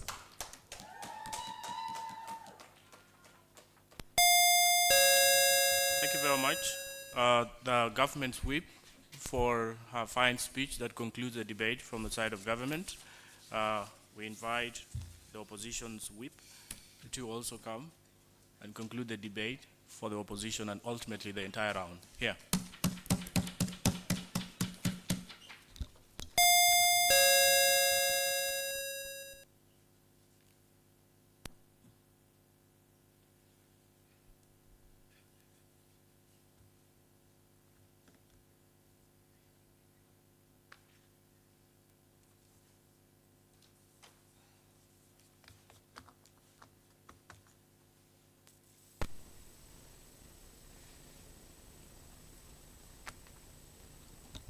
Okay.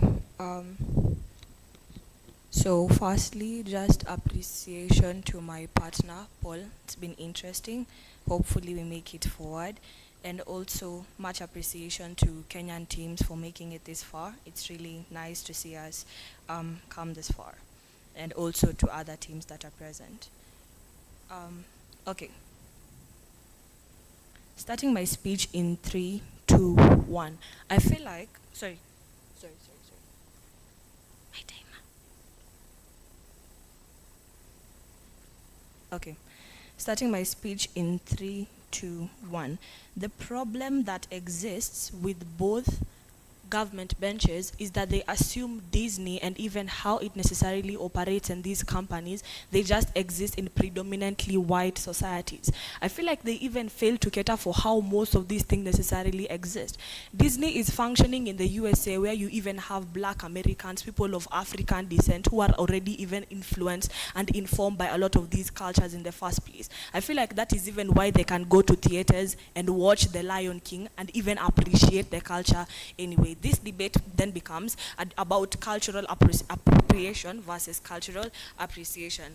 On to engagement with opening government, because they assume that it's going to be an embodiment of colonization. And I feel like it's really ridiculous for Henry to say that, oh, that's even why Kenya does not have media and infrastructure. I feel like that is very dumb, but I'm going to engage anyway. Closing government says it's going to lead to a lot of the ideological emancipation in the first place. Let's first reply to the POI that was asked by opening government and why it is important. They ask, we do not understand why they should rightfully claim this idea of like the culture and claim this specific sort of situation anyway. I feel like they have the right because they're the people who led to necessarily the exposure and appreciation of this culture in the first place. Look at what happened while shooting The Lion King. You're having a situation where Beyonce goes and records that music video in Tanzania. Then that is what necessarily leads to people actively wanting to come to Africa and understanding what necessarily even exists in the first place. Prior to that, you're having a situation where white people necessarily just understand that, oh, Africa is always full of apes. These are people who are constantly dying of hunger. They cannot even walk. Like, they cannot even live in houses. They all live like in mud huts, in that specific sort of idea. What it then means is that at the point where they rightfully claim this specific sort of idea is that they actively led to the exposure, which necessarily led to a lot of like appreciation and a lot of like identification of what this culture necessarily meant towards these people. On to our extension and why it is very important within this debate, the nature of capitalism and why this pattern necessarily become important, because my partner necessarily explained to you. The nature of capitalism essentially incentivizes these companies to want to embody and create essentially protect these cultures in the first place. And I feel like this is essentially true because you're already existing in a situation where there is a call-out culture for people necessarily appropriating black culture. That is even why you can have black people actively calling out white people who actually do cornrows, but they choose to like call them boxer braids. What it then means is that you already have an active call-out of people who necessarily choose to go against black culture. There's already a breeding ground for people to necessarily want to appreciate black culture, and this is very important. Secondly, and it engages with a lot of what opening government argue, because they say we are going to continuously perpetuate a lot of like slavery and are going to exploit these people. This is ridiculous. 20th December, go check. Today it is the active premiere of Lion King 2. The entire cast is black people.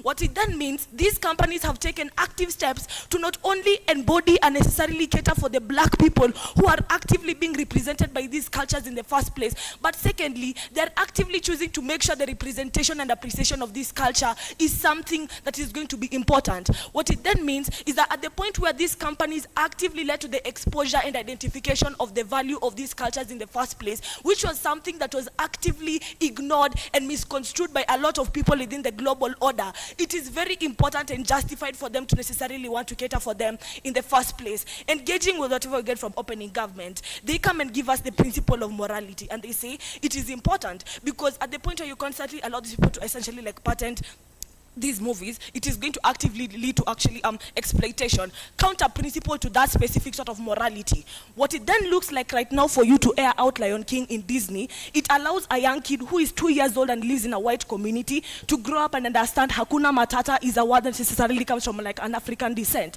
What it then means, as from a young age, they already grow to understand that there are different cultures that need to necessarily actually be appreciated, meaning even narratives of anti-slavery are things that are necessarily going to be bred from a young age. You feel like these are things that are very important, especially at trying to like alleviate African countries from constantly being perceived to be like necessarily just unimportant and dumb in that specific sort of idea. Secondly, they say people are actually going to be paid less because they come and capitalize on your labor, and they do not necessarily actually actively give back to you. I feel like that is something that we've actually been able to like engage on just by the basic intuition. The active cast of Lion King 2 is all black people. They're all being paid in millions. People actively go to dictators, they necessarily sit down and they want this specific sort of thing. We feel like revenue is something that is already being gotten by these people and they appreciate it. But even secondly, you're even having a situation where people who are white people, even like other people who just do not even care about like the African culture before, they even want to like come to this African culture. And this is even why you even have situations where you even have white media coverage in Congo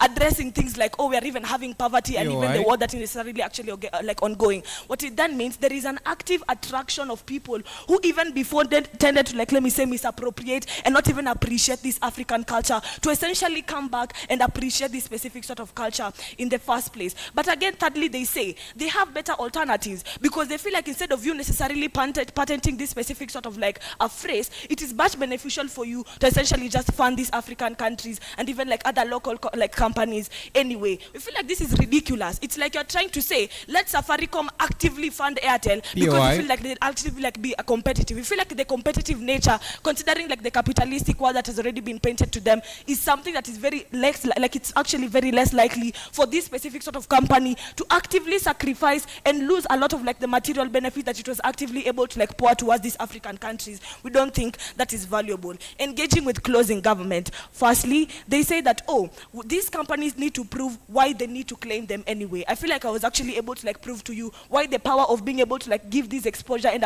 appreciation towards these African countries is something that is very important and gives them like high leverage to essentially like claim this anyway. Secondly, they come and say that, oh, the only source it's going to be quite difficult for African countries who essentially want to like claim this identity and you're actively going to like earn this culture. It's unclear to me why Disney is actually going to say that like at this point they're going to like claim African culture. That does not necessarily actually exist. They only use this phrase to necessarily push for what they were able to like essentially identify from the beginning. But at the end of the day, you still have people, Black Americans, people like Beyonce and even like Blue Ivy, people who are actually of Black descent or even like African descent, being able to actively appreciate that they are Black and they're even from like an African descent anyway. How do we outweigh our opening? We feel like our argumentation addresses the genesis of this culture and the people and the proximate structures around them that birth these cultures. All our opening does is just try to like explain why these cultures should be preserved. I feel like our arguments are logically prior to the impact that they tend to like get within this debate. We rest.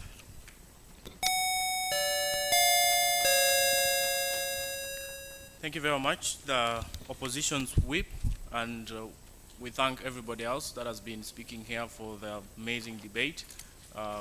We wish you all the best. Thank you.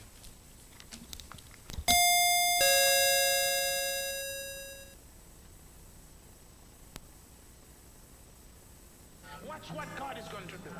Because I've seen for every rejection or hatred on my life, God has multiplied glory.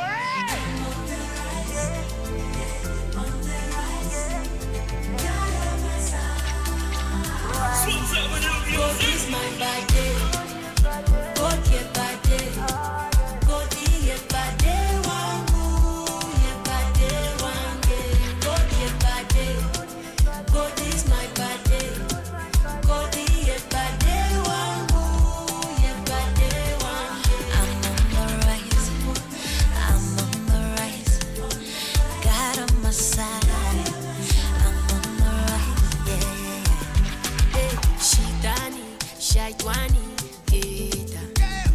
Atutadeke mbera na ye ya seva. Tulino wakabi savior. There is nothing that can mess with me and you. Chobola bansinza, nsinza mutomu katonda. Oyo yekubo eri amazima n'obulamu. Chobola ba mutendereza oyo mukatonda.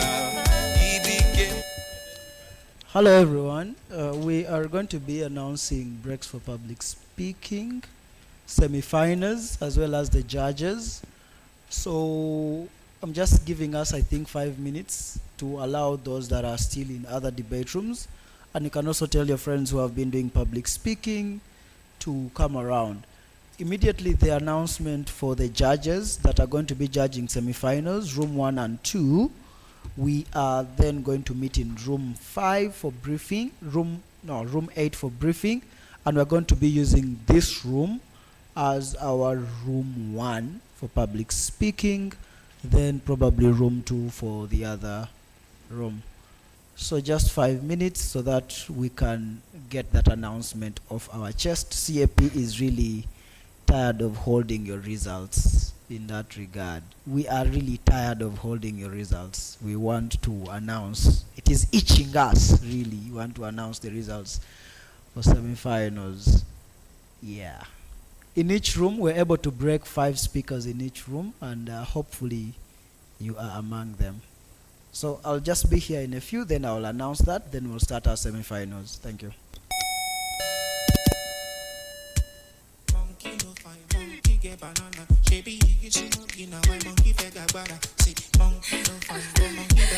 It's Chris with the drama guy. I'm feeling you from a million miles away. I live for you on every night and day. If I say I would, then you know that you can count on me.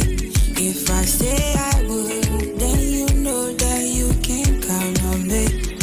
Oh, you are more to me than these ordinary things. Unlike other things, you're a treasure to me. Wanna get away, wanna blow off some steam. Would you come along with me? 20-something years and they brought you to me. Take a look at me, what a sweet 16. Wanna get away, wanna blow off some steam. Would you come along with me?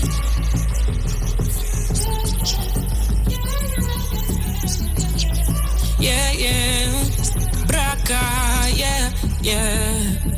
I'm feeling you, as for why I have no idea. The things you do, nobody else can compare.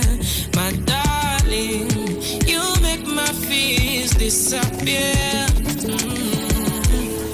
Your love is the only thing that makes me feel this way. Oh God, you are more to me than these ordinary things. And like other things, you're a treasure to me. Wanna get away, wanna blow up some steam. Would you come along? Now how you do me, judge,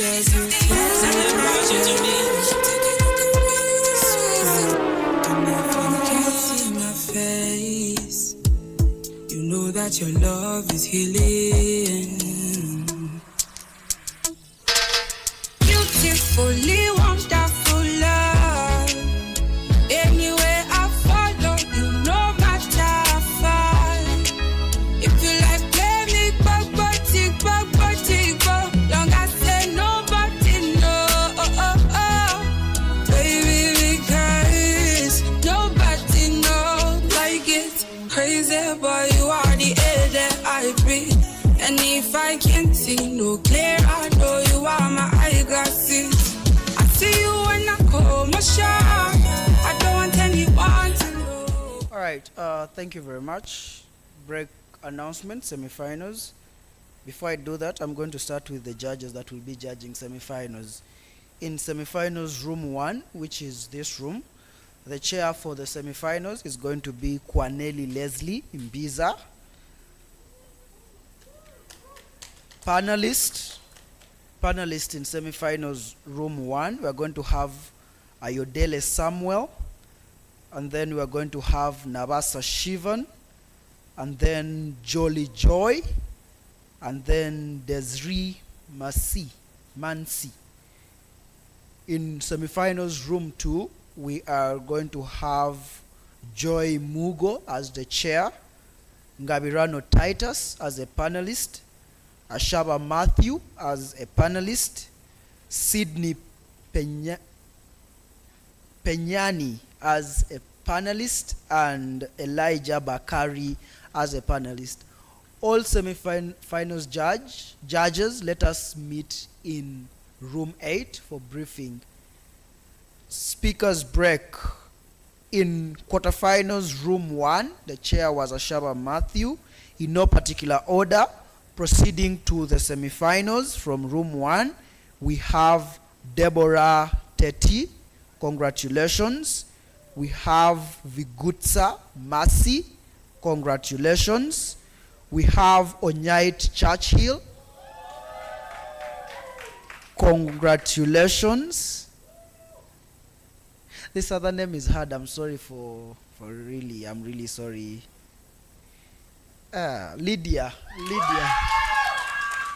That name is hard. Sorry, I cannot pronounce it.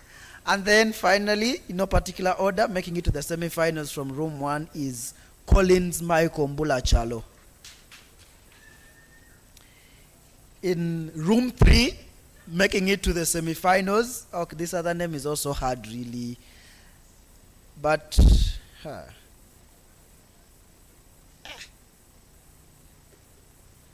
NgerimoukOTO. I don't know the pronunciation. It's really hard for me, but congratulations. Making it to the semi-finals is none other than Ted Iha, I think. Yeah, congratulations. Making it to the semi-finals, we have Opio Dickens Agona. And then we have Carolina Abba. The other name starts with a Q. Congratulations. And then finally in room 3, we have Elizabeth Ugulu. In quarterfinal room 2, making it to the semi-finals in no particular order, you have Cindy Ikuba Dela. The other name is also that way. Making it to the semi-finals, we have Fafali. The other name starts with a Y. Congratulations. Making it to the semi-finals, we have Javan Martin. Congratulations. Making it to the semi-finals, we have Chibirango Rahim. Congratulations. And finally, we have Michael Awimbo making it to the semi-finals. The last room, making it to the semi-finals in no particular order, we have Sandra Njoki. Congratulations. We have Morore Wilson. Congratulations. We have De Souza Chelsea. Congratulations. We have Nkalubo Opera Blessed. Congratulations. And finally, we have Agaba Ian. Congratulations. All right. So this is the draw for the semi-finals. All speakers that were in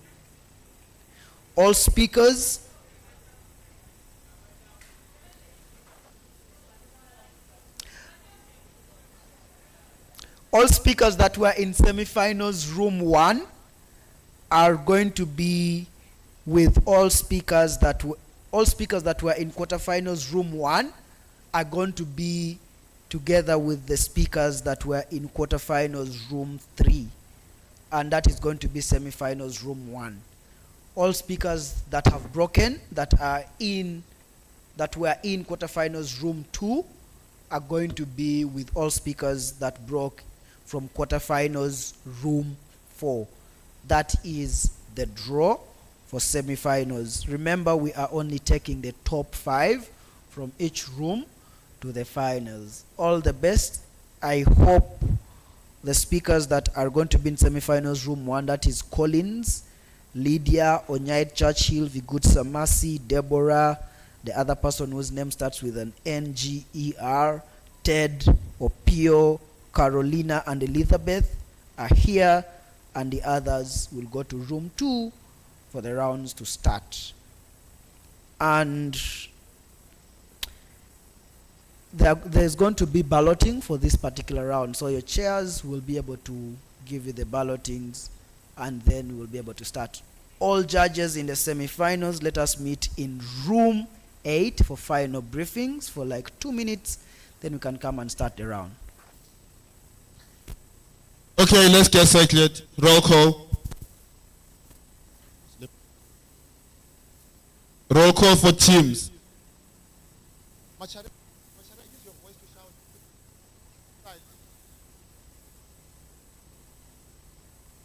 Roll call for teams and the chair. Roll call for teams and the chairs. Okay, so in room 1, I'll call the team names. If you are here, you say here, and then we move. In room 1, opening government, there was Nairobi B. OO, there was Veritas B. Veritas B. Veritas B.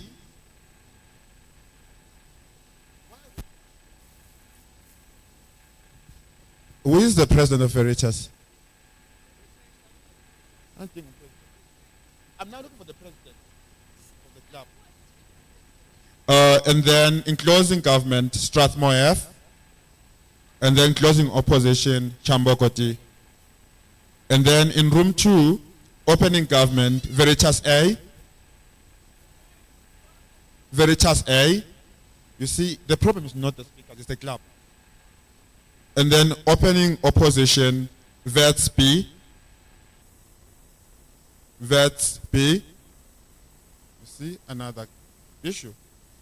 African Leadership University, Rwanda B. African Leadership University, Rwanda. And in opposition, there was National Open University of Nigeria A. And in room 3, opening government, there was Vets A.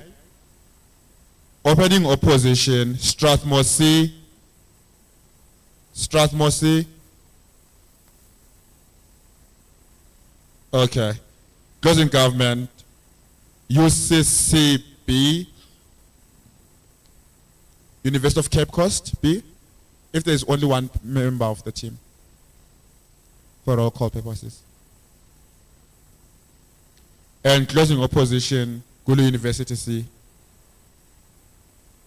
And in room 10, opening government, there was KYUI. Opening opposition, Cape Town A.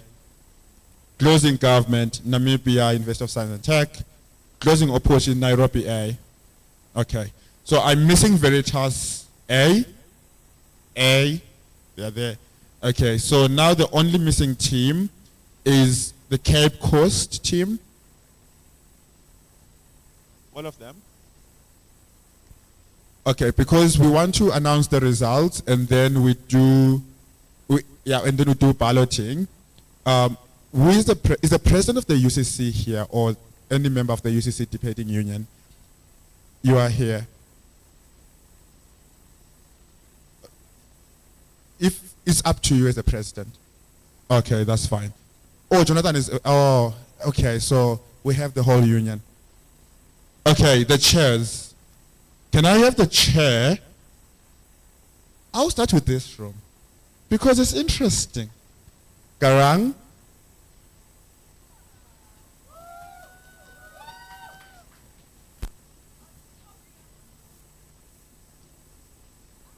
The very, very important room.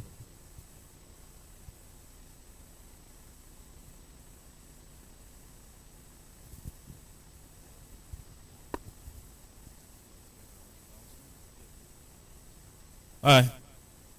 People? Want to hear this? In room 10, the teams that proceed are the following. Breaking Fast, unanimously, is a team that debated in the opening opposition.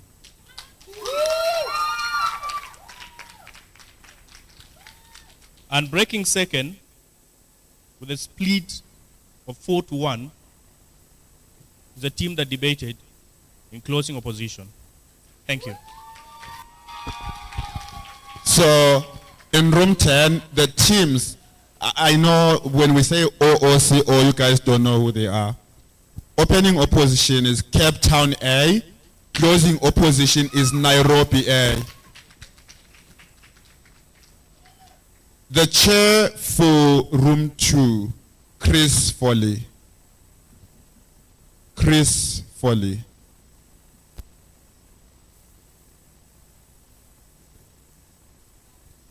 One of the panelists, Taufik, I see you're close, so you can announce.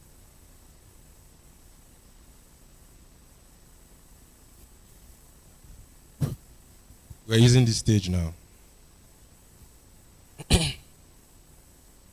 So breaking to the semis from room 2. In opening government, we had the team from Veritas, B or A. In closing government, we had Leadership University. In opening up, we had the team from BITS. And in closing up, we had the team from Noun. Breaking first, unanimously both. Opening government, Veritas B. And also unanimously closing opposition, Noun. Congratulations, Veritas A and National Open University of Nigeria A. The chair for room 1, tell me if you are here.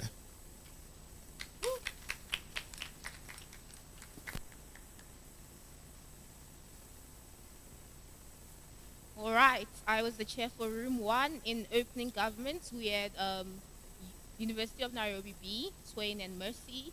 In opening opposition, we had Veritas B, Ayafa and Edwin. In closing government, we had Strathmore University F, Michelle and Bex. And then in closing opposition, we had Kyambogo University D, Rian and James. So going through to the semis, first on a unanimous call, closing government, Michelle and Bex. All right, going through second on a 3-2 split, opening government, University of Nairobi.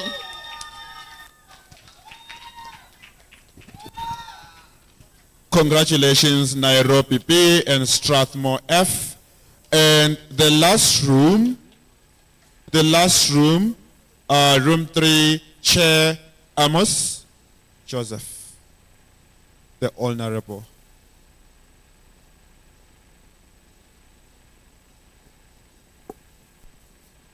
All right, so once again, congratulations to all the teams that were in my room. It was a pretty interesting debate that led to a very extensive deliberation.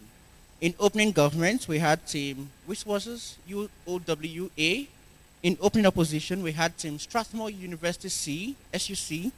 In closing government, we had University of Cape Coast B, UCB, and then in closing opposition, we had GUC. I'm not so certain what GU is, so I'm so sorry. Gudu University. Unanimously, we agreed,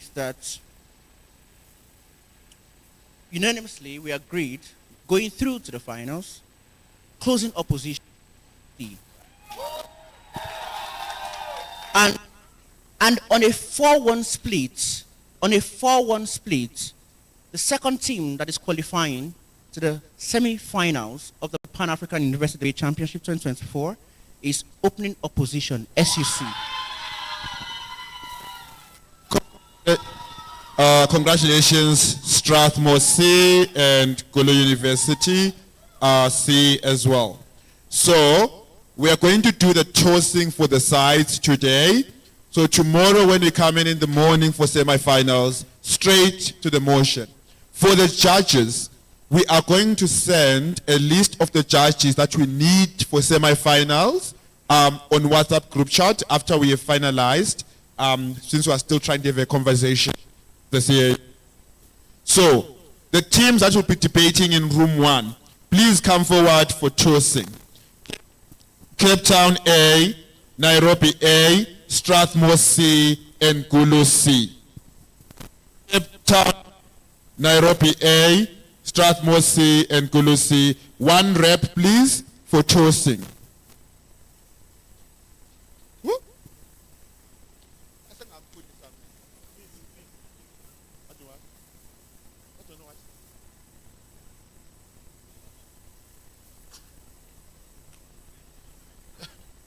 Also like the poll, I know the poll. So I know which I have been for 10 years, guys. Okay, so you guys can stand on the side. And then the other teams, you also stand on the other side, so that like immediately they are done, you guys come in. So in room 10, that will be here tomorrow. Veritas A, Noun A, Strathmore F, and Nairobi B. You guys can come and stand on the other side while we wait for side tossing. Veritas A, Noun A, Strathmore F, and Nairobi B. Pick one, open it, and let us know.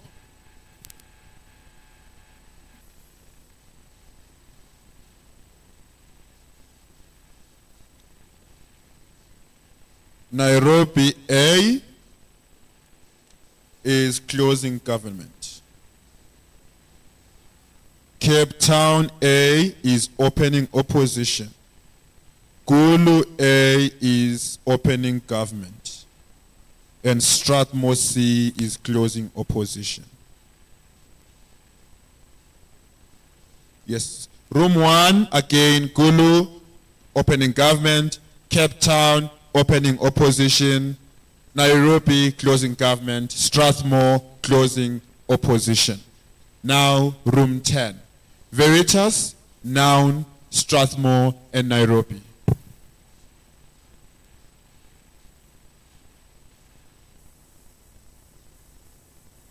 Pick one, open it, and let us know. That's your fate. What's that name? Veritas A, opening opposition. Noun, opening government. Strathmore, closing opposition. And Nairobi, closing government. Noun, opening government. Veritas, opening opposition. Noun, opening government. Veritas, opening opposition. Nairobi, closing government. Strathmore, closing opposition. We are aiming to do the semifinals in the morning. We know at times there might be delays. I'm not going to give you the exact time, but when we say the bus is outside, that's the time. We're expecting that you guys come decide. And all semifinalists, please be on the first bus. Don't wait like till the, I don't know, the third bus or the fourth bus. If you miss the first bus, please just Uber in, and then you can come, and then we can start our semifinals. This is also applicable to judges. We're going to send the list tonight, and yeah, we only need 10 judges. So, all good. Other than that, I think it's time. Council, do you have an announcement?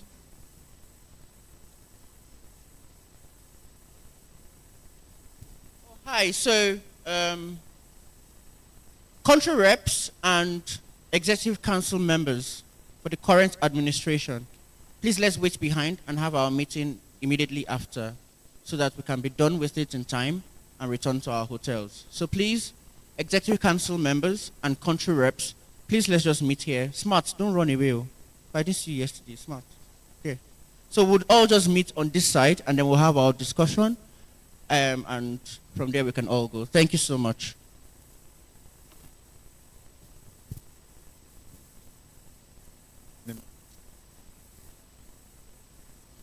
Oh, by the way, don't go before you eat your dinner. I don't know. I think it's here.